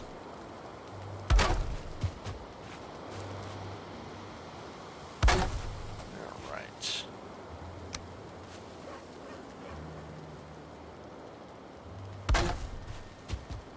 Nope, nope, not that way. This way.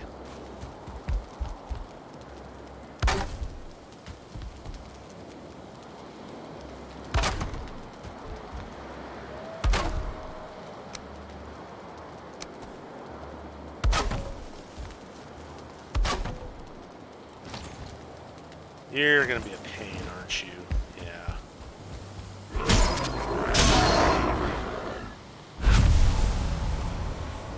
Alright, that's the shaman. Where's his crew?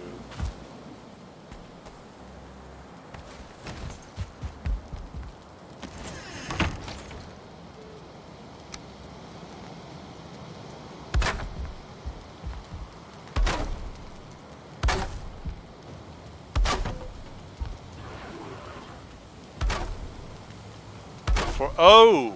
The forest is moving. I'm under siege.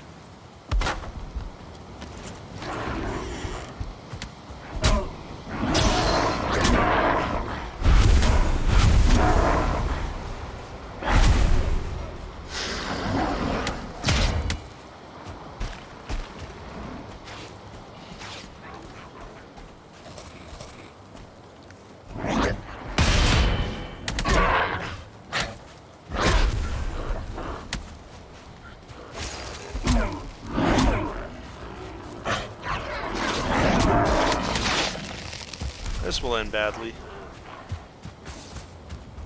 Got nearly enough stamina to fight them all off.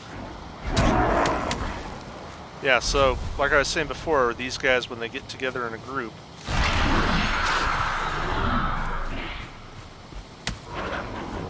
be a real handful.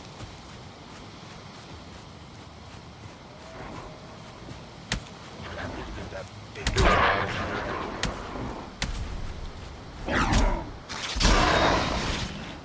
Doesn't help that they've got a healer with them, or that... You know what? Yeah. Yeah, let's fight over here. Come on.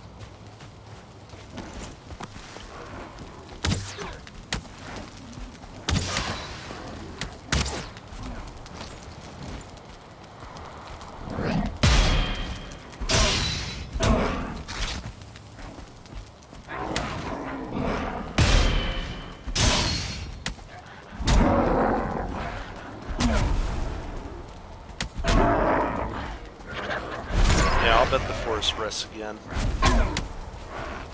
I got your big guy, didn't I? Like sticks. Possibly in mud.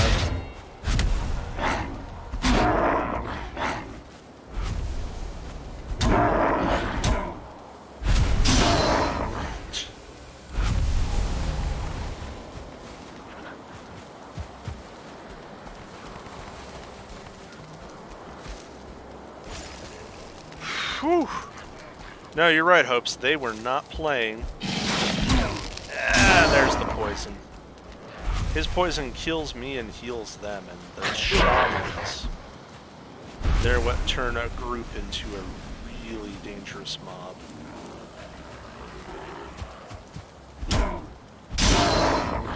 Only thing I found that works is to charge them and stun them, or just take them out from a distance. Whew. So, that's why I wanted to fortify Pyre, not because those guys are difficult to deal with around Pyre. They aren't. Most of them can't even get across the water.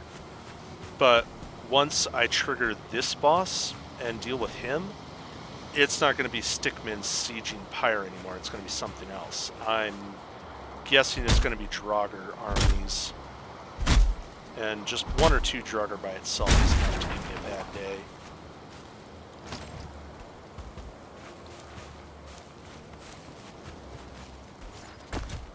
Oh, somebody wants to play. Okay, where you at, Bonehead?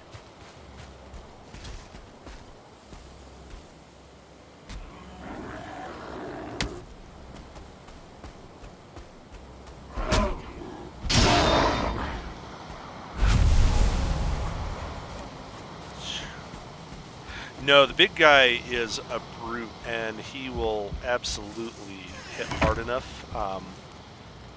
The only reason I got away with fighting him toe-to-toe is because I parried his blocks and sent him reeling. That gave me an opening to hit him. I would not have been able to tank him and all of his friends if I had tried. Would have gone very badly.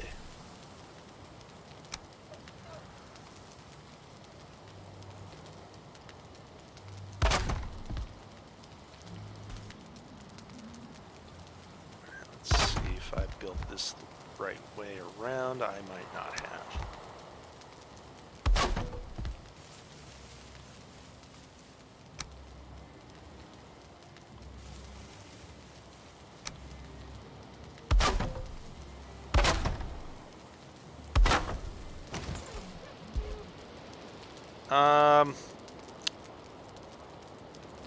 Yeah, so smoke inhalation, it's a thing.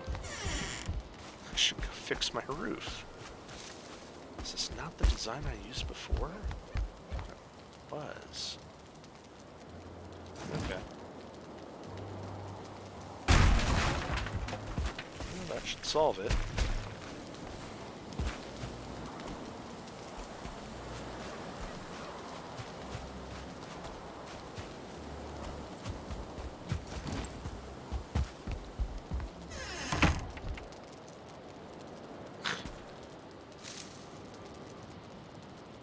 Ah, let the smoke out.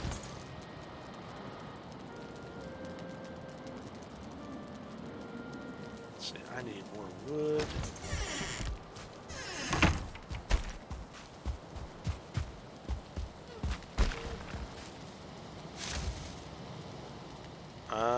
Out of wood. Okay. Oh, here we go. Thought I was stumped. Guess not. Yep. There's another one.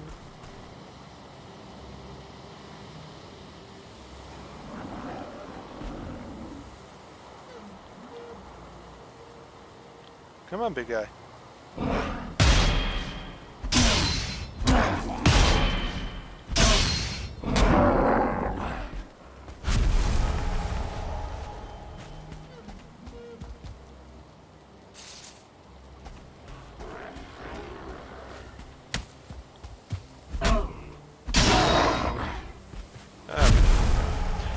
Alrighty. Really? Now, poison bad, poison bad.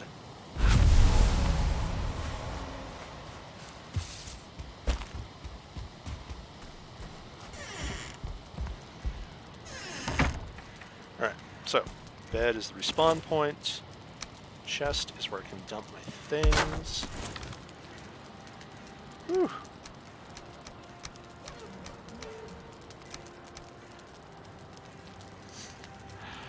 Alright, so that was an exciting first night.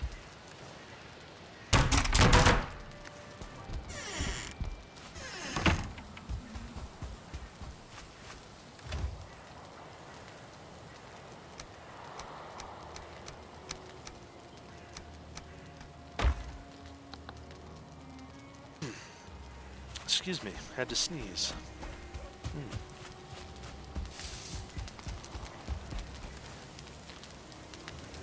Okay, so all this can go back.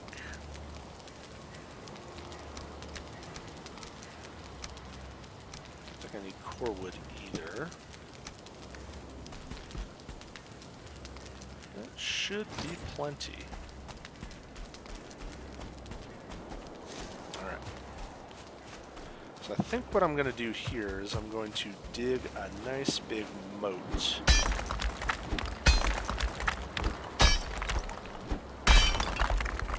The whole point in having the cabin up there was to have a place to repair my pick, because it's going to get dull.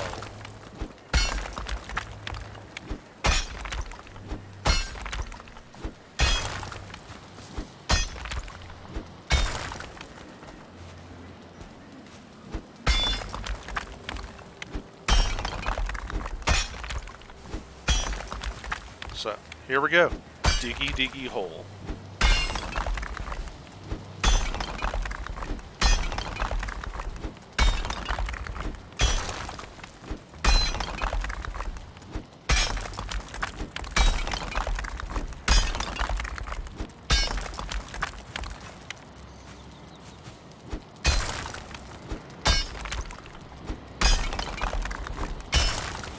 Of course, it would help if I dig in the right direction.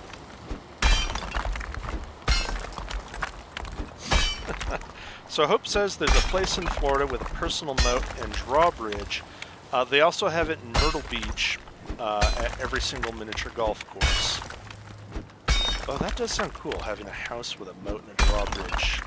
I kind of wonder, do they like use the moat and drawbridge every day, or after you've had the moat and drawbridge for a while to get bored with it? It's just like, I don't really want to lower the drawbridge anymore. Just leave the drawbridge down. I'll pull the car into the garage.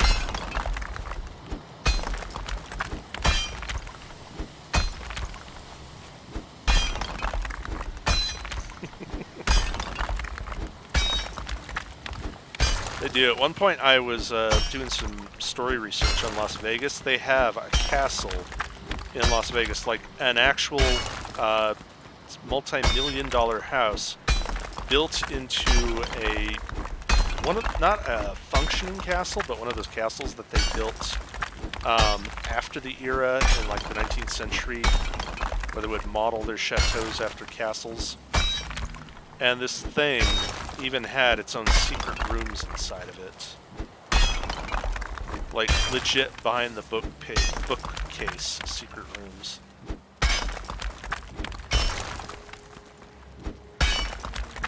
Honestly, I think, though, if I had a secret room, I would probably want to do it behind the wardrobe. And just do, like, this whole Narnia thing. Or get a bunch of faux fur coats to hang in the wardrobe. And then everything on the other side is either really cold, or maybe I'll do a spring theme, I'm not sure. And there we go. I'm out of the hole. Wasn't sure I could Naruto my way up.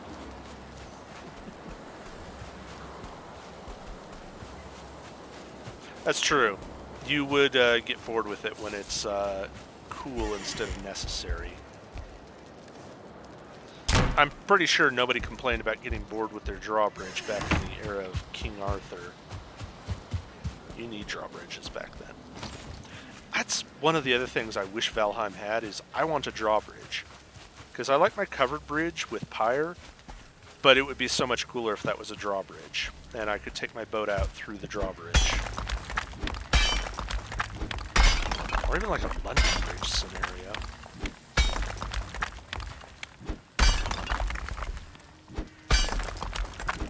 That is something I hope they have in here, because I know medieval engineers did it.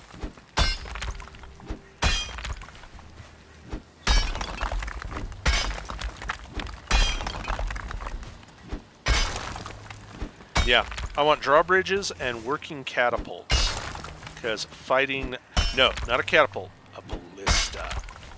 I want a working ballista and a drawbridge in this game. Because I've heard there are dragons, and fighting a dragon from a stone castle with a ballista sounds epic.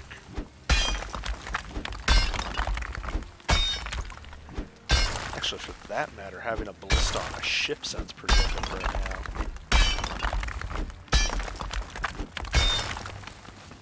I don't think I can talk them into cannons. That would be breaking the thing, but I kind of would like a cannon, too. Can I just have all weaponry up to 1600 AD? Have the option to build a katana for your Viking warrior. Because why not? They had a Scotsman with a katana in Highlander. That movie actually... It kind of bothered me that in the movie, he's supposed to be this Scottish warrior from... I don't know, like 500 years ago, and he's immortal and has been perfecting his sword skills. But when you see him do the fighting choreography, he swings his katana like it's a club. Like, it's like he never got out of the Scotsman habit of just grabbing a length of steel and swinging it as hard as he can at whoever's in front of him.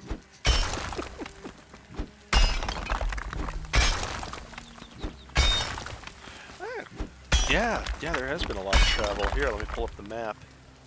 Because that's the island I'm on now, with Pyre. But if you go south, there's this whole other island that I skirted around to get here. And then even further south This is the mainland that I started on with First House, and then the Highlands base. You can see how many barrows and copper veins I went through too. Wow, I went through a lot of barrows. Oh, and that's where I encountered my first Leviathan. I wasn't sure if they spawn there, they move, or what, but I thought, mark the place.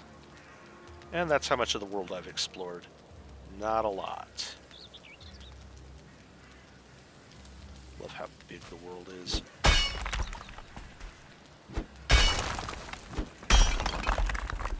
Yeah, that's one of my other favorite things about Minecraft is how big the world is.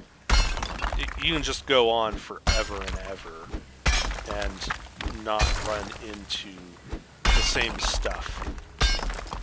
Like, you'll find similar biomes, but it's just always something different. And you never quite know what it is. The exploration of Minecraft is just unparalleled.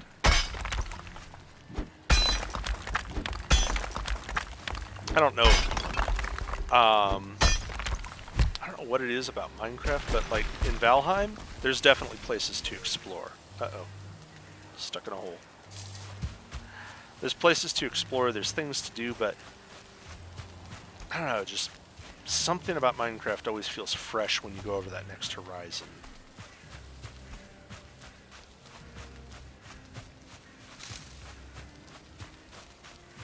You'd love to have a mule and pack llamas for a base and then just wander. You can do that in Ark. Ghost and I actually did do that at one point where we got a thing called a parasaur. It's basically the ancestor to the modern elephant. And we built a hut on the back of it, and it was a girl elephant thing, so we called her Baba Yaga. And the hut on the back of Baba Yaga had, like, the basics in it. Some crafting stations, bed, just, you know, the absolute bare essentials. And then the rest of our caravan was these mounts whose claim to fame was they could haul a lot of weight at a reasonable pace.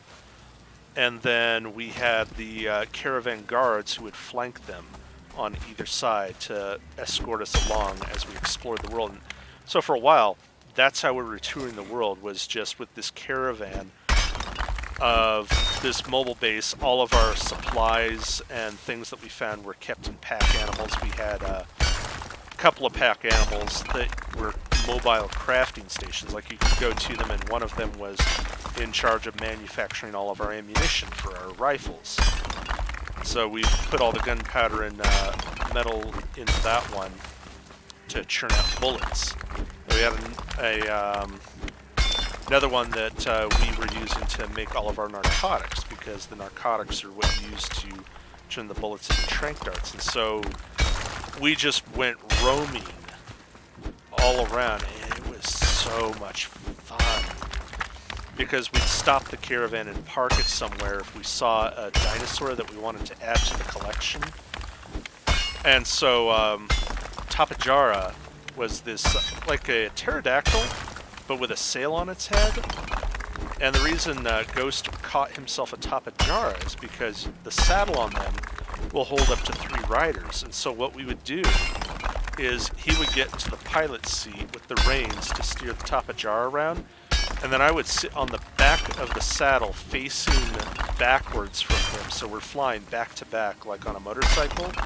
And I had a tranq rifle, and so he would swoop down over these animals that we wanted to capture, and my job was to just hit him with the tranq darts from the air until they went down and passed out, and then we could capture them.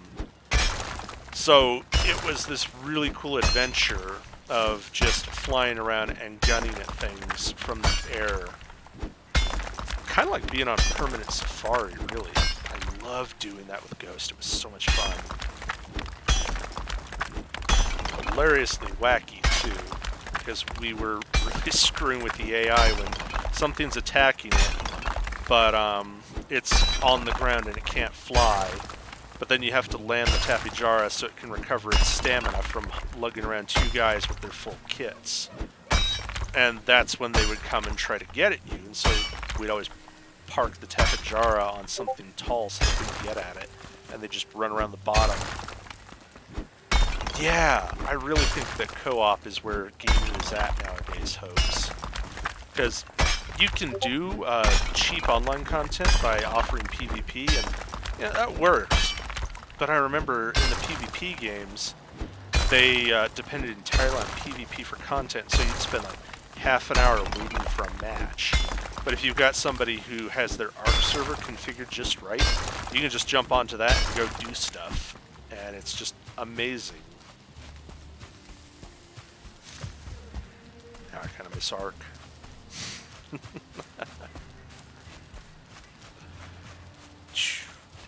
I would have to say that the desert was probably my favorite biome, because the map that we really got into was this place called Crystal Isles, where they just took like the sci-fi fantasy element and cranked it up to 11. You had this desert that was wide open sand dunes with mutants running around it, and in the middle of the desert was this pile of rocks that formed a sort of natural cave, and they had wyverns nesting on top of it, like actual wyverns with like breath weapons. So you could go and try to steal eggs from the wyverns and raise that egg as one of your loyal companions, which was really cool. We never managed to accomplish it. We always died or didn't get close enough. But then if you went further on, they would have these swamp where things that died in the swamp would come back as undead monsters. And there was another section that was flying islands, like the movie Avatar, with the blue people in it.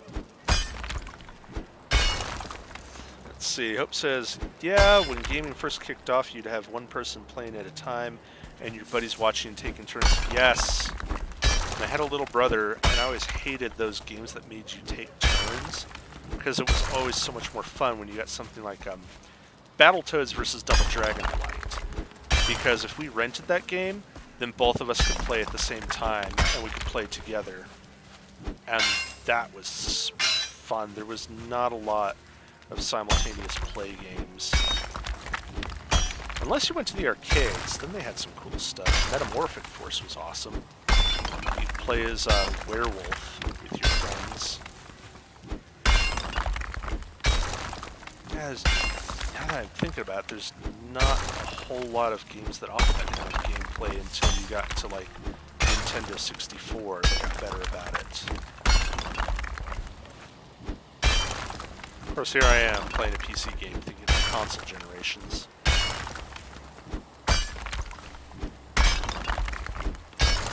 Okay, I think we're just about done with the basic shape of the moat. I don't know how big this boss is going to be though, so I'm going to have to expand the moat.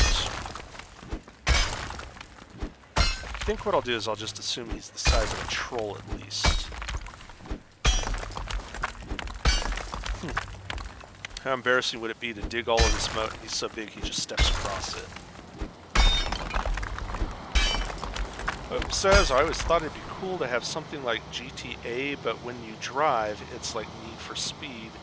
When shooting makes it like cool, etc. Have every aspect be like the ultimate of its genre. If I was doing a GTA game, I think I would want to do it as a co-op game.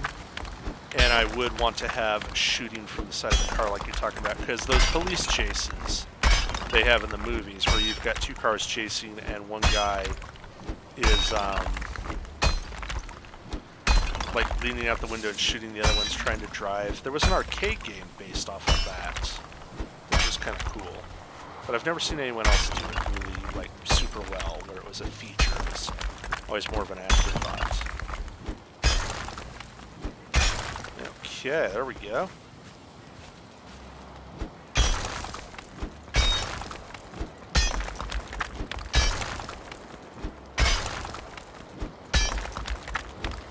Well, gaming really flipped. Console used to be the pinnacle of gaming, only more recently did PC step up to truly compete. Yeah. Yeah, I remember when PC games were things like Jill of the Jungle, which, if if you know what that game is, you can't make fun of my age. Doesn't count if you Google it. Duke Nukem used to be a side-scroller. That game was cheesy as crap, too. It was just a series of bad jokes making fun of, like, the Macho Man movies. But it was fun, and we kept playing it, and then they turned it into Duke Nukem 3D. Yeah, it does seem like PC gaming's really stepping up, like you say, hopes. Hope says, yeah, GTA 5 is one of the most popular games, but a lot of aspects just suck in his opinion. So think if you just polish some of the other aspects, it'd be great. I feel like that's a lot of games nowadays where they have a great concept, and it sounds like it'll be fun, but it feels unpolished or unfinished when they go to do it. To the point where there was one studio, I don't remember which one, but people complained about how the game felt unfinished or was glitchy, and the studio dev's response was, you paid $60, we gave you a game, shut up. Which, I don't think that's a good business model for games. But, what do I know? The last one I made was a Duck Pachinko game. There we go. Let's do like that.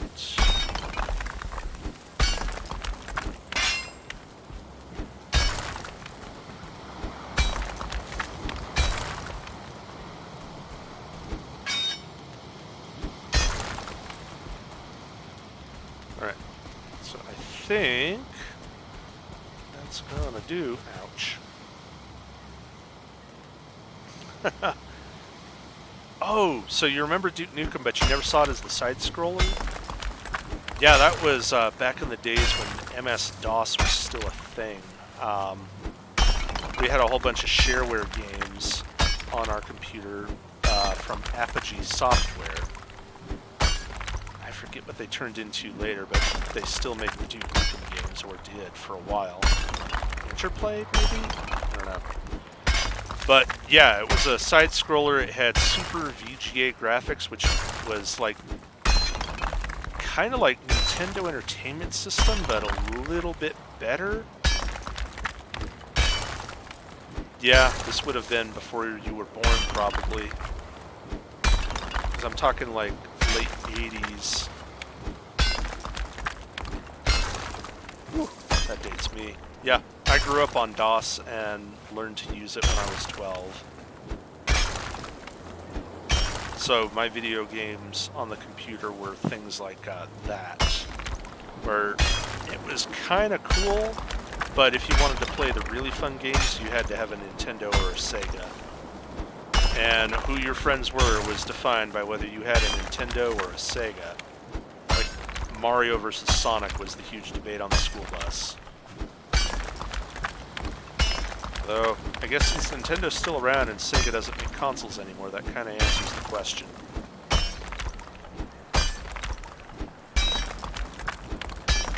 I remember the Sega, though. They were really good on the graphics. Like, if you wanted a pretty game, you bought a Sega.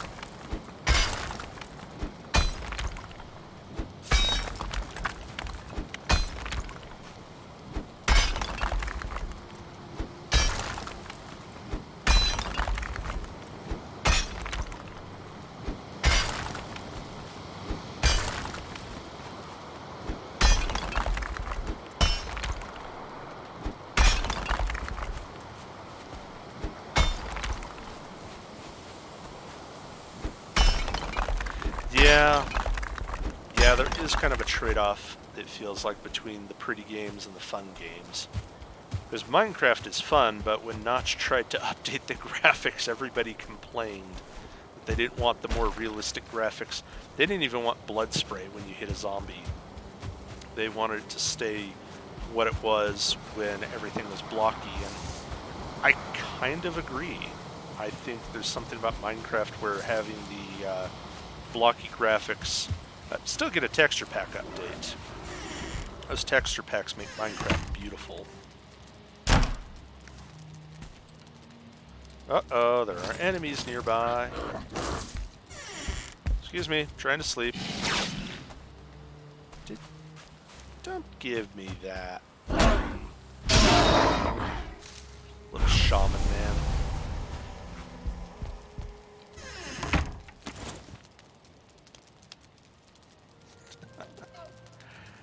Hope says, I feel like we could make 3-gen future stuff today, but then we miss out on the sales of the other 2. I thought we were up to like 4th or 5th gen consoles now.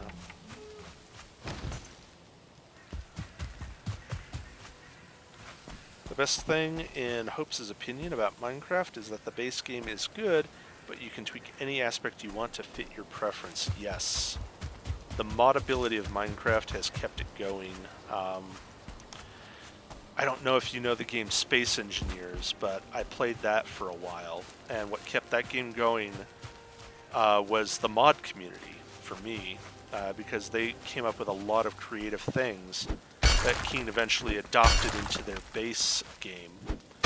But Keen did a lot of things to drive away a lot of their good modders, which really kind of killed the game for a lot of people. Because people would come up with these inventive mods, and every time Keen changed something, it would break. And then Keen started to monetize other people's mods, which is kind of a cheap thing to do, I think. They've done some really cool things with Space Engineers since, and they've done a lot to control Lord Clang, the Space Engineer's god of pistons and rotors.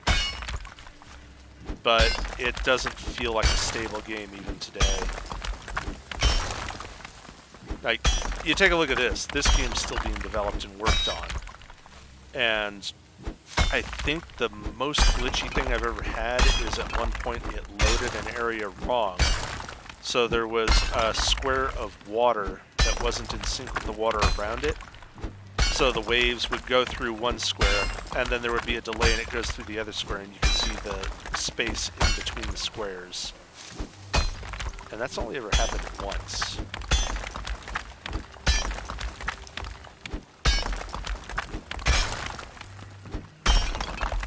Oh, 3-gen from today, I see what you're saying, Hopes. Yeah, possibly. Hope says the iPhone came out today. They could produce the iPhone 10 today, but wouldn't be able to sell all the variation between. And I hear Tony Hawk's Skate 2 or whatever is that way. I haven't played a Tony Hawk game since PlayStation 2 was a thing. I had fun with that, though. Tony Hawk's Underground was awesome. Getting to make your own skater and develop your own style. And there was also Def Jam Vendetta was a fighting game that let you make your own character and make your own fighting style. I like those kinds of games where you can fully customize your character into whatever you want. The older I get, the less interested I am in playing out other people's stories. I want to create a character that's mine and go play his story.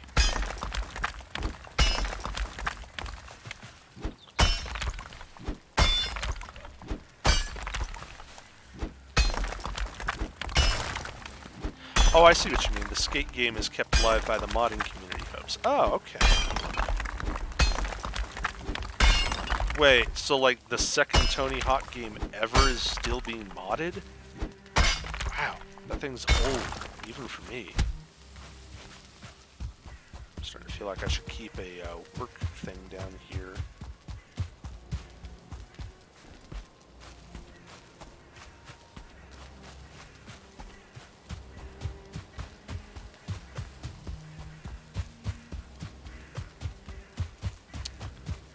It's a lot of work, but I swear I'm killing this boss tonight if it kills someone.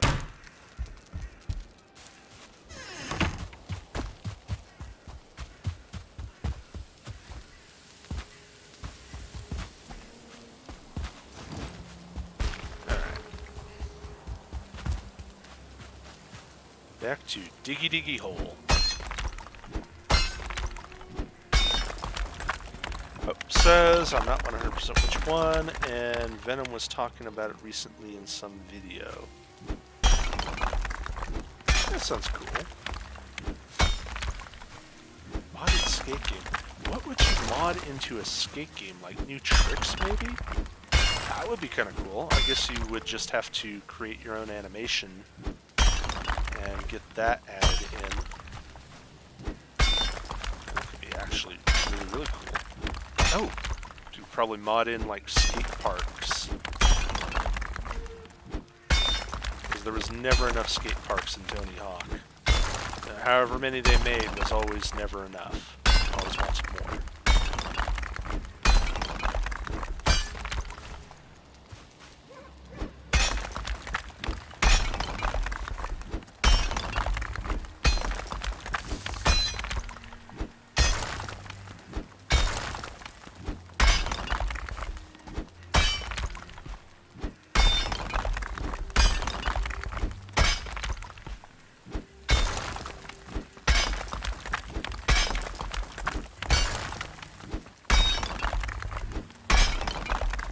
So Hope's is saying, as I understand, the game originally allowed them to create their own parks. When the game was abandoned, the modding community took over and kept it going.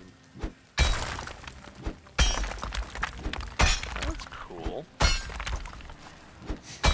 Also has to be a little frustrating for whoever was developing those games. Everybody keeps playing the old one, and unless you can come up with something new to skateboarding, the next version of the game isn't going to sell as well. Because new skate parks you can just get for free.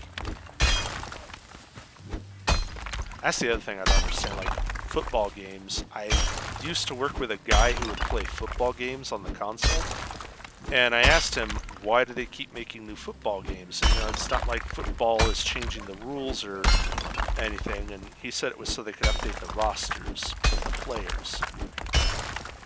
Which, kind of cool. But I'm sure someone out there has figured out how to do a football game with like a subscription service, so every year they update with the new roster. If they haven't, I would like to do that and make that money, because that is some sweet NFL dollars.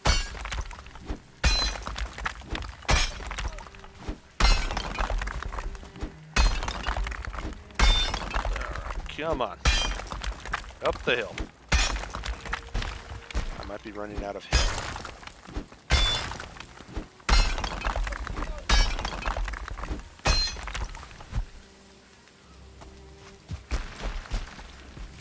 Nope, can't Naruto up that.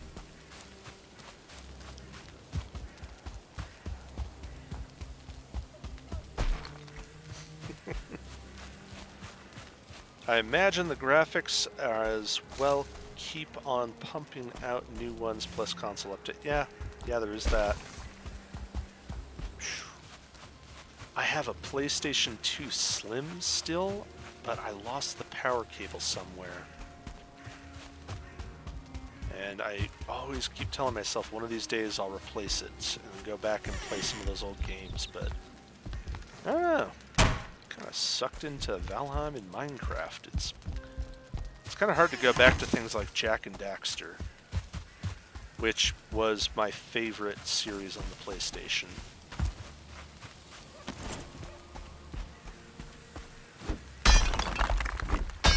I guess I should say PlayStation 2. The only games Naughty Dog made for the PlayStation was Crash Bandicoot.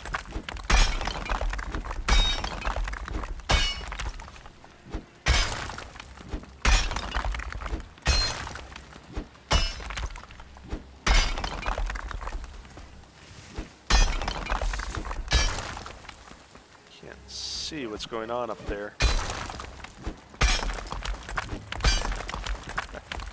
Yes for PlayStation 2 or yes for Jak and Daxter?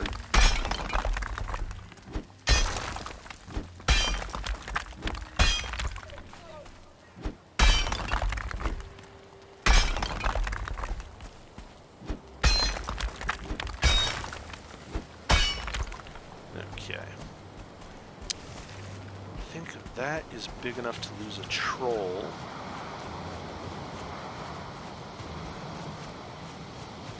So now we need to widen this side. Oh my gosh! Hope says he used to donate plasma and then go buy cheap PS2 games with the money. Jak and Daxter were amazing. If I had thought to donate plasma, I would have had more PlayStation games. That's where my money from working a fast food job went primarily. Just go there, serve people their burgers, and then take the money and go buy games until my eyes wet at 4 in the morning. But yeah, Jak and Daxter was awesome, especially when they got into Jak 2, because then you got the sci-fi on top of the magic. And I grew up on Thundercats, so anything that mixes sci-fi and magic is just awesome for me. I'm down with it. It's one of the reasons why I liked the Marvel Cinematic Universe and Thor in that, especially Thor.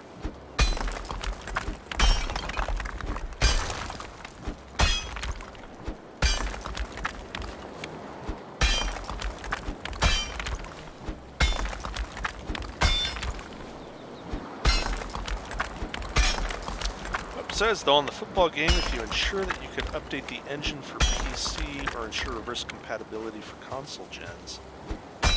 I don't think you can ensure reverse compatibility for console gens because the company decides if it's going to be reverse compatible or not. They set up the, I'm going to get into programming here, but you have libraries. The DLL files from Windows are dynamic link libraries. And so with these consoles, they have whatever their bare bones operating system is to run the game. And because the game console company is deciding that, that's what decides whether or not the game is backwards compatible. So PlayStation 2 were backwards compatible.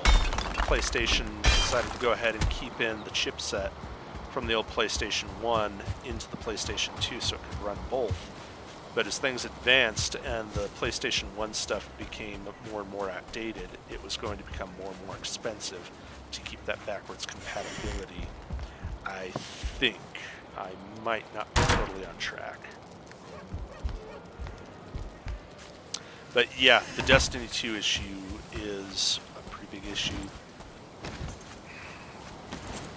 How would I have worked in the Destiny 2 issue? I think the only way they were going to get out of the Destiny 2 issue is because it wasn't that the hardware, the computer hardware, was advancing too fast for Destiny 2.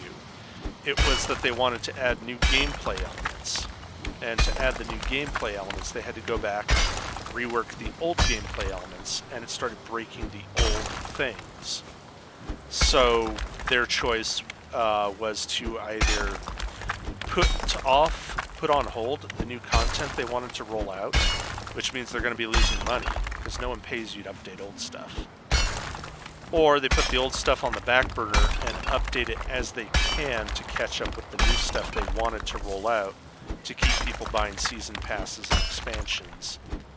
And in all honesty, that is a hard decision to make as a developer.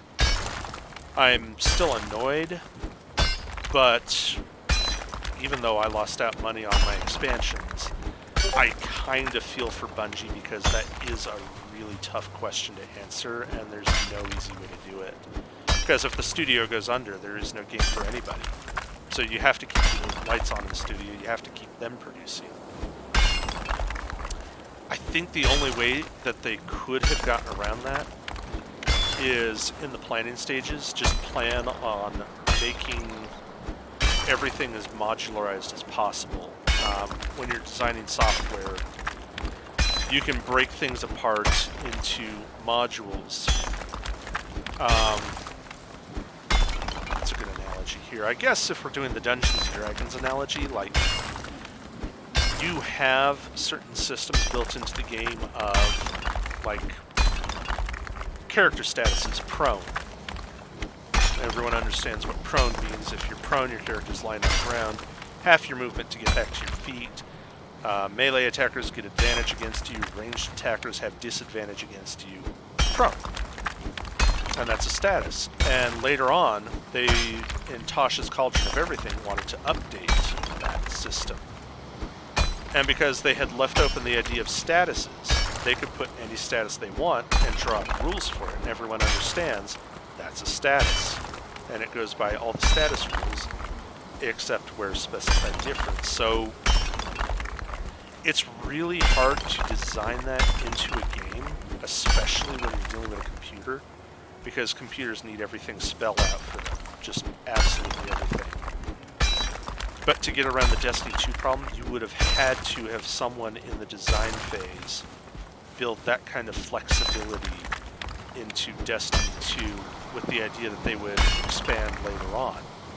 And the problem with that is, I don't think anyone expected Destiny 2 to carry on for, I think it's like 9 or 10 years running now, and still really profitable, really successful. That's rare for games. Nobody plans on doing that. You plan on your game lasting for 1, 2 years, maybe 3 if it's really good, and then you pack up and go on to the next project. So I think the Destiny 2 problem is no one expected it to last that long. So they had to go back and take a look at the old code and see about getting that updated. Hopefully they've taken some learning from that, and they're going to build with the future in mind this time around and make it so that it is more easily expandable in the future. They can add more features without having to reinvent the wheel on Destiny 2. But yeah, you're right, Hopes. That is the price of running a business. Someone's eventually going to be upset that you broke their eggs to make your omelet. You can't keep everyone happy. The reason I don't play Destiny 2 anymore is because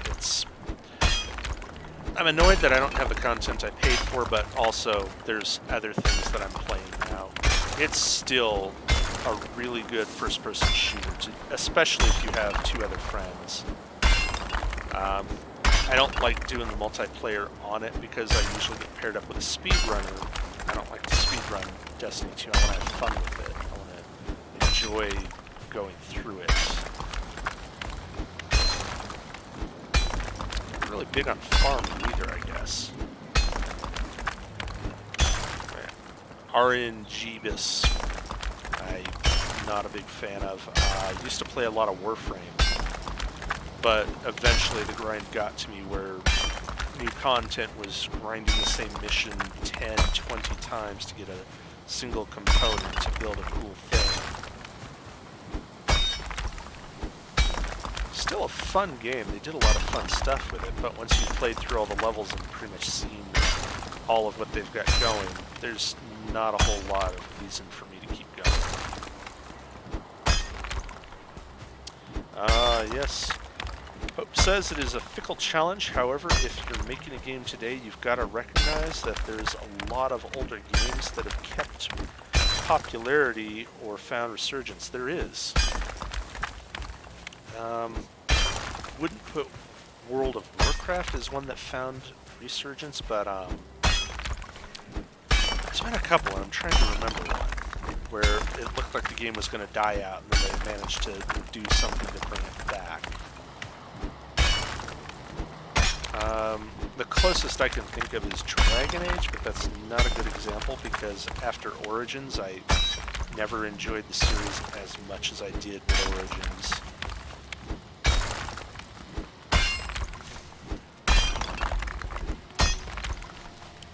Got a little too gimmicky and into combos in the 3rd Dragon Age, and the 2nd Dragon Age had so many mistakes that you could do a YouTube video on them, and I'm pretty sure people have.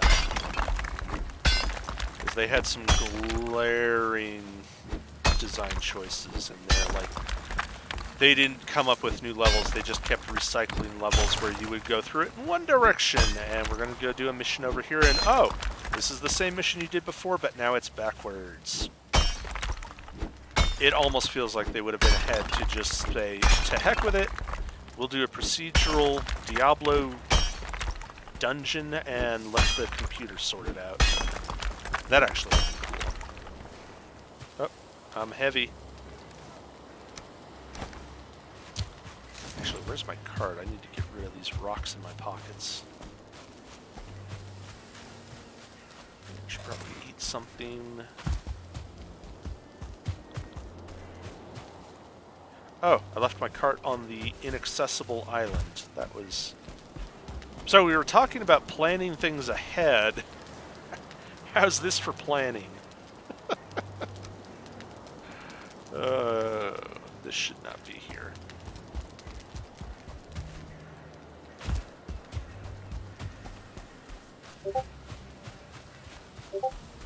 So, Rust died off and popped up, you say? Okay, Hopes. Rust, wasn't that a zombie apocalypse survival game? I swear that name is familiar.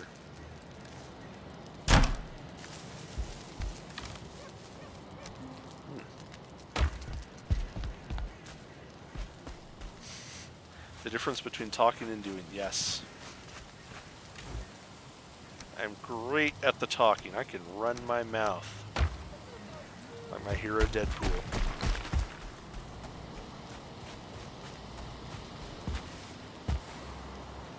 Okay. There's rocks. Alright. Let's see. Hope says, I believe so. I've not played it myself, but heard of it through streamers. I'm curious, because I'm always looking for games I can play with my friends. It's one of the things I love about Dungeons & Dragons, is because I've got Foundry VTT, and if anyone out there plays Dungeons & Dragons, get Foundry VTT in your life. It's worth the $50. But the thing I like about it is, as long as you have a functional web browser, you can join the game. And it just makes everything so much easier and so much more fun. Hey, Gumstitch! How goes?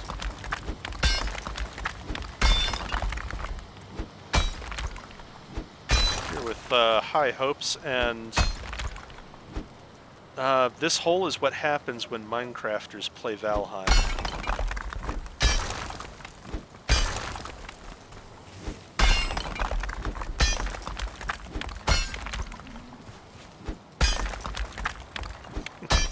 Later, hopes.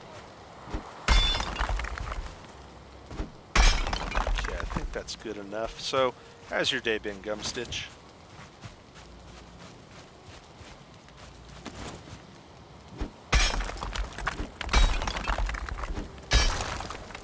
Oh, it's awesome.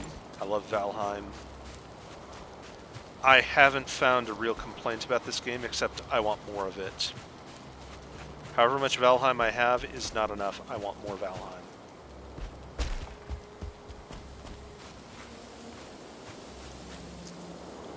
Ooh, busy driving around. Cool. Yeah, they did the Hearth and Home update. I forget what was put into it because it's all new to me. I think they added some new things. They've got lizard oxes you can ride now. That's apparently new. So far, I've just avoided them out of fear for my life.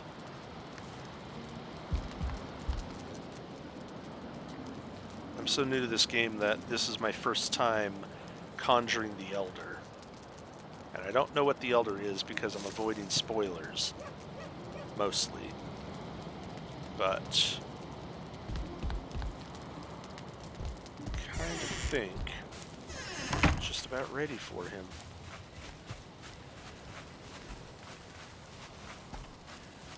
This is how I plan to deal with the Elder. Just a big pit for him to fall into. Gumstitch says, Hearth and Home added heaps of building options, better coding for construction. Oh, yeah, the construction is really brilliant in this game. A lot of the other games I've played just don't really do construction as easily as this one. I mean, look at this. I built this little hut under siege from Grey Dwarves. I would not have been able to build something this quickly and easily if I was doing Ark.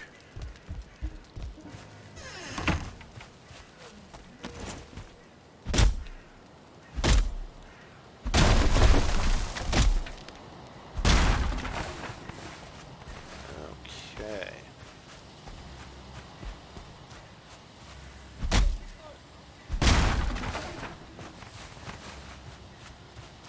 I think Oh, better land generation and better coding for land deformation.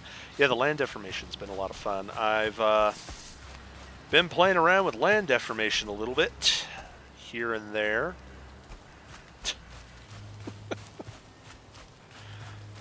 It's, yeah, it's a lot of voxel games don't handle it as well, which is a shame because voxel games have so much potential.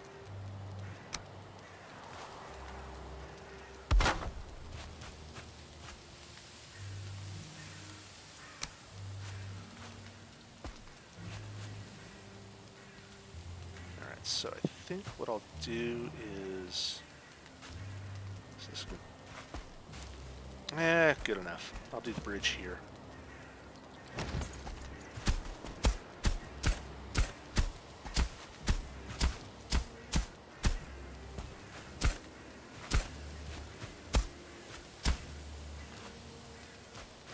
Okay. Cool. What's that?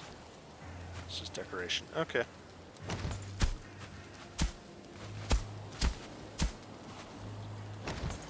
No, not that tool. That tool. Yeah. There we go.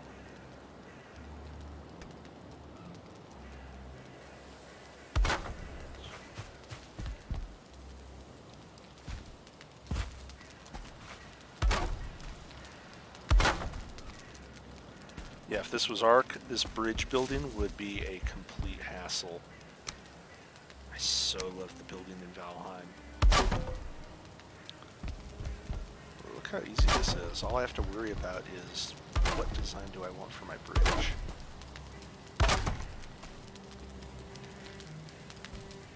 And if I have enough wood, which I do not. Gumstitch says, my friends and I, back when we played, built a lovely little village and surrounded it with a wall, dug a pit outside the wall and the entire perimeter. Yeah, I'm going to be heading back to restock at my main base, which is Pyre. I've taken a similar approach, and I think it's really kind of the way to do things in Valheim. That.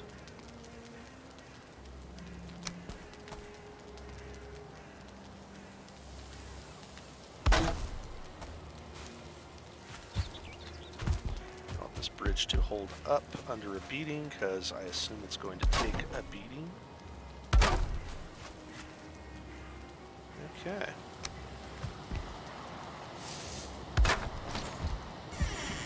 There we go. Door for safety. I might have to take that down. And pretty much fully loaded there, aren't we? Okay, good enough. Oh, yeah, the music and the sound design. Hopes was commenting on the work the sound engineers did. Yep, that's what I was afraid of. Right, just, even though it's pixelated low-res textures, just look at that forest with the sun coming up. That is beautiful. I know there's a lot of people who really want their textures to be high res, but this is fantastic to me. Alright, so thing I've been putting off is reading the runestone to see what I need to do to summon the Elder. Burn their young. Did I just hose myself?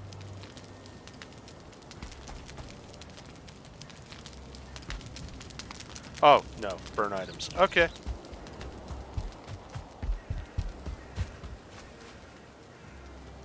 Man. These Vikings do not mess around. I mean, with the deer, Eikthyr, or however you pronounce that, it was sacrifice some deer. Like, really give him the middle finger. Now I'm going to take the Elder's children and burn them in a fire. I might not be a good person.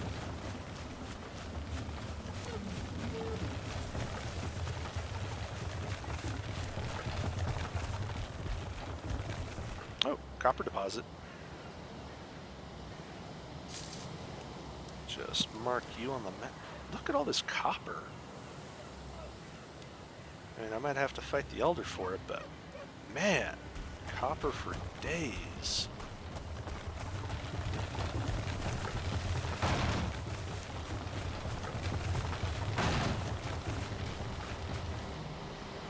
You know, it almost feels like I should just put an outpost out here and start mass cranking the copper.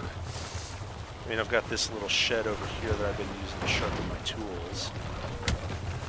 Don't even start with me.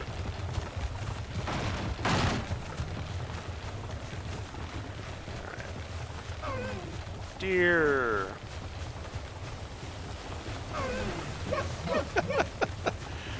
Gumstitch says, you are a good Viking by the standards of Vikings. Am I, though? Because there was a really embarrassing accident with a troll. I feel like I might have lost my Viking card with that one, because it was a case of I thought the troll couldn't reach me, and he couldn't, but he could throw rocks with the best of them. Just a one-shot kill.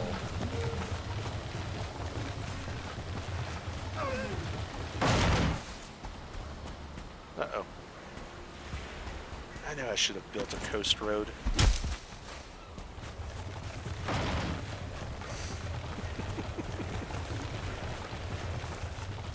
Thank you, Gumstitch. I'm glad you have my back with didn't see it, therefore it didn't happen.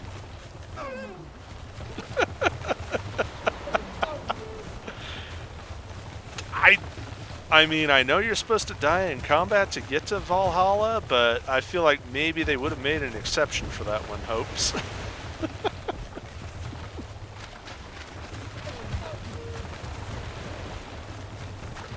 It's one of those ones where it makes a better story from the troll's perspective. I was in the woods. This puny little human shooting arrows at me, laughing about how I can't get him over the log barrier. So I grabbed a boulder and I hit him. Gumstitch says, once you're in top tier armor with amazing weapons and great food, when the little starting enemies throw stuns at you, it's like, listen here, you little shit. Yes, yes it is. Alright, listen here, you little shit. Nunny! I love that they put back in stunning the ranged attackers with their ranged attacks. That is hilarious.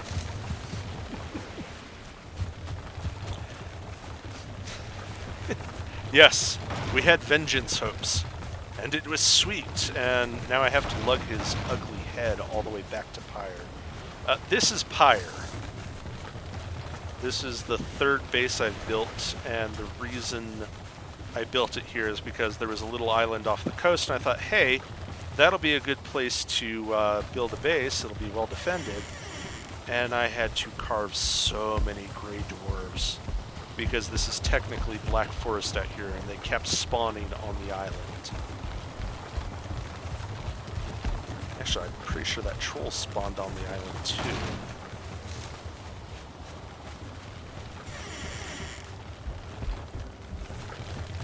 Woo! Cart made it home. I will unload it probably never. Alright, so that's good. Empty some rocks. Some wood. Eyeballs.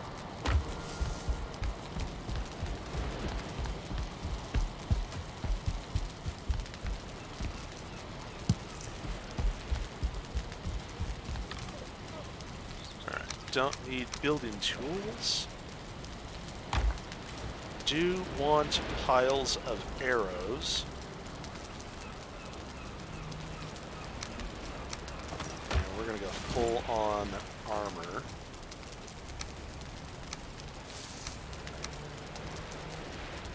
Wait, where's my other axe? Ah, I left my axe. Oh well. I'm wielding the good one.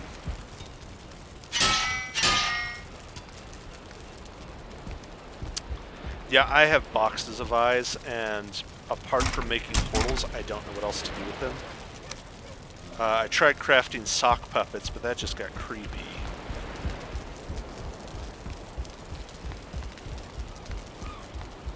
Alright. Oh, and amber. I'm literally burning through the amber, and I still can't get rid of it.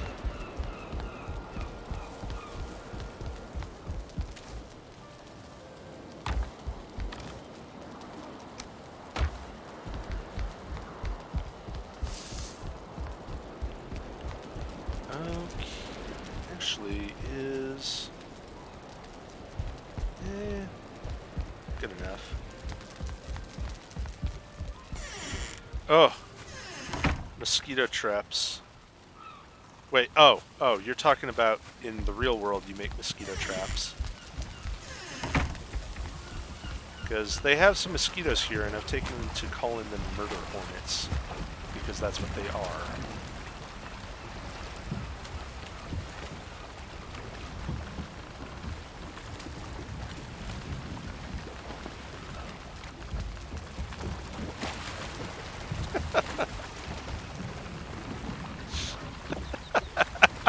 I wish I could, because I do not like the murder hornets in this game. Don't throw rocks at me.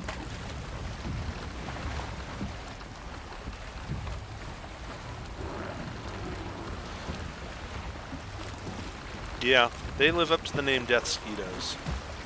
I insist on calling them murder hornets, though, because anything that you can take a body part from to make the most lethal arrow I've ever seen is worthy of the name murder hornet.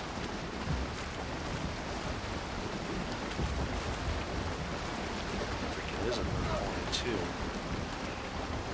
Actually, that's how I found this island where Pyre was built. Is I was running from one of those Deathsquitos in my boat, tried to lose him by ducking through the water, and I just figured, you know, if I run far enough, he'll eventually give up. No, he kept going, kept going, kept going. Finally, I ran aground, and he just had his way with me. And it took me 30 in-game days to build another ship and sail back up to here. Which is why I built Pyre, because if I'm going to lose badly once, I'm not going to lose badly the second time.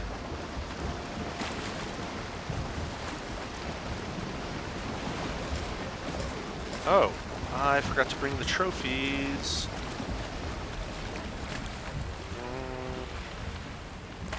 That's awkward. I went all that way, and I forgot to bring the children to burn.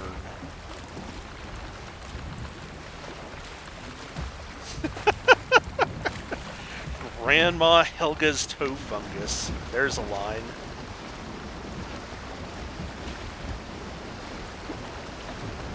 No, I don't have the wind yet. Okay.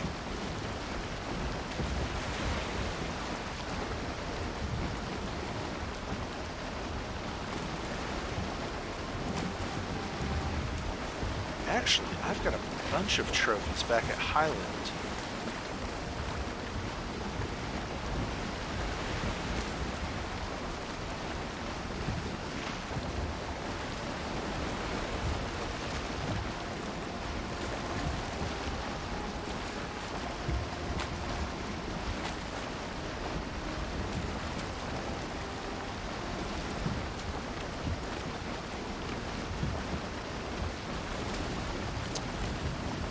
Be saying it, but I really kind of like how this place has turned out.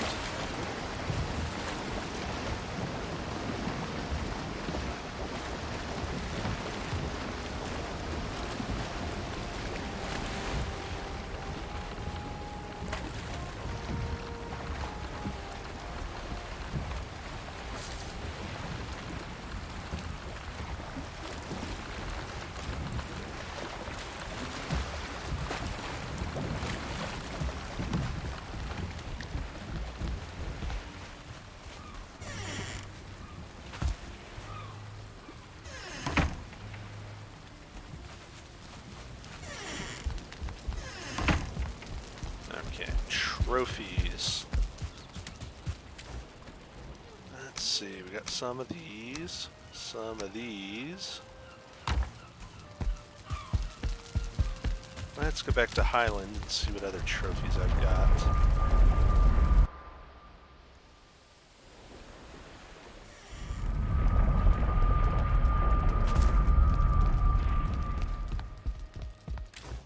Oh yeah, we got trophies.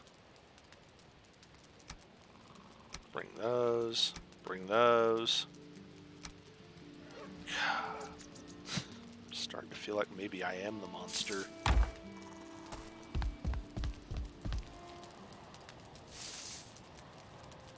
Yeah, I'm with you, Gumstitch. I love to explore.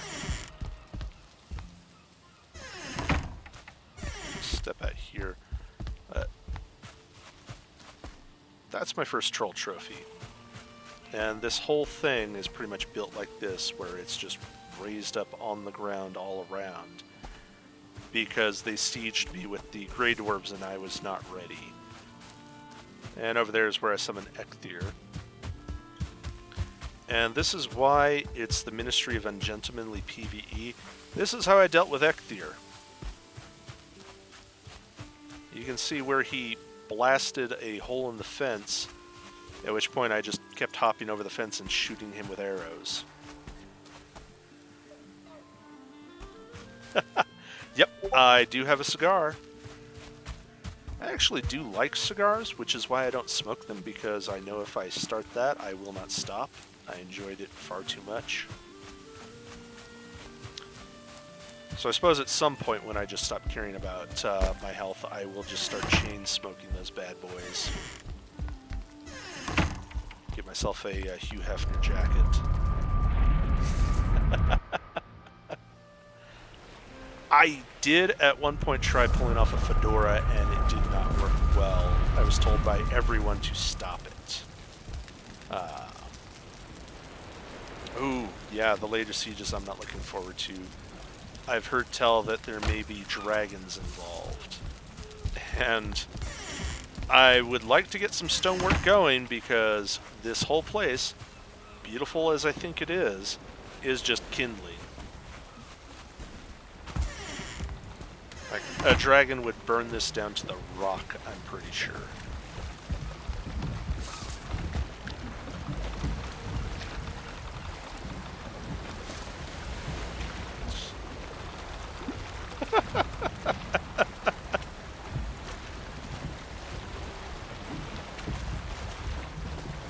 I think fedoras are stylish. It takes a certain kind of person to pull it off, though. And I'm gonna hit a rock. Or I'll just gently rub on the rock.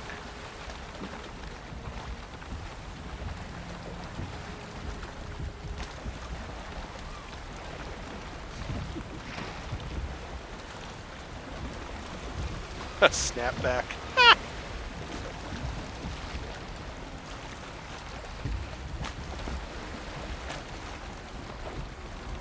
There we go. This is my favorite part of the game. Going full sail.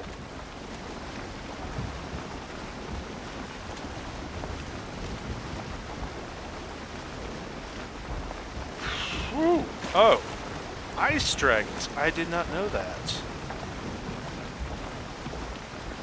Yeah, see, things like that are why I want a ballista Gumstitch.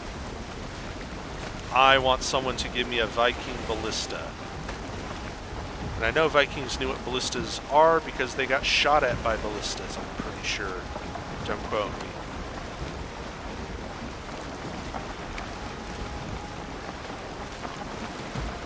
Or a scorpion. A repeating ballista. That would be cool. I always feel like in these fantasy worlds where things like dragons and griffins exist, you would have some sort of anti-air fire development. Like somebody would have figured out how to do like a pivoting ballista, because that would have been important to them.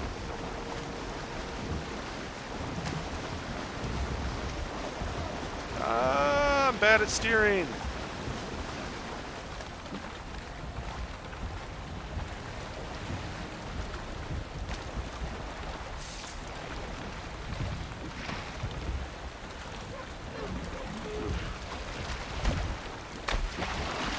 get these creepy nights where it's just pitch friggin' black. Come here, buddies. I need more trophies to burn. Oh, I see.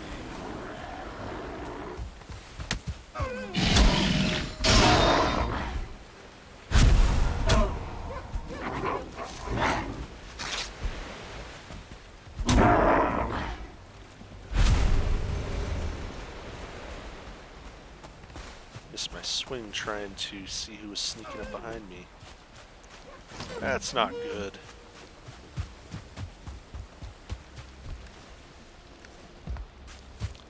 Okay, armor's intact. Let's get up that hill.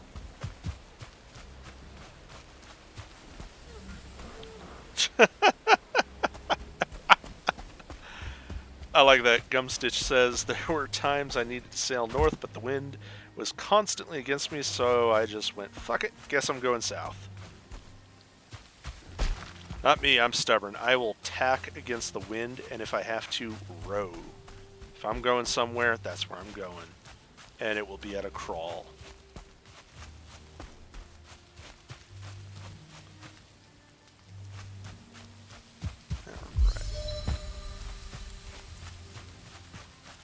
Oh, good, my run leveled up. I can use that to flee.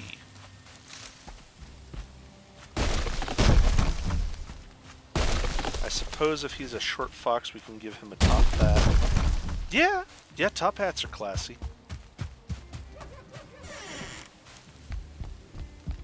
There we go.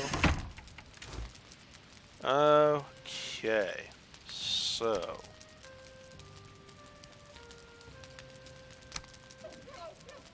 that'll do.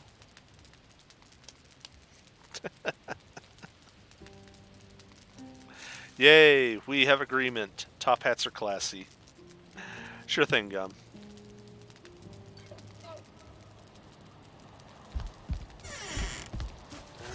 Alright. Day 211, and I'm just now getting around to the second boss of the game. I don't mind though. I'll take my time.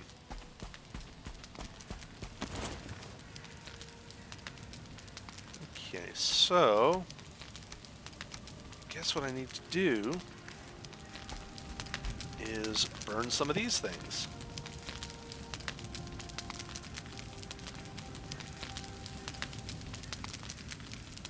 No?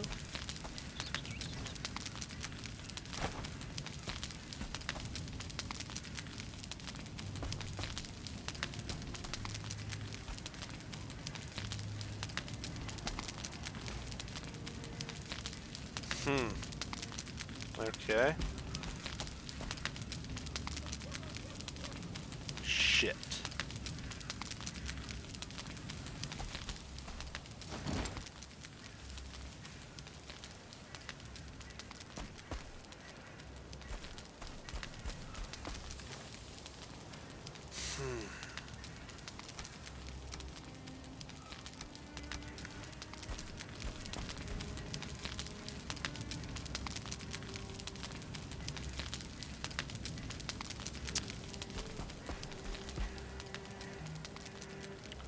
Burn their young. Oh.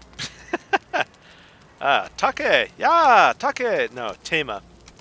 Tama is, I was trying to run words through Google Translate into Japanese, and Tama Nai is what I came up with.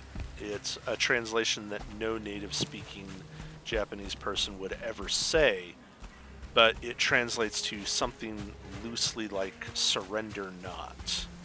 So no matter how many times I wind up losing or dying in a game, I'll just pick up and try again. And that works on a lot of things, especially if you're in a call center. Okay, I need some young.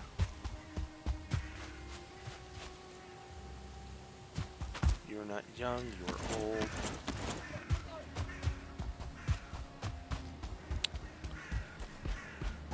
So what I'm worried is that the trophies aren't what I need in order to trigger this event. Oh, hey, there's a barrow here. Hi, guys.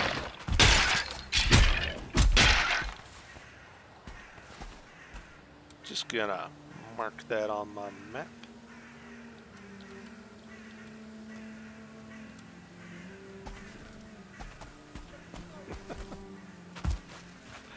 I did used to work in a call center, and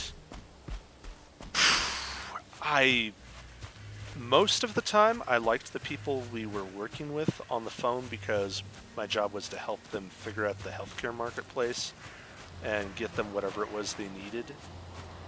So if I just focused on helping them and what they needed, things went pretty well. But every now and then I get somebody who just, I would, in the back of my mind while I was helping them, keep reminding myself, after 15 minutes, you never have to talk to this person again. Okay, there's one. You got some friends? Oh, he's got friends. Okay, good. Good, good, good. Come on. Come on, boys. We're gonna go see Pappy. I love you too, Pi, but right now is really inconvenient. Thank you.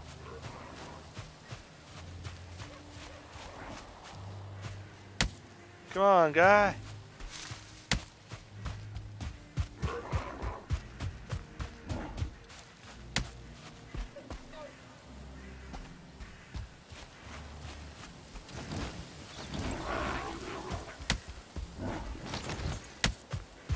Yep, you hit me with a rock. Come on, buddy.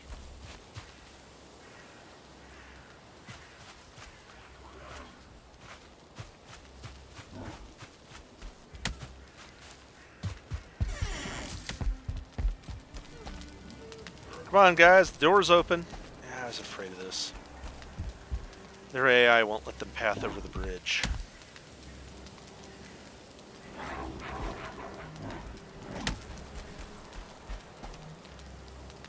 Oh, oh, oh, ho, ho, ho. Welcome, welcome, good sir.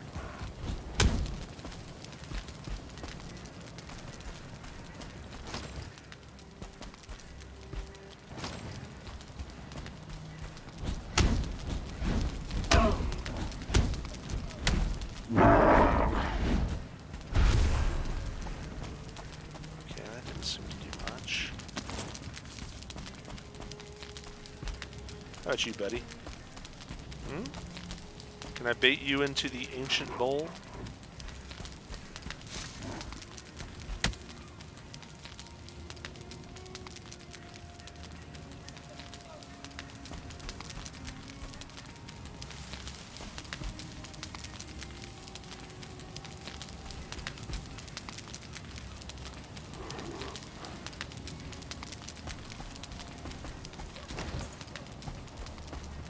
Come here.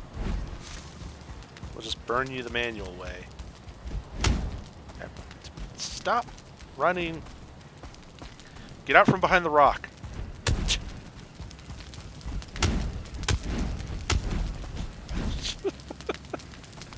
No, they're afraid of fire. Get back here.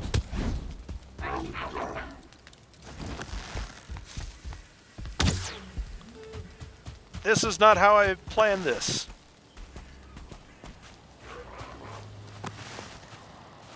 That was a natural one. Hey.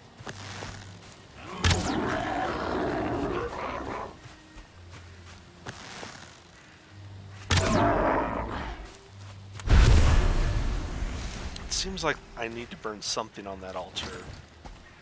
And I don't think torching them is the answer. I could bait him into torching himself on the bowl.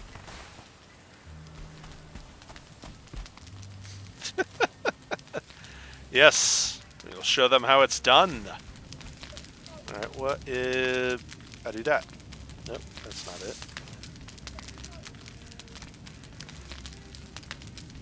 Not that. Not that.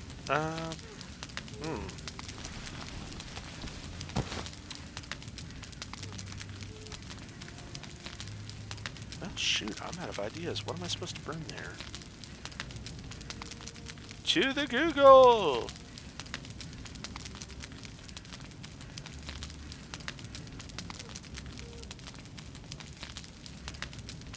Let's see.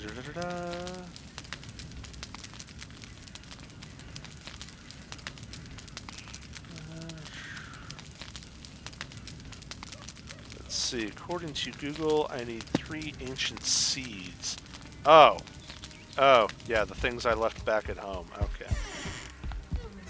I was wondering if it was some kind of seed.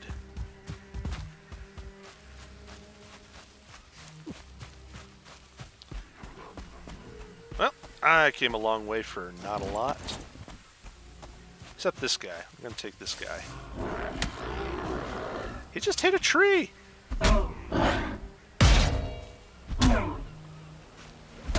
Now I hit the tree.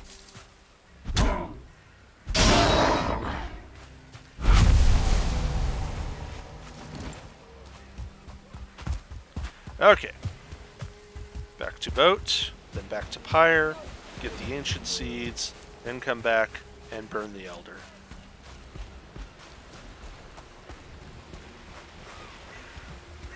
Yeah, I actually, somewhere I've still got it. The Jack 3 Player's Guide. I was huge into Jack and Daxter, so I pre-ordered Jack 3, and then it turns out that the game came in a couple days early, so the guy at the counter at the GameStop just let me have Jack 3, and I got to play the game before it was officially released. And I wound up beating it before it was officially released, so I went back to the GameStop and I bought the Player's Guide because I wanted to go through and find absolutely every Easter egg in the game and get that 100% completion. And the Player's Guide was cool because it had all sorts of concept art and maps laid out in it. So I think there's still some value to these old Player's Guide styles. Oh, I was the happiest kid that day. Getting to play a game before it was officially released, I felt like I was the baddest of the badasses.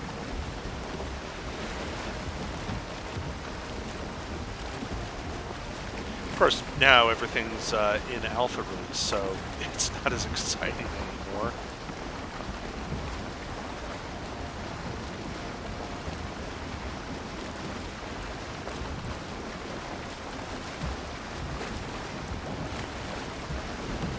Let's see.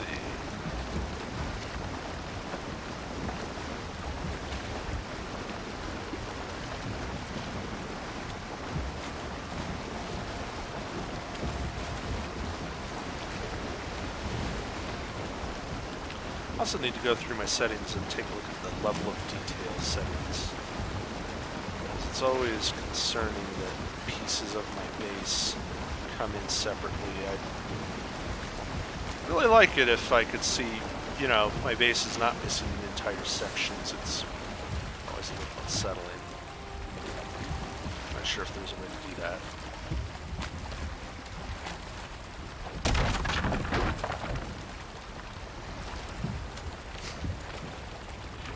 Crunch.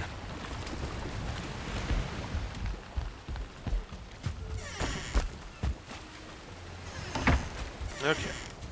Heads go back in the box.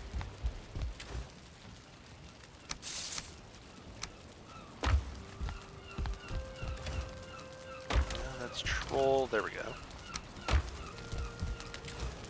There's wood. Eyeballs. Amber. Bones. Wait, did I see something up? Oh, it's a seagull. Okay, beet berries. Now where's... There's 2. Oh, I'm a horrible person. If you hold the seed to your ear, you can hear something inside whispering. Yeah, I honestly actually was a little disappointed with Jack 3's ending because they did the whole Wizard of Oz reveal. And after all of the build-up for the precursors, it felt a little like not what I would have wanted. No. Here we go. All right, 3 little seeds. Actually, I'm just gonna take all the seeds in case I want to summon this guy again. Better guard your fries. Oh, yeah. Gosh. So at one point when I was a kid, I lived in Monterey, and we used to go to Fisherman's Wharf, which is totally cool. And one of the things that we like to do is they would sell these fish, and you could go and toss them to the seals. Pretty good deal for the seals, and everybody gets to see them, and it's cool. But the seagulls caught on that the seals had a good thing going, so the challenge was to throw your fish to the seals without the seagulls getting it first. And the seagulls were good. They would sometimes dive and snatch the fish out of the air. It's almost worth watching it just to see what the seagulls did.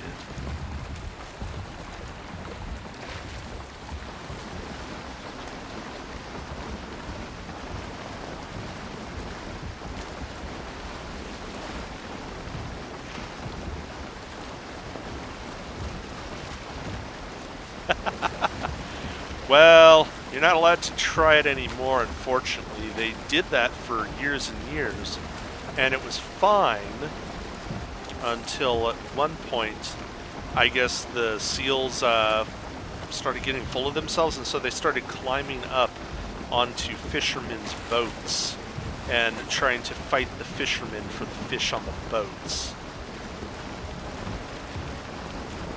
So the seals, I agree, are adorable until they climb up onto your boat and start saying, "Hey, that's my fish." The fishing industry was not thrilled with this tourist attraction. The thing I also loved is, I don't remember the name of it, it's this Mexican restaurant. And we would go in, and we would always get a window seat at the Mexican restaurant because the otters would play in the kelp beds outside of the restaurant, so you could sit there eating your dinner, and you could watch these otters come up and float on their backs with little whatever shellfish they had found and have their dinner and play with each other in the seaweed. Getting a dry throat. Wow. Otters are awesome. I will admit that every time a demon otter turns up in somebody's stream somewhere, I always make a little bit of a big deal about it because otters are awesome. Hey, buddy.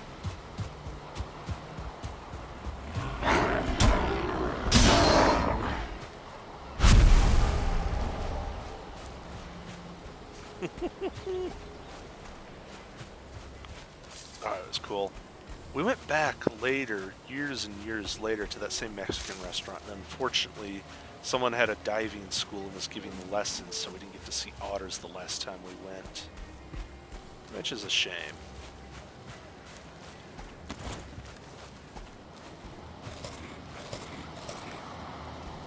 Okay. Had my snacks. I've got enough ammo to commit a war crime. And I'm actually going to go commit a war crime. I'm pretty sure burning other people's children is a war crime, irregardless of whether or not you're a Viking.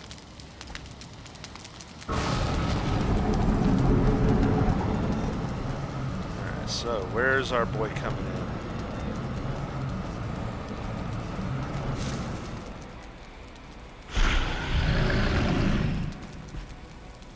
Okay, there he is.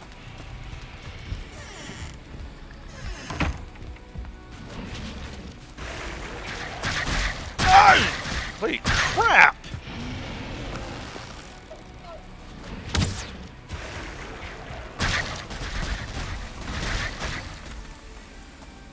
Okay, duly noted. Take cover.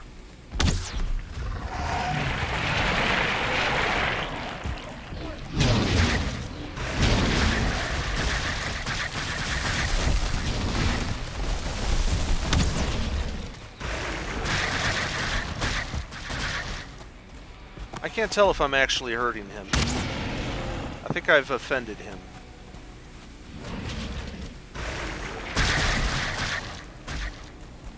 Yeah, he is deeply offended by now, I'm sure.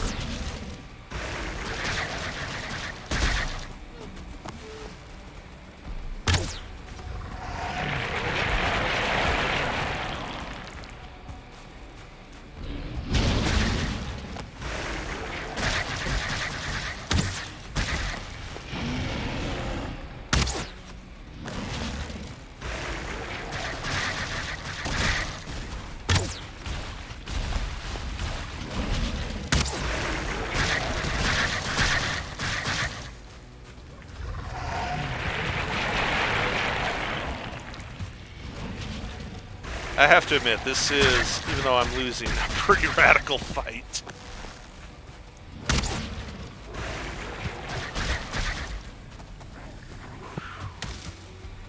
I mean, projectile weapon, I expected. Sure, I was expecting him to do, like, the full-on spray.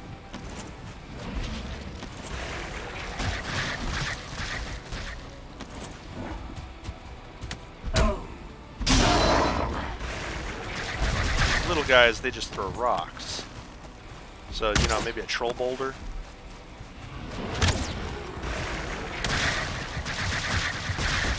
Okay.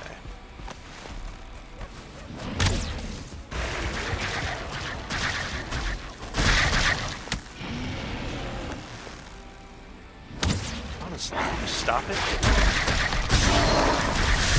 Oh!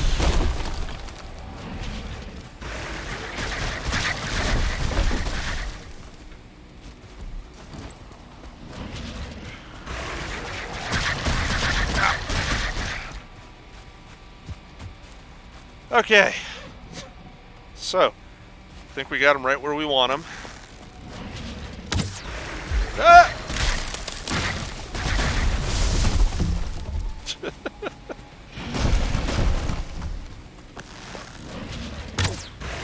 Wait, your phone's lost more battery than his health?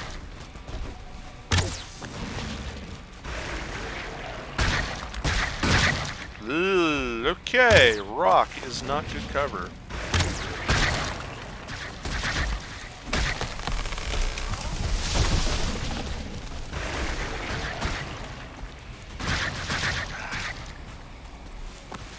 He is really upset about that whole burning children thing.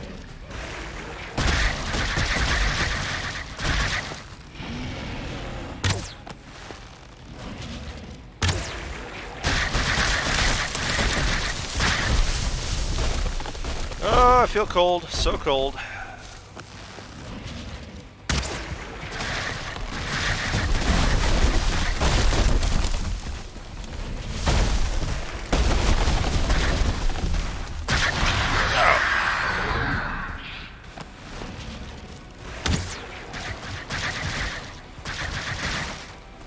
Okay.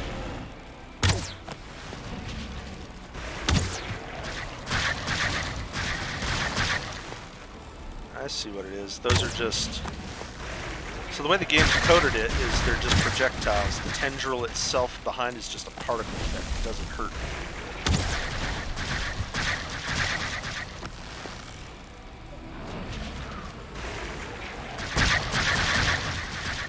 Well, that said, there's a lot of not hurting.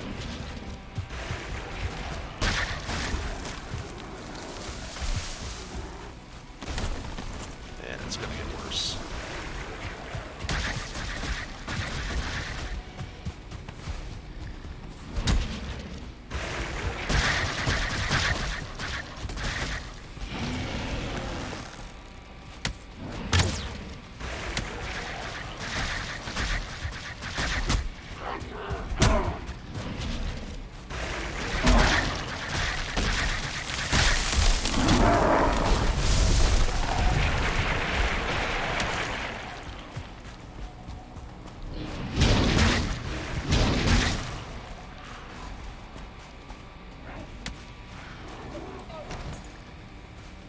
Come on.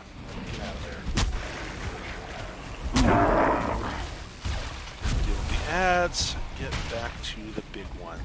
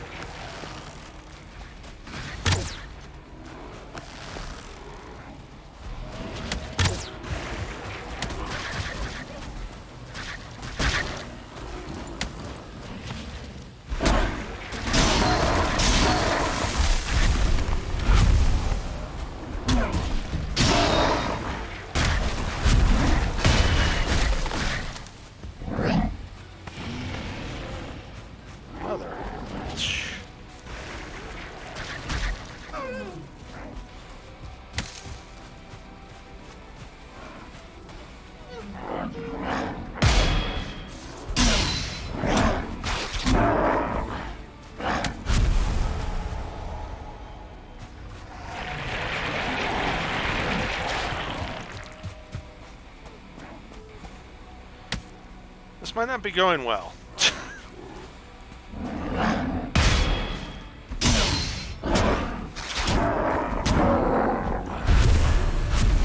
Okay, that's the brute down. Just kind of hoping that root attack of his had a limited range.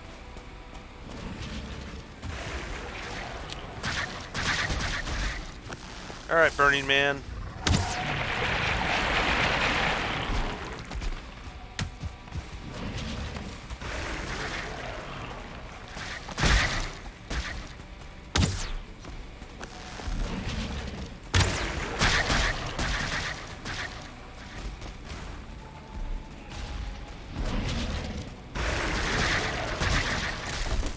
Interesting that this guy's more destructive to the forest than I am.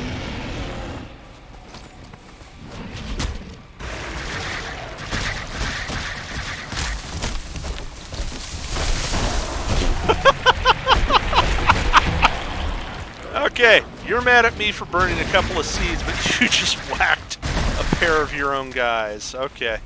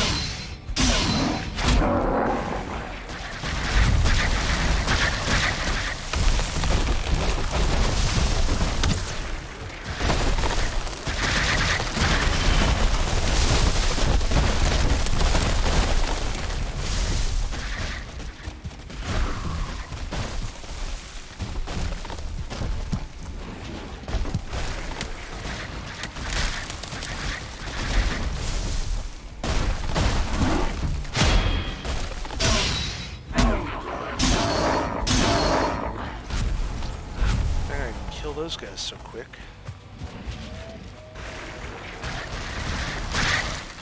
Ah.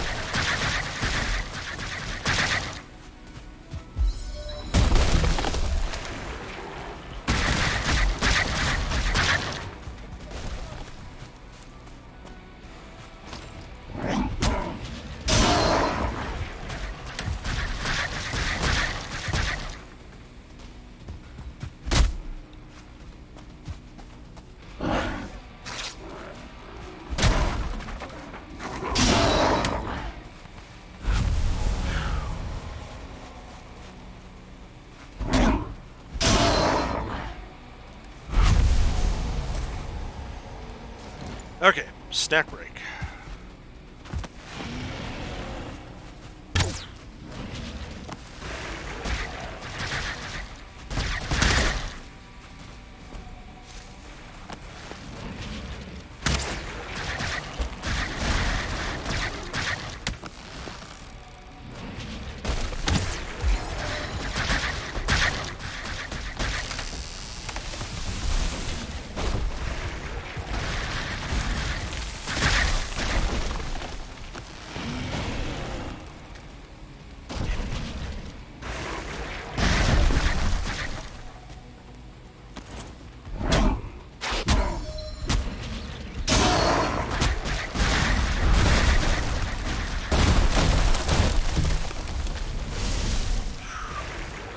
Okay, I am feeling a little pressed.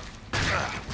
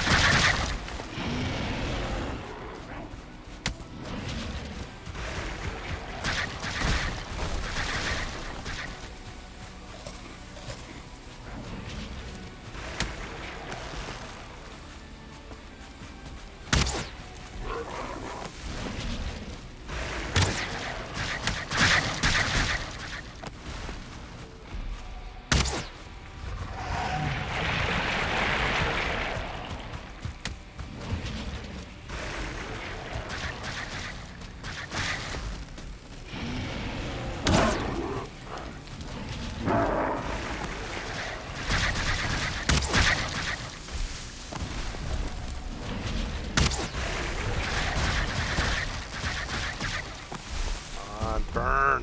Burn! Whew!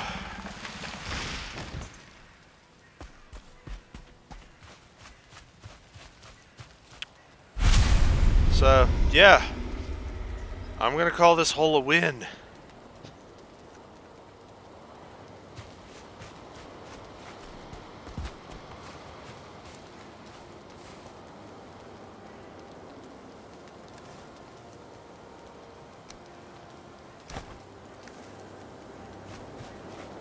Holy crap. Ugh.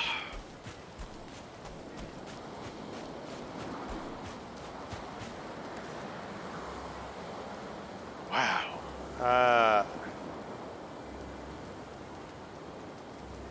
Got a trophy. Now I have to give it up. Yep. If I had that to do over again, I would have put defensive walls around the pit, made out of dirt. Holy Toledo, look at all the clear cutting.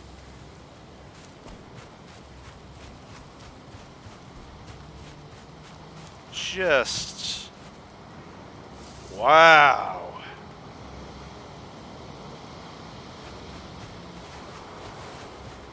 I feel as though I can no longer call myself a lumberjack, because I've clearly been one-upped.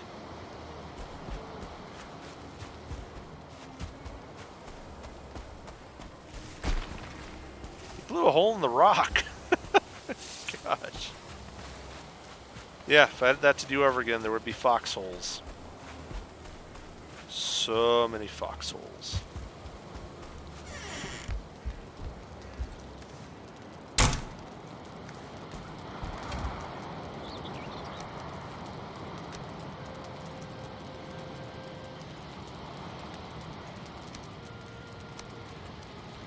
Alright, so let's get a basic hammer.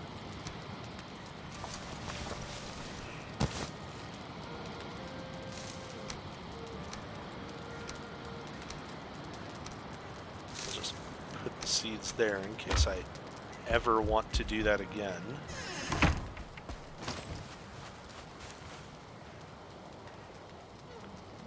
And yeah.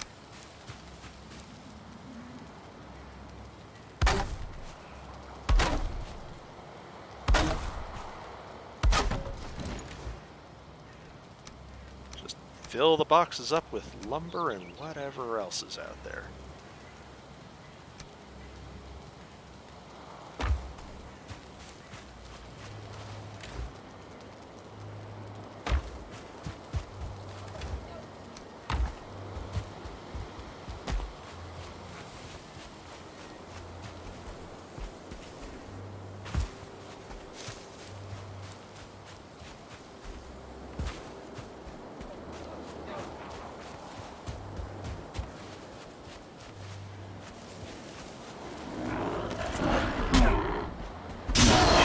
Definitely don't rate anymore, dude. Chill out.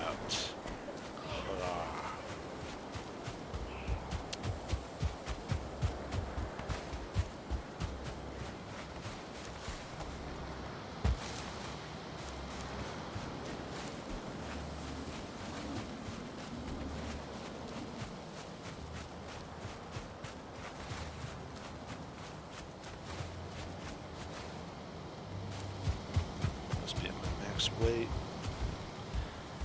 I probably should have left a cart out here.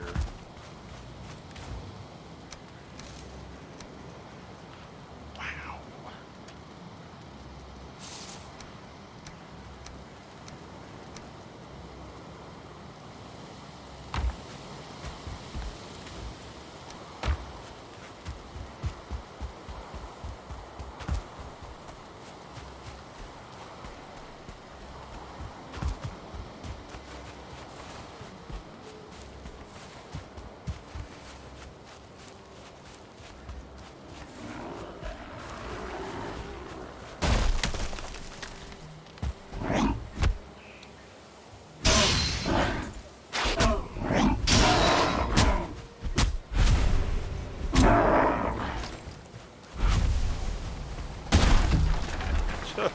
Okay, did not know bumper logs would break them. Look at this rock. It takes me forever to break a rock like that. Why, yes, high hopes. I do have a big head. So the basic premise of the game is that bringing back proof that you've vanquished the Forsaken will unlock new powers for you. I'm sorely tempted to say to heck with the new power. I would like to instead mount this on my wall, but it's probably smarter to go ahead and give Odin the head. I just feel like I'm the one who earned it. I didn't see Odin out here.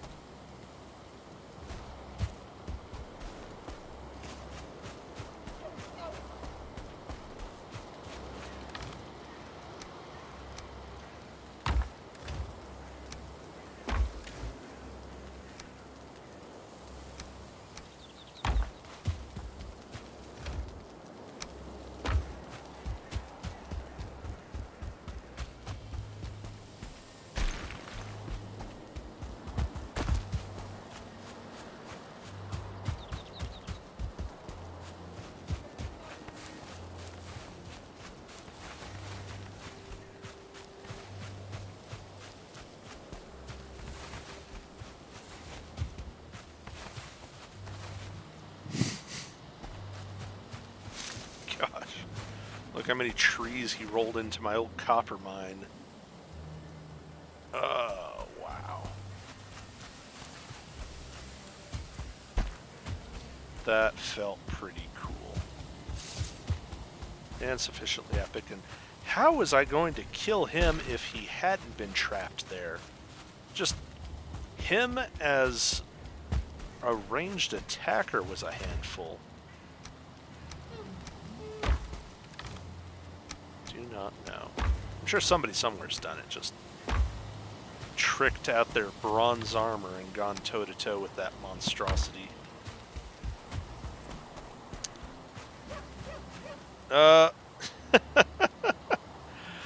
Actually, I have to disagree with you, Hopes. Thor was the rich snob who couldn't find the broadside of a barn. In fact, he actually had a cry because he wasn't allowed to use the Bifrost because he was so strong he would break it if he tried. Odin told him not to cry.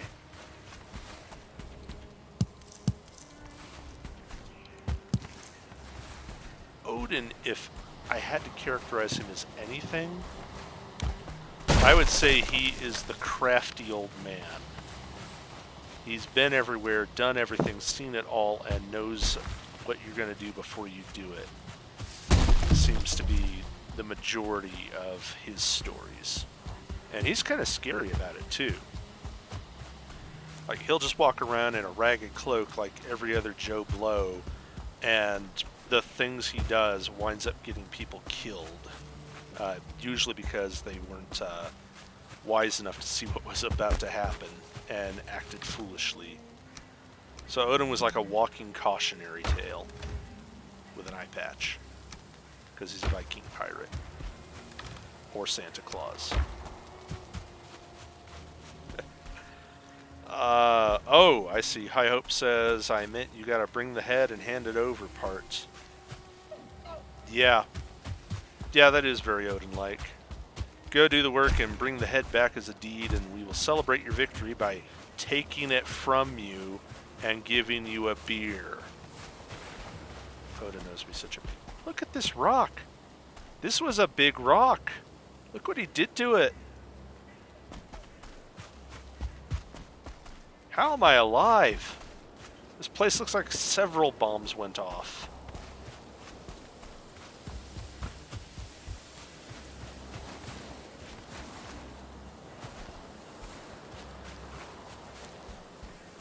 Still picking up the pieces. Here's the troll cave. I noticed the trolls stayed down inside the cave the whole time, didn't pop out. Wonder why. Ooh, that's not good.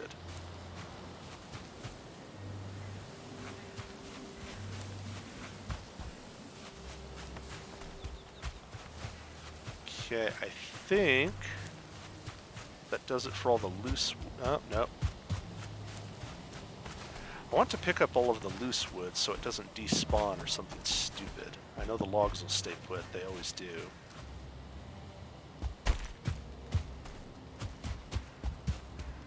There are logs that I knocked over in troll fights that are still rolling around in the forest somewhere. Pirate Viking Santa. Yes, I like that, Hopes. Pirate Viking Santa.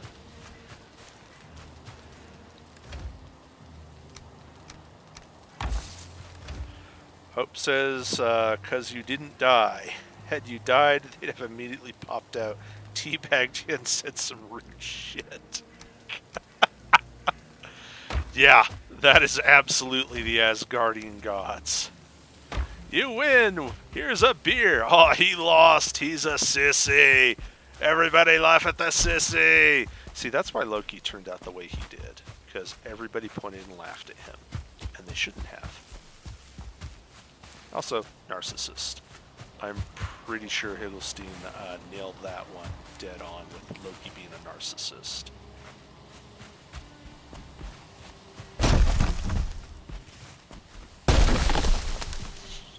Bumper logs!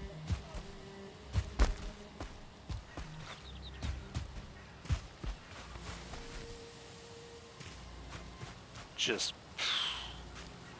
I think there's enough lumber knocked around here for me to build an expansion on my house.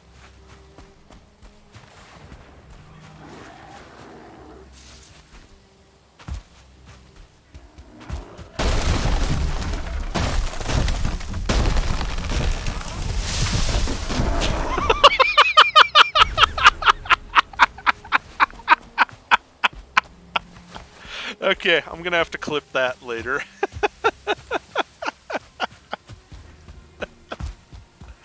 That was pretty good.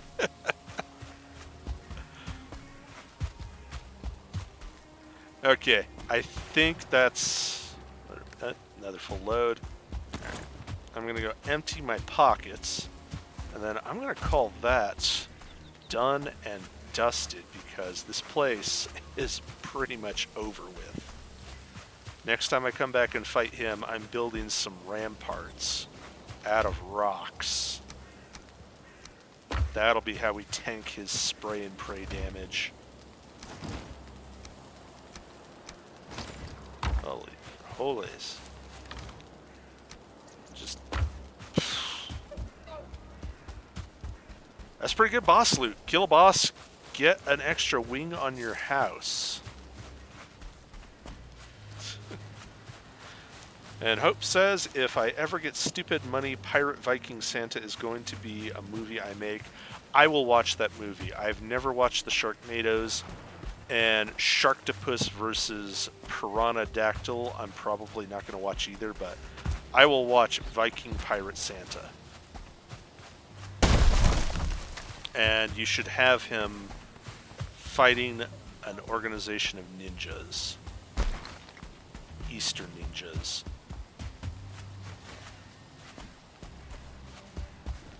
Eastern ninjas in Holy Knight armor.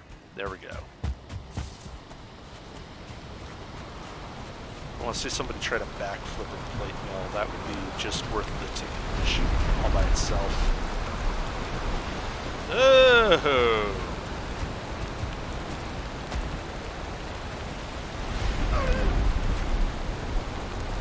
Well, this is going to be a fun trip home.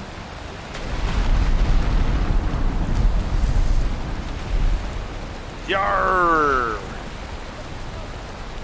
I'm just going to warn anyone and everyone now who's motion sick, you do not want to watch the video portion of this stream for like the next 5 minutes.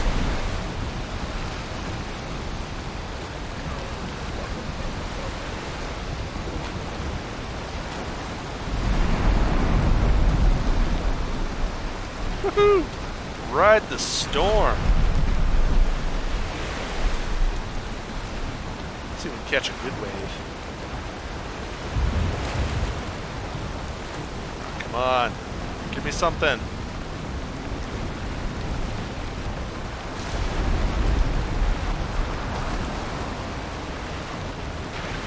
Choppy. Not bad, not bad. Woo! Woo! Up, starting to drift. Okay, I just hit a wave so hard my boat threatened to break. Oh!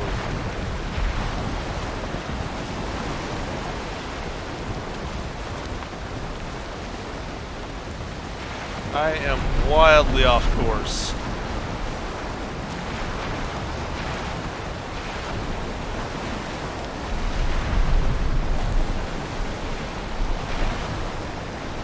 There it is.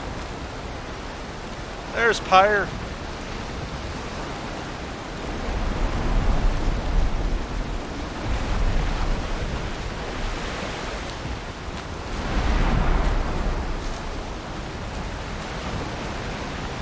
Yeah, that wasn't too bad.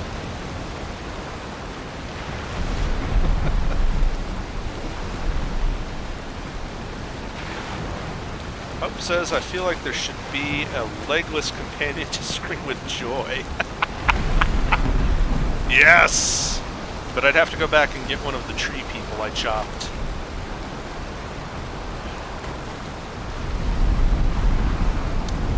Yeah, I hear that a dungeon is like a box of chocolates.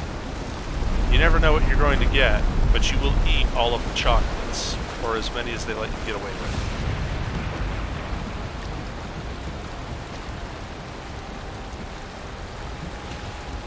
And then the harbor is just really placid. I love that.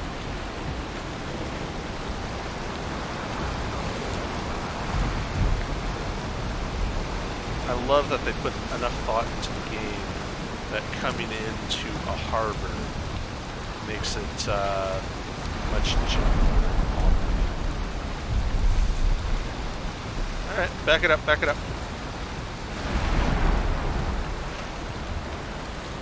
Meanwhile, the ocean is just going nuts over on the other side.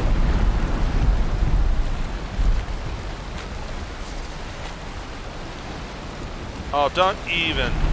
Don't even.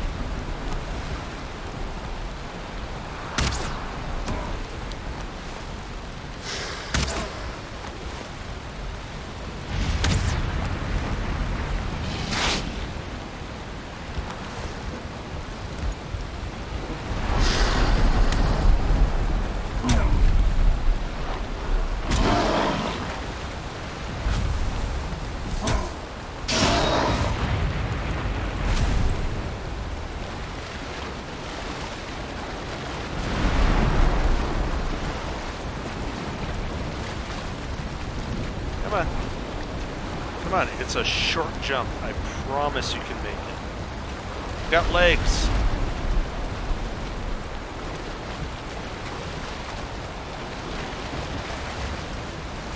Alright, I'll use the ladder. I need to rethink how I do that.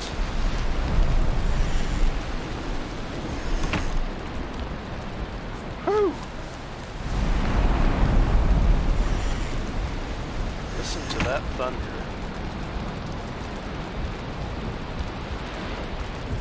Yeah, calm waters over there.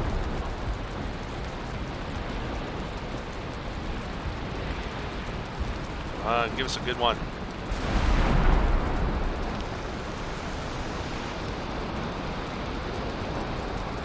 I don't think I can give us a good wave. I've had some of the swells come up to almost the top of the rock. It's awesome to watch.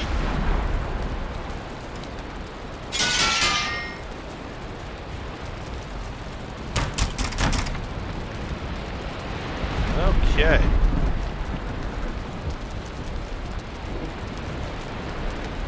So that is that. I've got head to deliver. Let's go deliver the head. Oh, portal room.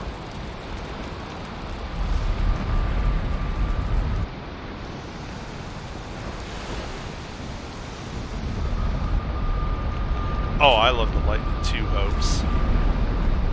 Oh, it's coming down cats and dogs here too. So that teleport took us all the way from Pyre in the North Island there, down here to Highlands. Bit of a jump. Storm's over. Okay, so let's go mount ahead.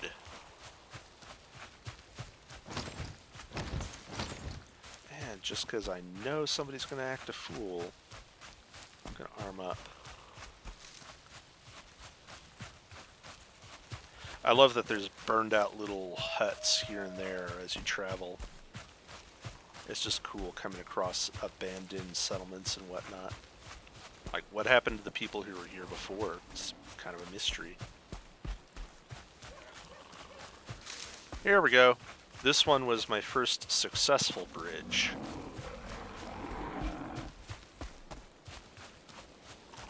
It took a little learning to figure out how bridge physics work in this game, but I like that it's a thing I can do.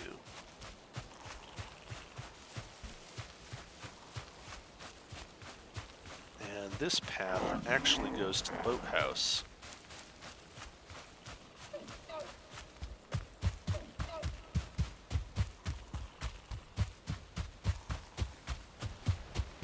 Yep, there we go. This is where I launched the first boat.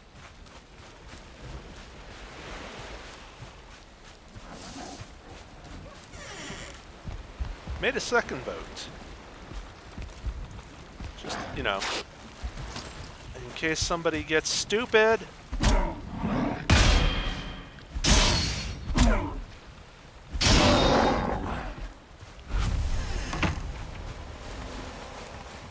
It was an accident, I swear.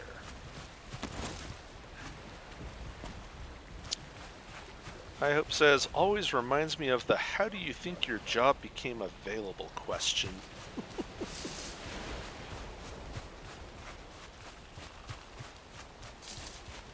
Yeah, there was vacancies.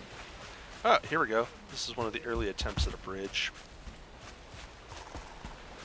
Plan was just a lot of rocks and dirt, and that is really still very awkward to get over. I need to fix that.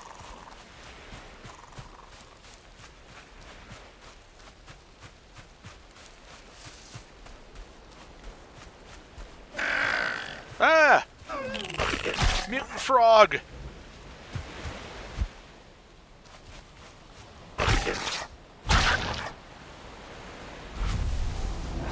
I kicked him in the neck. Hey! I'm making a neck joke. Don't do that.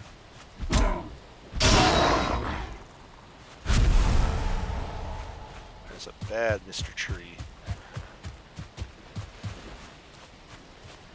Hey, here we are. Back with a whole shebang. Really? Don't interrupt me when I'm talking. Back where the whole shebang started. That's the trophy from the deer. He's every bit as intimidating as that head would imply, and considerably less destructive than this guy. Faster wood cutting is his power. Yeah, I believe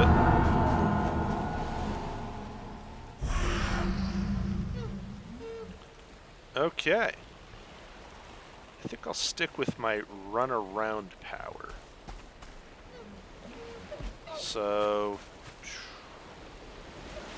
Mr. Skullhead, Obvious Dragon, and I guess Oogie Boogie from The Nightmare Before Christmas. Those are the next three. What fun. Okay then. Well, I'm going to go ahead and wrap it up for the night here then. Thanks everyone for coming. I'm just going to look for who's out there that we can raid. Let's see, offline.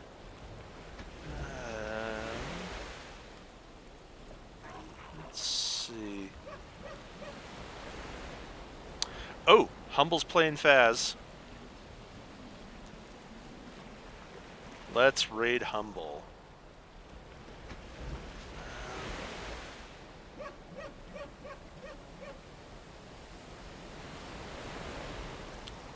Let's see, Humble and Z.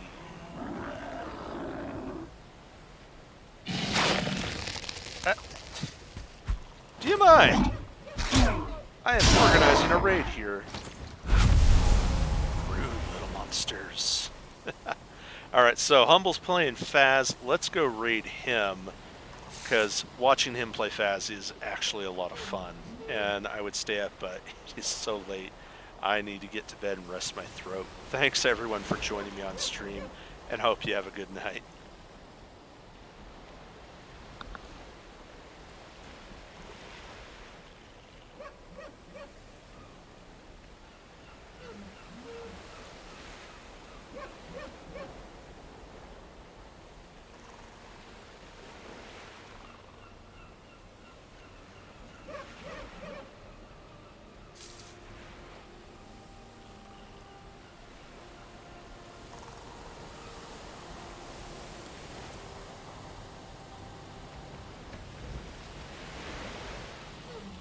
That's Vixie's friend.